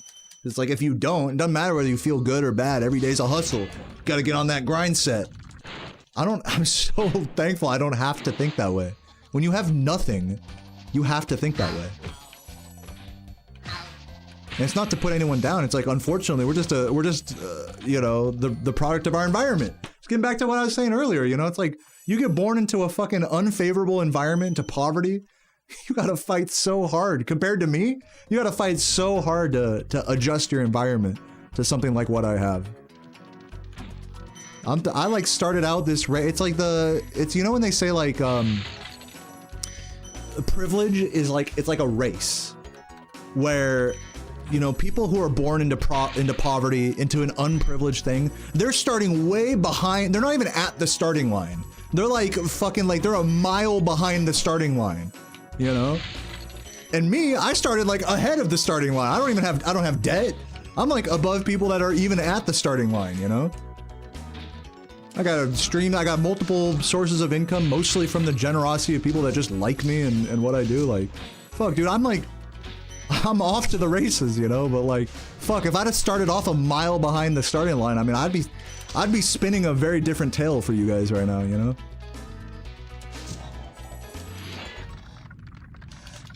No college debt. My parents helped me get through college. I went to a state college, and I paid for like the second half of it myself, thanks to you guys. And the first half my parents paid for.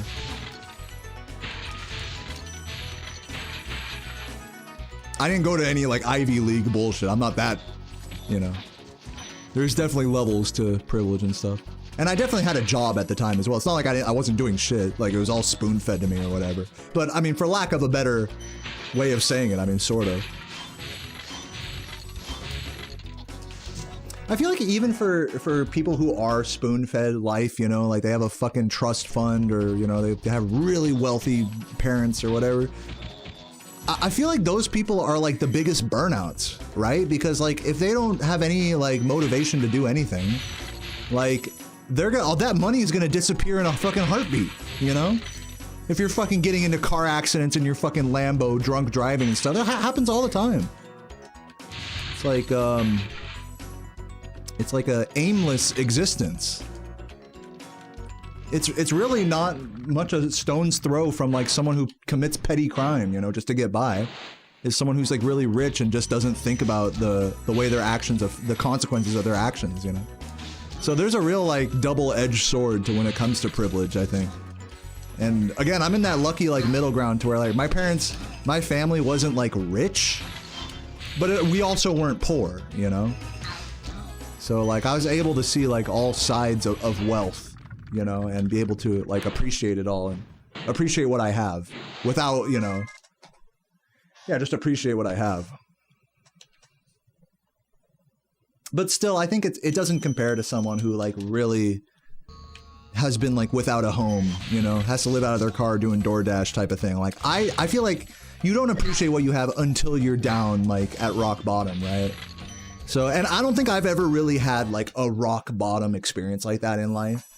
Sarah leaves me, kicks me out of the apartment, family disowns me. That happens to people all the time. Self-inflicted or otherwise, right?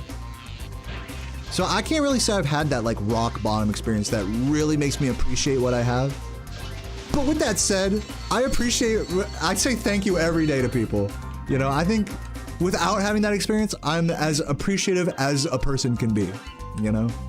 That much I think I can say. But yeah, point being is that like, I don't even know what my point is there.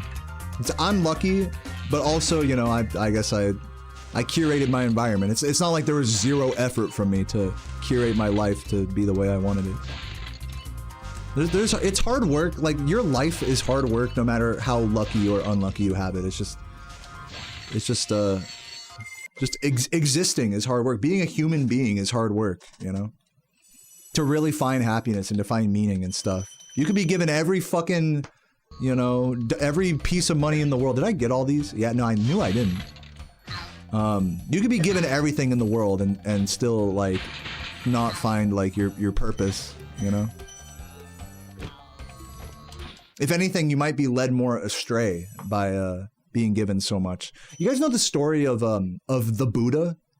His name is Siddhartha, and that's his whole story, is that he fucking came from royalty and then realized that that all of this royalty and like things that he was given, free meals and places to stay, it was all the source of his suffering. His material world was why he was unhappy. He had no meaning in his life. So he became a fucking monk, like, beggar, basically. That's like a very, like, watered down version of the story. That's like the start of the story, really. You know? And all the experiences past that are like what, like, enlightenment is all about, I suppose. Again, like, this is a stoner's recollection of the story. Keep in mind, I'm not like a real Buddhist or anything.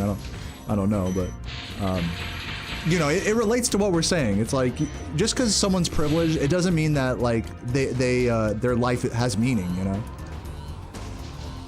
And I think people that don't have a lot, they realize the value of what they have more than someone who does.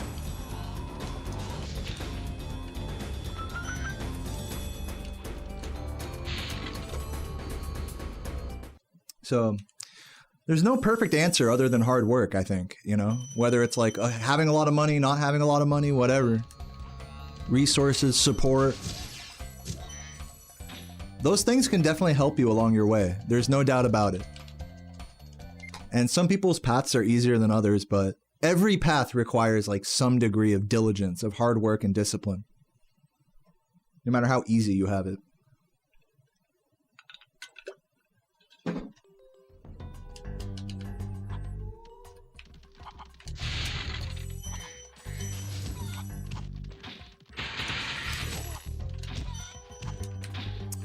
I totally have not been reading the chat at all, by the way. Can I hit this guy? Ooh, man, the last frame. You see that? You almost fucking got me. Pull yourself up by the bootstraps. It's like such a meme, because that's like what? That's like what right-wingers say to like poor people, right? So I'm not trying to tell, like, I'm not trying to be like that tone deaf, you know? But, I mean, shit, I mean, like, they're not wrong. You do have to work hard in life. So obviously life is a lot more complicated than just working hard. But that is an important factor to it. Yeah, just work harder. Like, that's all there is to it. You know, I'm definitely not saying that. Homeless? Just work harder. 5-head. No. If anything, I'm saying like a pretty different thing to that. I'm saying that we're the product of our environment, you know? And that it's like it's up to us to change our environment if it's not a good one for us. You know? And that's not easy, no matter who you are. You just work harder and the house will just appear. Yeah, exactly. No.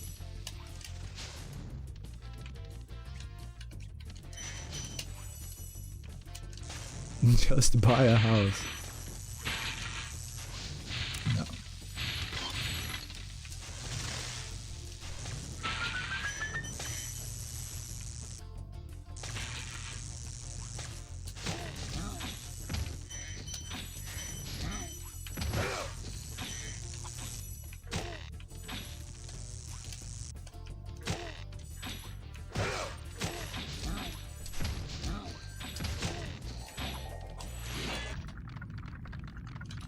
Yeah, dude, Abigail makes such a good point, is sometimes, and this is actually kind of common, I feel like, for us, is that what we think of as working hard is actually, it's like, you know how they say work smarter, not harder?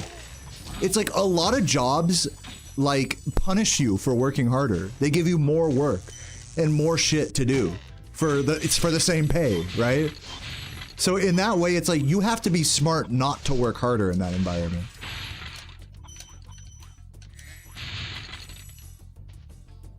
And kind of like what I was saying earlier, is you gotta change that environment. If that's what your job is like, where it's like if you really excel at it, then you just end up getting punished, basically. Or maybe you get consolidation prizes, but you don't really get rewarded for your effort. That means it's time for a new job. I mean, I'm sorry to say it so bluntly, but you know, it's a harsh reality, because how easy is it to find a new job? Not easy. I say it like, you know, it's like, just go get a new job, 5-head. No, it's not easy, dude. So it's a tough spot to be in, but you know, you got to accept the reality there. It's like if your boss has been fucking you over for the last like year, 2 years, you know, and like you don't see a future for yourself there, it's like it's up to you to work towards whatever future you want. It's up to you. Even if it's the hardest thing in the world, that's where the hard work should be. is in the shit outside of your job, finding a new job. Not in the job itself. That's where you do the bare minimum. Like I was saying this shit earlier, I was like, I calculated very specifically in my life where I did the bare minimum. And you have to make those sacrifices because like I wanted to spend more time, sure, in college becoming a better musician or, you know, maybe excelling more at like the fucking retail job I had, becoming a manager. Sure, those things would have been nice, but I knew right away that it's like, that's not my calling, you know, that's not what I'm on this earth for. You can only work hard really like at one thing at a time, you know what I'm saying? People, and I think this is so fucked up about our world right now, is everything's so fast paced. Is like we soak in this like fake lifestyle from people where you're able to just work hard at every facet of your life. You wake up at 4 a.m. and you go to the gym and you fucking, you know, you eat well and then you go to work for 8 hours and then you take a little break, you take an ice bath and then you go, you know, do your stream or whatever your fun hobby is. And I'm not saying for some people that doesn't work, but I feel like for me that doesn't work. I mean, you got to know yourself, man. You got to know like where you can fucking put the work in, you know? You just got to be so honest like about like this thing has to be the bare minimum. This thing has to be the bare minimum. And now outside of these things, now I have the brain power to like actually devote myself to a brighter future, you know?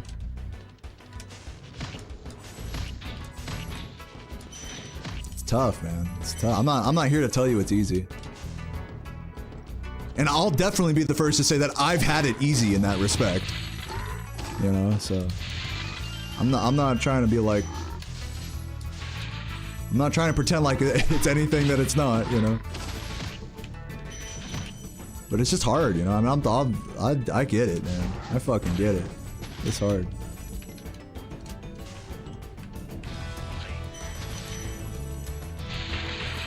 But you know what? Here's like another angle as well, and this is another like common saying, is the grass is always greener on the other side. Which means like, we always are looking towards the next thing. We always are putting ourselves like our life, like, well, if only I had this thing, or my job was like this, or I did this instead. You're gonna say that no matter how fucking good of a position you're in. I say that shit all the fucking time. Fuck, man, this run sucks, this hurts. This hurts my soul, you know, this is so hard, boo-hoo, speedrunning's so hard, when it's really not. But it is, but it's not. But my point is that the grass always seems greener on the other side. Oh, if I just had world record, oh, if I just did this, if I just did that. If I just invested in Bitcoin, you know. Shit that you know, especially in retrospect, stuff that you can't change the past, obviously.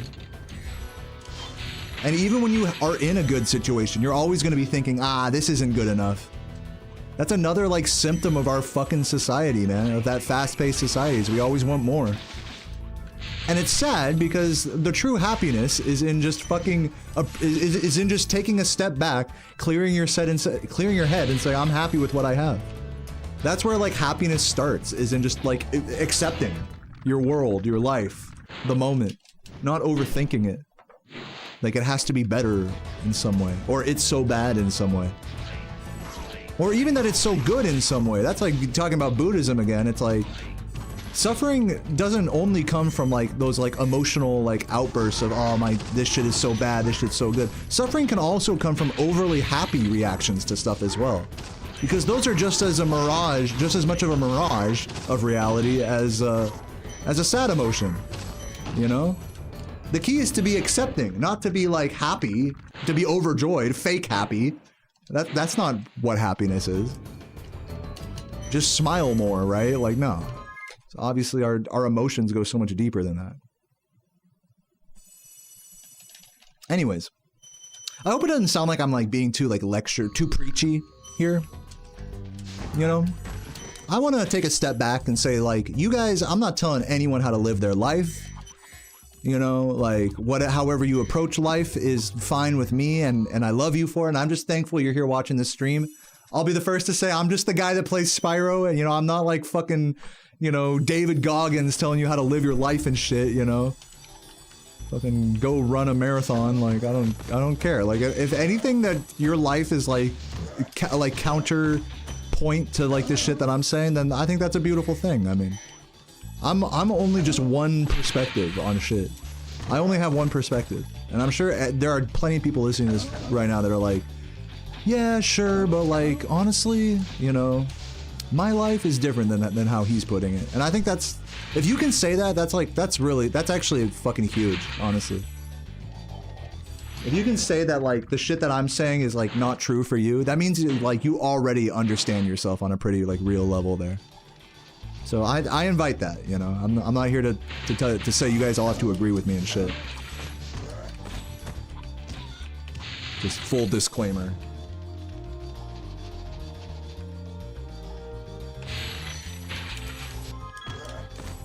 This is all very philosophical bullshit, honestly, at the end of the day. And really, you know, it doesn't all this fucking brain power, you know, I could be spending on the run. Instead, I'm just spending it yapping. For being honest. So play the game, man. Don't worry about it. Let it go. What's up, Thunderfro? Gurntz.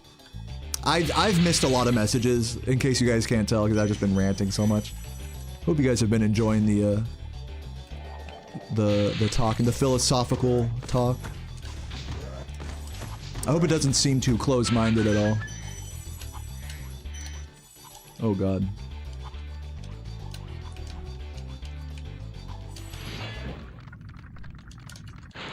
Spyro and Yap, that's what I've been doing today.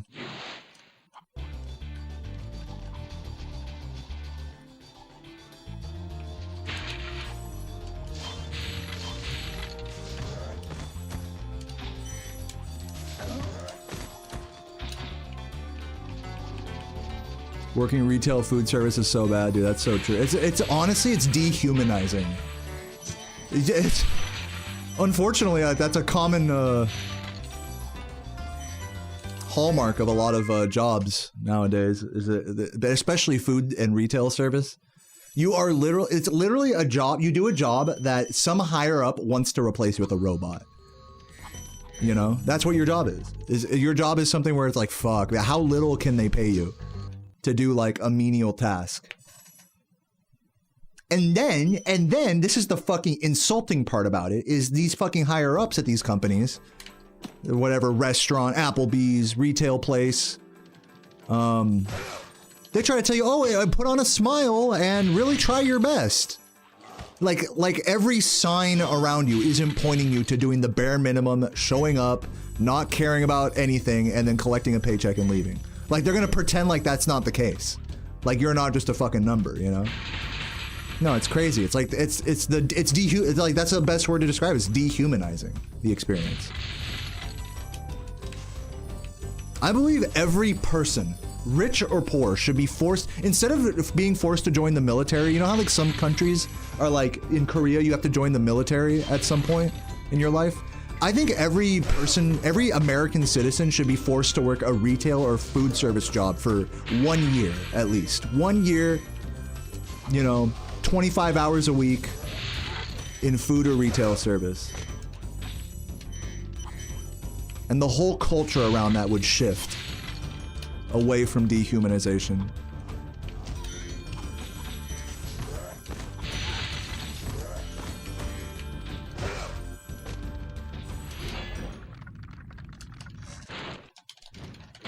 That would spike the suicide rate? You're probably right.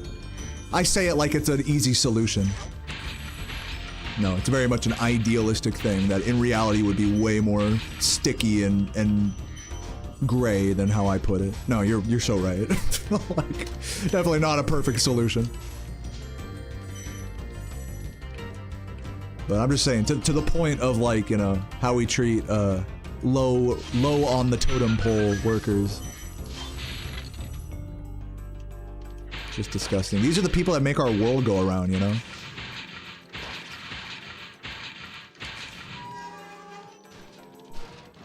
But maybe one day in our lifetime, like that, the concept of like a minimum wage job is like gonna totally change, you know? Like I'm saying, with all this like robots and shit making your burgers for you and stuff. It would not surprise me if in our lifetime that whole paradigm just completely shifted. Like a fucking fast food worker didn't exist anymore by the time we're old. That wouldn't surprise me. Or a retail clerk, you know? It's dystopian. I mean, it's like moving towards a dystopian reality, right? But whatever. It's fine with me.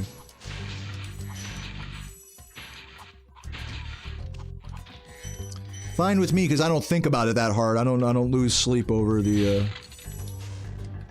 you know, all the evils that have come as a result of that, of like the fucking Amazon warehouses, you know? Fucking pollution and exploitation. Fuck, man. You think too hard about that stuff, you're gonna blow a head gasket, you know? You're gonna fucking have a hernia. If you think too hard about that stuff, man. Because it's like I said earlier, you can't change the world, you know? You can only change your environment. That's all you can do.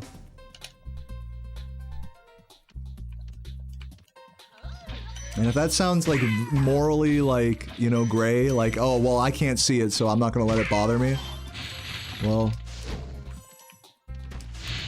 you gotta make a concession somewhere, I think.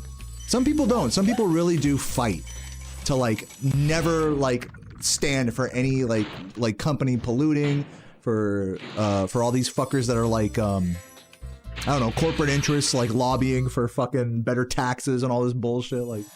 Some people really do stand up for the little guy, but I don't know. That's not what I do. That's not my goal in life.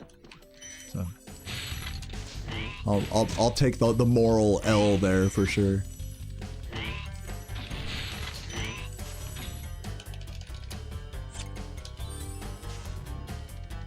Yeah, I mean, that's how I feel. Gold Serpent is like the more you think about the evils of this world, the more they will consume you. You know. I think it's great to be an activist and to do things for the better of our world. But you gotta remember, there's only so much you can do. You can't stop, you know, like the forces that be. You can't stop them. And that's okay. Like, that's, you know... If the forces that, like, cause things like, you know, fucking child slavery or whatever, you know, all these, like, Sheen and stuff like that, and if you don't buy Sheen because of that, then hey, more power to you. If you're doing your little part, and that makes you feel good, that's great, you know? But even if you don't, like, it's like there's layers of how much bigger than yourself, like, everything is, the way I see it.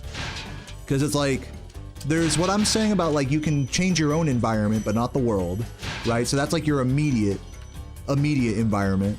Then there's, like, corporate fucking bullshit or government stuff that might have, like, a indirect effect on your life, or at the very least make you feel bad knowing that it exists, that you buy something and it may be fueling some evil somewhere. So that's like a slightly bigger picture. But then there's like another step beyond that about, like, our impact on the world, you know, like, and the fucking all the pollution and this and that, right? And that might make you feel bad.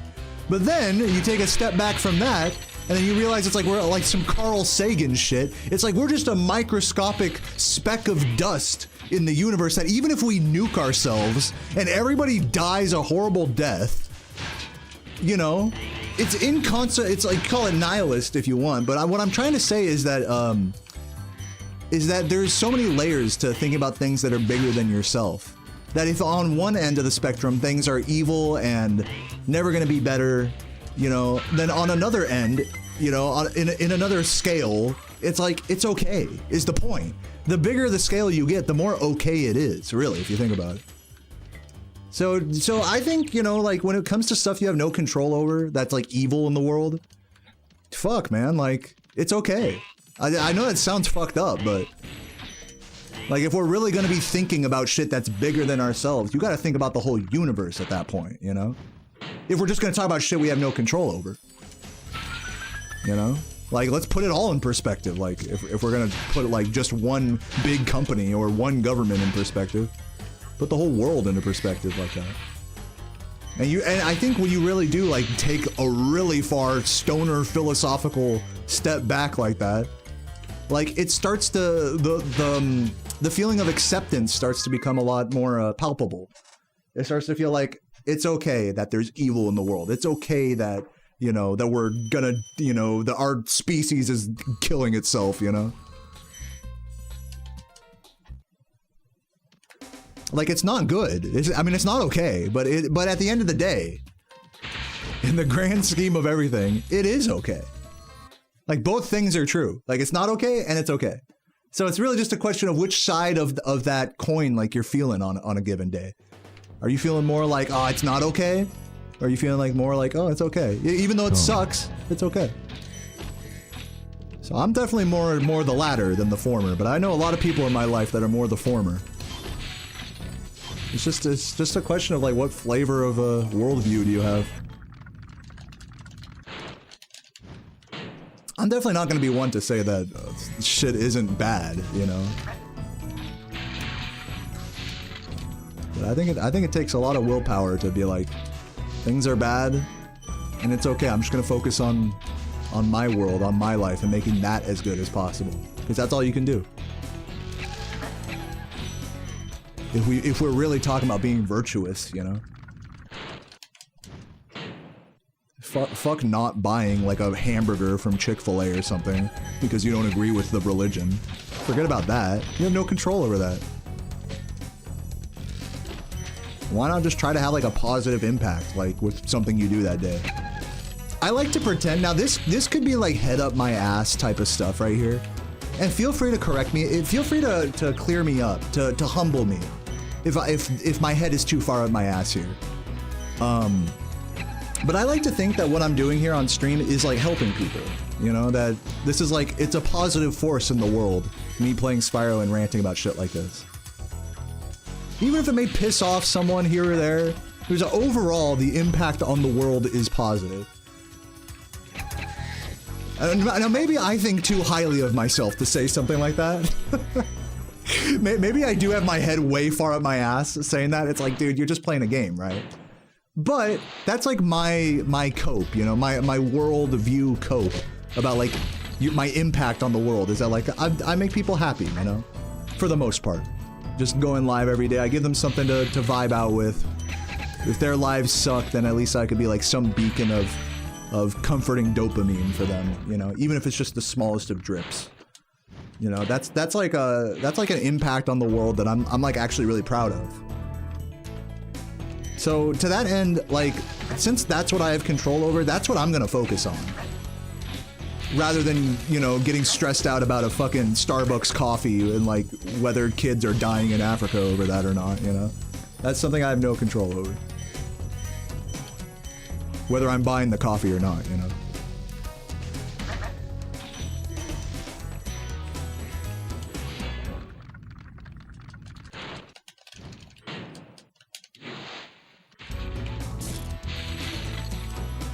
I agree, Thunderfur. I think having a positive impact on the world, it's like, it doesn't mean you have to fucking go to a homeless shelter and give out like food and stuff. It's you just do something that like makes people, just if you're walking down the street and you have like a nice interaction with a stranger, that's a positive impact on the world, you know? Making someone smile, making someone feel comfortable or happy, doing stuff for the people that you love, you know? I cook for my girlfriend every night. That's like a positive impact on the world, you know? As crazy as that, again, it may sound like my head is way the fuck up my ass, sticking back out of my mouth again. But that's the extent of my environment that I can control. So the least you can do is just make that positive.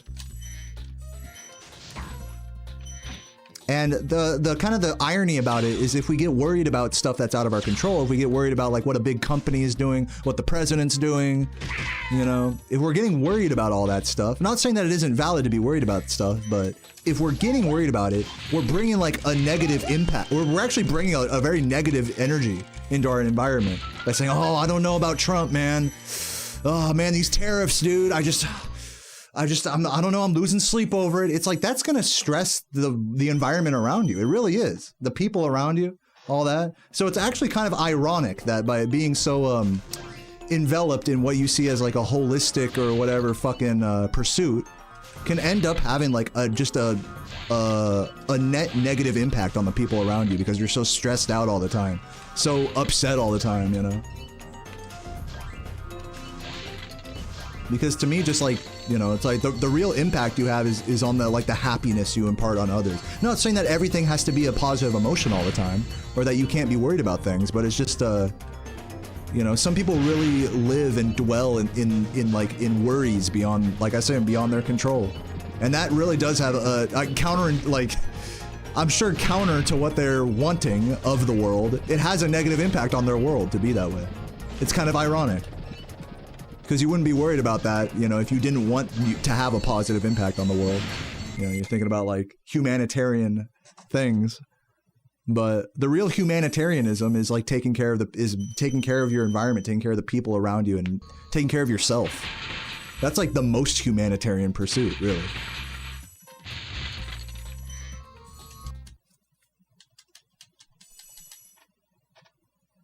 And I say that stuff with the disclaimer that without hurting other people, you know? A lot of people in this world take care of themselves, but that's to the detriment of others. If you can just, like, look yourself in the mirror and say, I'm not hurting people with what I do, like, that's a huge win. In terms of, like, your impact on the world, you know? Most of the most successful people in the world can't say that. That's just some food for thought.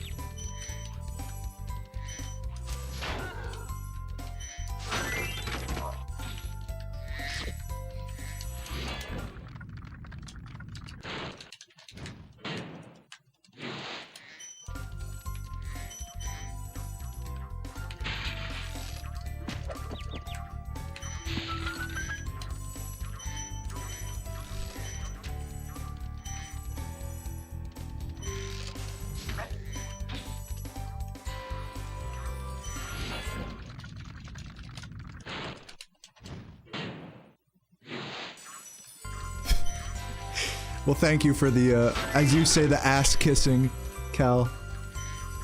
I like it. No filter on that. Love you.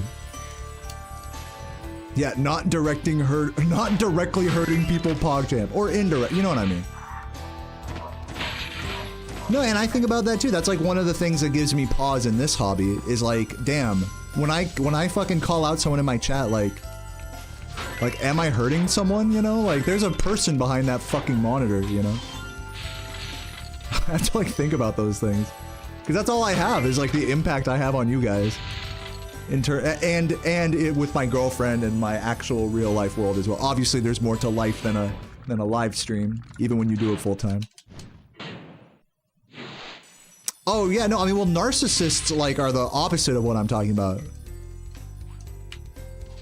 I'm talking about like a selfless approach to life. That's like, that flies right in the face of someone who's like a narcissist. Only self-interested. Oh wow, I somehow made that. What the fuck, let's go. I thought for sure I was gonna be getting the weird flop thing there.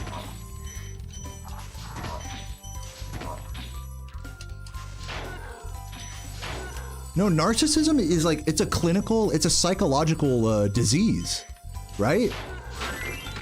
It's like a mental condition, narcissism. It's where you lack empathy for other people, really, is the core of narcissism. It's not so much that you're self-interested, it's just that you can't fathom to think that other people, like, are hurt by your actions, are hurt or helped by your actions, you know? Empathy. The fact that some people don't grasp that, or maybe they understand the concept, but they don't, like, ascribe to having any empathy, that's mind-blowing to me. That's crazy that some people really feel that way. But you see it, man, especially if you watch those, if you watch, like, what is it, police interrogation videos? Oh my god, you really learn about, like, the truly, like, inhumanly narcissistic, like, it's always buried deep under the surface. You know, the narcissists are so good at, like, on the surface, looking like really nice people. But you start prodding them with questions, and you just see their whole, like, you know, line of thinking start to crumble, and then they get angry, you know? Oh, it's crazy. I'm sorry if I'm triggering anyone with this. I'm sure, you know, many of you guys have known someone like that in your life. No, that shit's crazy. Yeah, I love those videos. It's a very interesting curiosity into the human mind to learn about afflictions like that. Because you gotta be like that. You have to lack empathy to kill someone, you know? Right? To end up in a police interrogation. But that's part of humanity, as crazy as it sounds. That's just a part of our... These are some of the people we share the world with. Just goes to show not everyone thinks the way we do, you know? About wanting to have a positive impact on the world. That's like a novel concept to a lot of people. And like I was saying earlier, not everyone really goes about it in like the right way, you know? Or in a positive way. They'd rather get worried about shit that's beyond their control, you know? Even if they are trying to have, like, you know, do good in the world. So it's tough, man. It's tough to find, like, acceptance, you know? In your life. For all that's good and bad.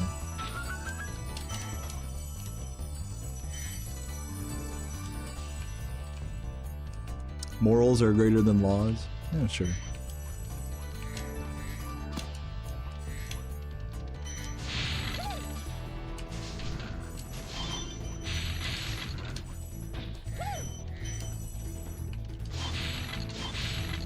Morals are greater than laws. That sort of thinking is what leads people to like it's part of what leads people to commit murder, straight up.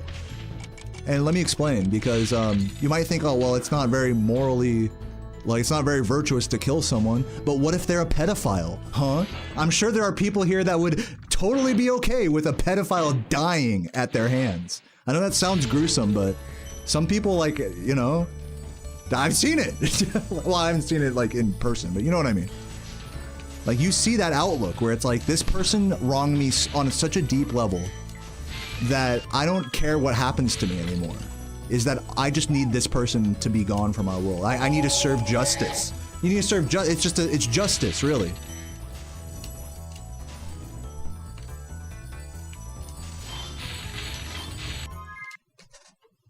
And me personally, I don't have I guess I should say I'm lucky to not really have like that intense of a sense of justice to where like, I really feel like people need to die for their actions, you know? Like the death penalty, you know? Someone's a mass murderer. Do they deserve to die for that? I would go so far as to say that some people do deserve death for their actions, but I personally don't think death should ever be carried out as a solution. So it's kind of a catch-22 where there are people in the world that deserve death. But I don't think anyone should experience death as a punishment, as like a legal course of like punishment. I think it's a much I think it's a much worse punishment to be in like confinement for a long period of time rather than to die. Death is like is an escape from that. But then people start talking about taxes and this and that, and then the privatized, you know, prison system, especially in America, and then there's the ethics of like what kind of confinement is considered humanitarian, even for the worst of offenders. So it's a very complicated subject, my friends. So I don't think it quite is as easy as saying that morals are greater than laws. I think in a perfect world, those two concepts serve each other. You know, those two things coincide in a perfect world. And unfortunately, we don't live in a perfect world.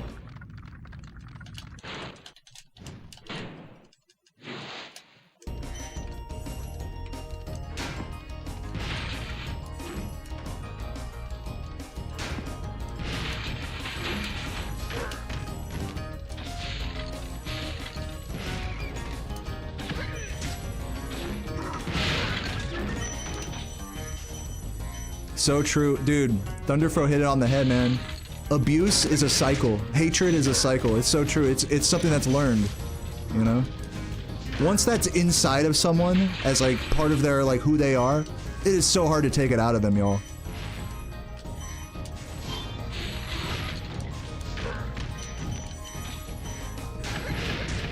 So it's like, it's hard to say, but it's like, sometimes there just is no solution. You know, that's a fucking, it's a frustrating reality that if someone like kills a loved one of yours, that there's like no good solution. to that. It's the nature of life, you know? Once it's taken away, you can't have it back. We just have to, like, you know, as a society, we're in this, like, position where we have to, like, enact a judgment on that and say, okay, this is the just solution here. But there is no solution. It's fucked. And so people go crazy, man. Of course. It's sad. Oh my god, what hit me there? What the fuck?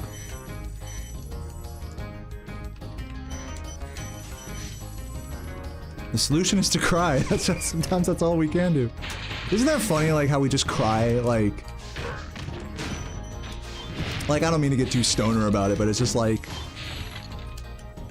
crying as a solution, you know? It's like, crying is like the last resort we have. When we run out of solutions, we cry, you know?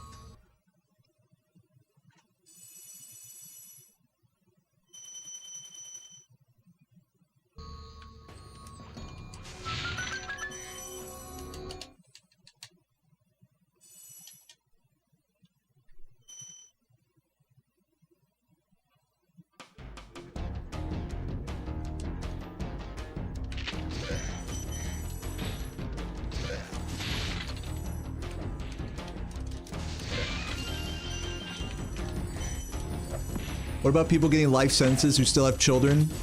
Yeah, dude, that's fucked up. It's a fucked up situation all around. I see it, I follow, excuse me. You guys can probably tell I'm really into, like, courtroom and, like, a law-related, like, YouTube, you know, content. And I've talked about this in the past. I follow a judge named Judge Fleischer. He's a judge, that very dapper judge, by the way. He dresses very sharp. And he is a judge in Texas, where in one of the biggest DUI counties in the entire world. In the entire world. It was one of the biggest counties for DUIs and DWIs, which is, you know, driving with drugs in your body and hurting people and stuff. And man, when people go in front of this guy with I'll just tell you, like, what his reaction is. When someone has, like, a DWI and then they go in front of the judge, people do this. They go in front of the judge holding their baby, you know, as if, like, the implication is that no one else can look after this baby right now. I have to bring them into the courtroom. And these people, talk about narcissistic, these people are using their children, whether they mean to or not, as leverage for their own, like, misdoings, for their own case. It's disgusting. Totally disgusting. And so, obviously, the judge sees right through that. You know, he says, I'm not gonna let you, like, you know, first of all, you know, you're taking a drug test after this, and we're taking you into the, you know, we're revoking your bond. This is your second DWI. And also, you need to call someone right now to come pick up that kid. Otherwise, we're gonna get Child Protective Services involved, you know? It's no, you can't have, just because someone has a kid doesn't mean they're free from consequence. You know, if anything, that's worse. They deserve worse consequence for putting a kid into that environment, you know? One of the biggest reasons you know, and this may be a little virtue signaling, but one of the biggest reasons I never really want to have kids is, like, I'm so fearful that like, I'm not gonna give them the same quality of life that I had growing up, you know? Until I'm making as much money as my parents and then some, and have a comfortable home, and have been settled down, and I'm not sitting here streaming every fucking day, you know? I can barely take care of a cat and my girlfriend, you know? But the type of people that have kids in those environments, they don't care about that shit. They don't care about the quality of life they're giving a kid. You know, it's really disgusting.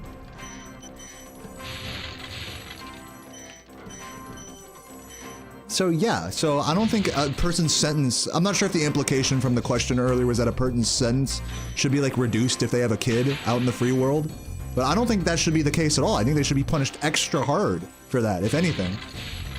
Is it a perfect solution? Hell no, it's not. Hell, I'm not here to say I have all the answers. I'm just saying that shit's disgusting. If you have a kid and you're getting, like, felony charges and going to jail and stuff, you're the worst parent for that.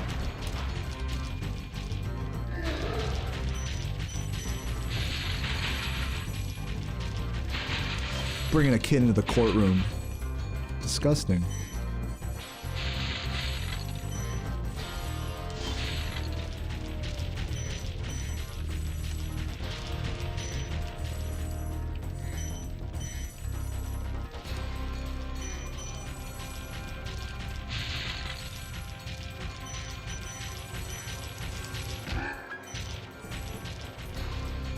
Good day. Thank you, Pobs. Welcome. Good day to you as well. Unless you're talking retrospectively that today was a good day, which I think is true as well. Hopefully I get this credit skip first try.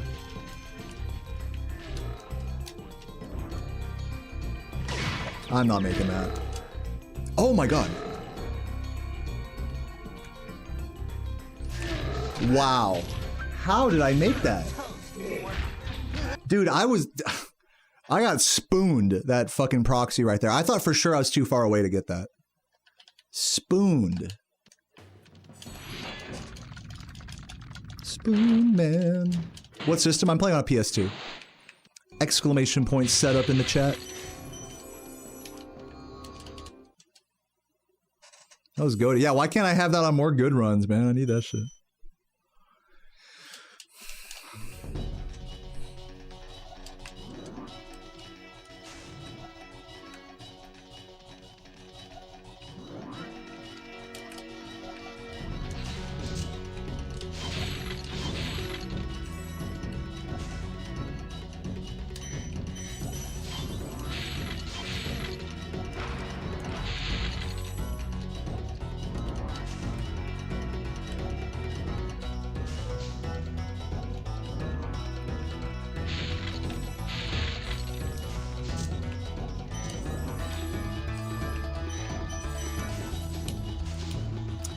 Anyways, guys, I see some people are sharing some unsavory, you know, stories that are adjacent to what I'm talking about. I just want you guys to know, you know, how near or dear any of these topics are to you. I love you, and I'm happy you're here right now. Today was a really fun stream. I don't mean to be so negative with the subject matter. I know it could be a little bit of a drag, perhaps, especially like I said, if these topics are near and dear to you. But yeah, man. Just bemusing. And I hope you guys are down with that. I need to get the glide out there. Otherwise I won't go high enough here. Oh, come on, dude. Disgusting. Yeah, really nice conversations today. Nice talking. I really enjoyed today's stream. Today was a really nice day back, even if my runs were unsurprisingly bad. I think it was a really nice stream today. GG in advance, thank you.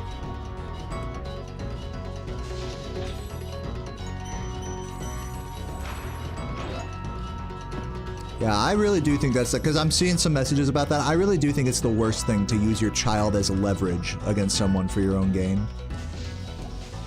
To be like, oh well, you know, I gotta take care of the kids, so you gotta cater to me.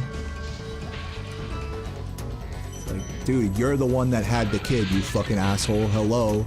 And now you want me to give you a concession when you're fucking up? That's crazy. That's crazy logic.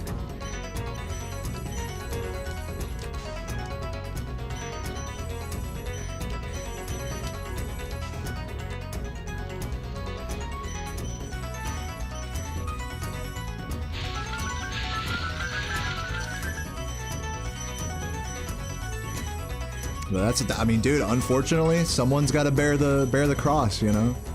So many fucking fucked up people in this world. Someone has to pick up the slack for them. 122.46. GG. I think that's actually the same time as Saboom's 2-year-long world record in this game back in 2016 to 2018.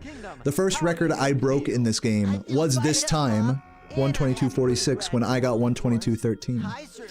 So that's a pretty fun time. Fun time indeed.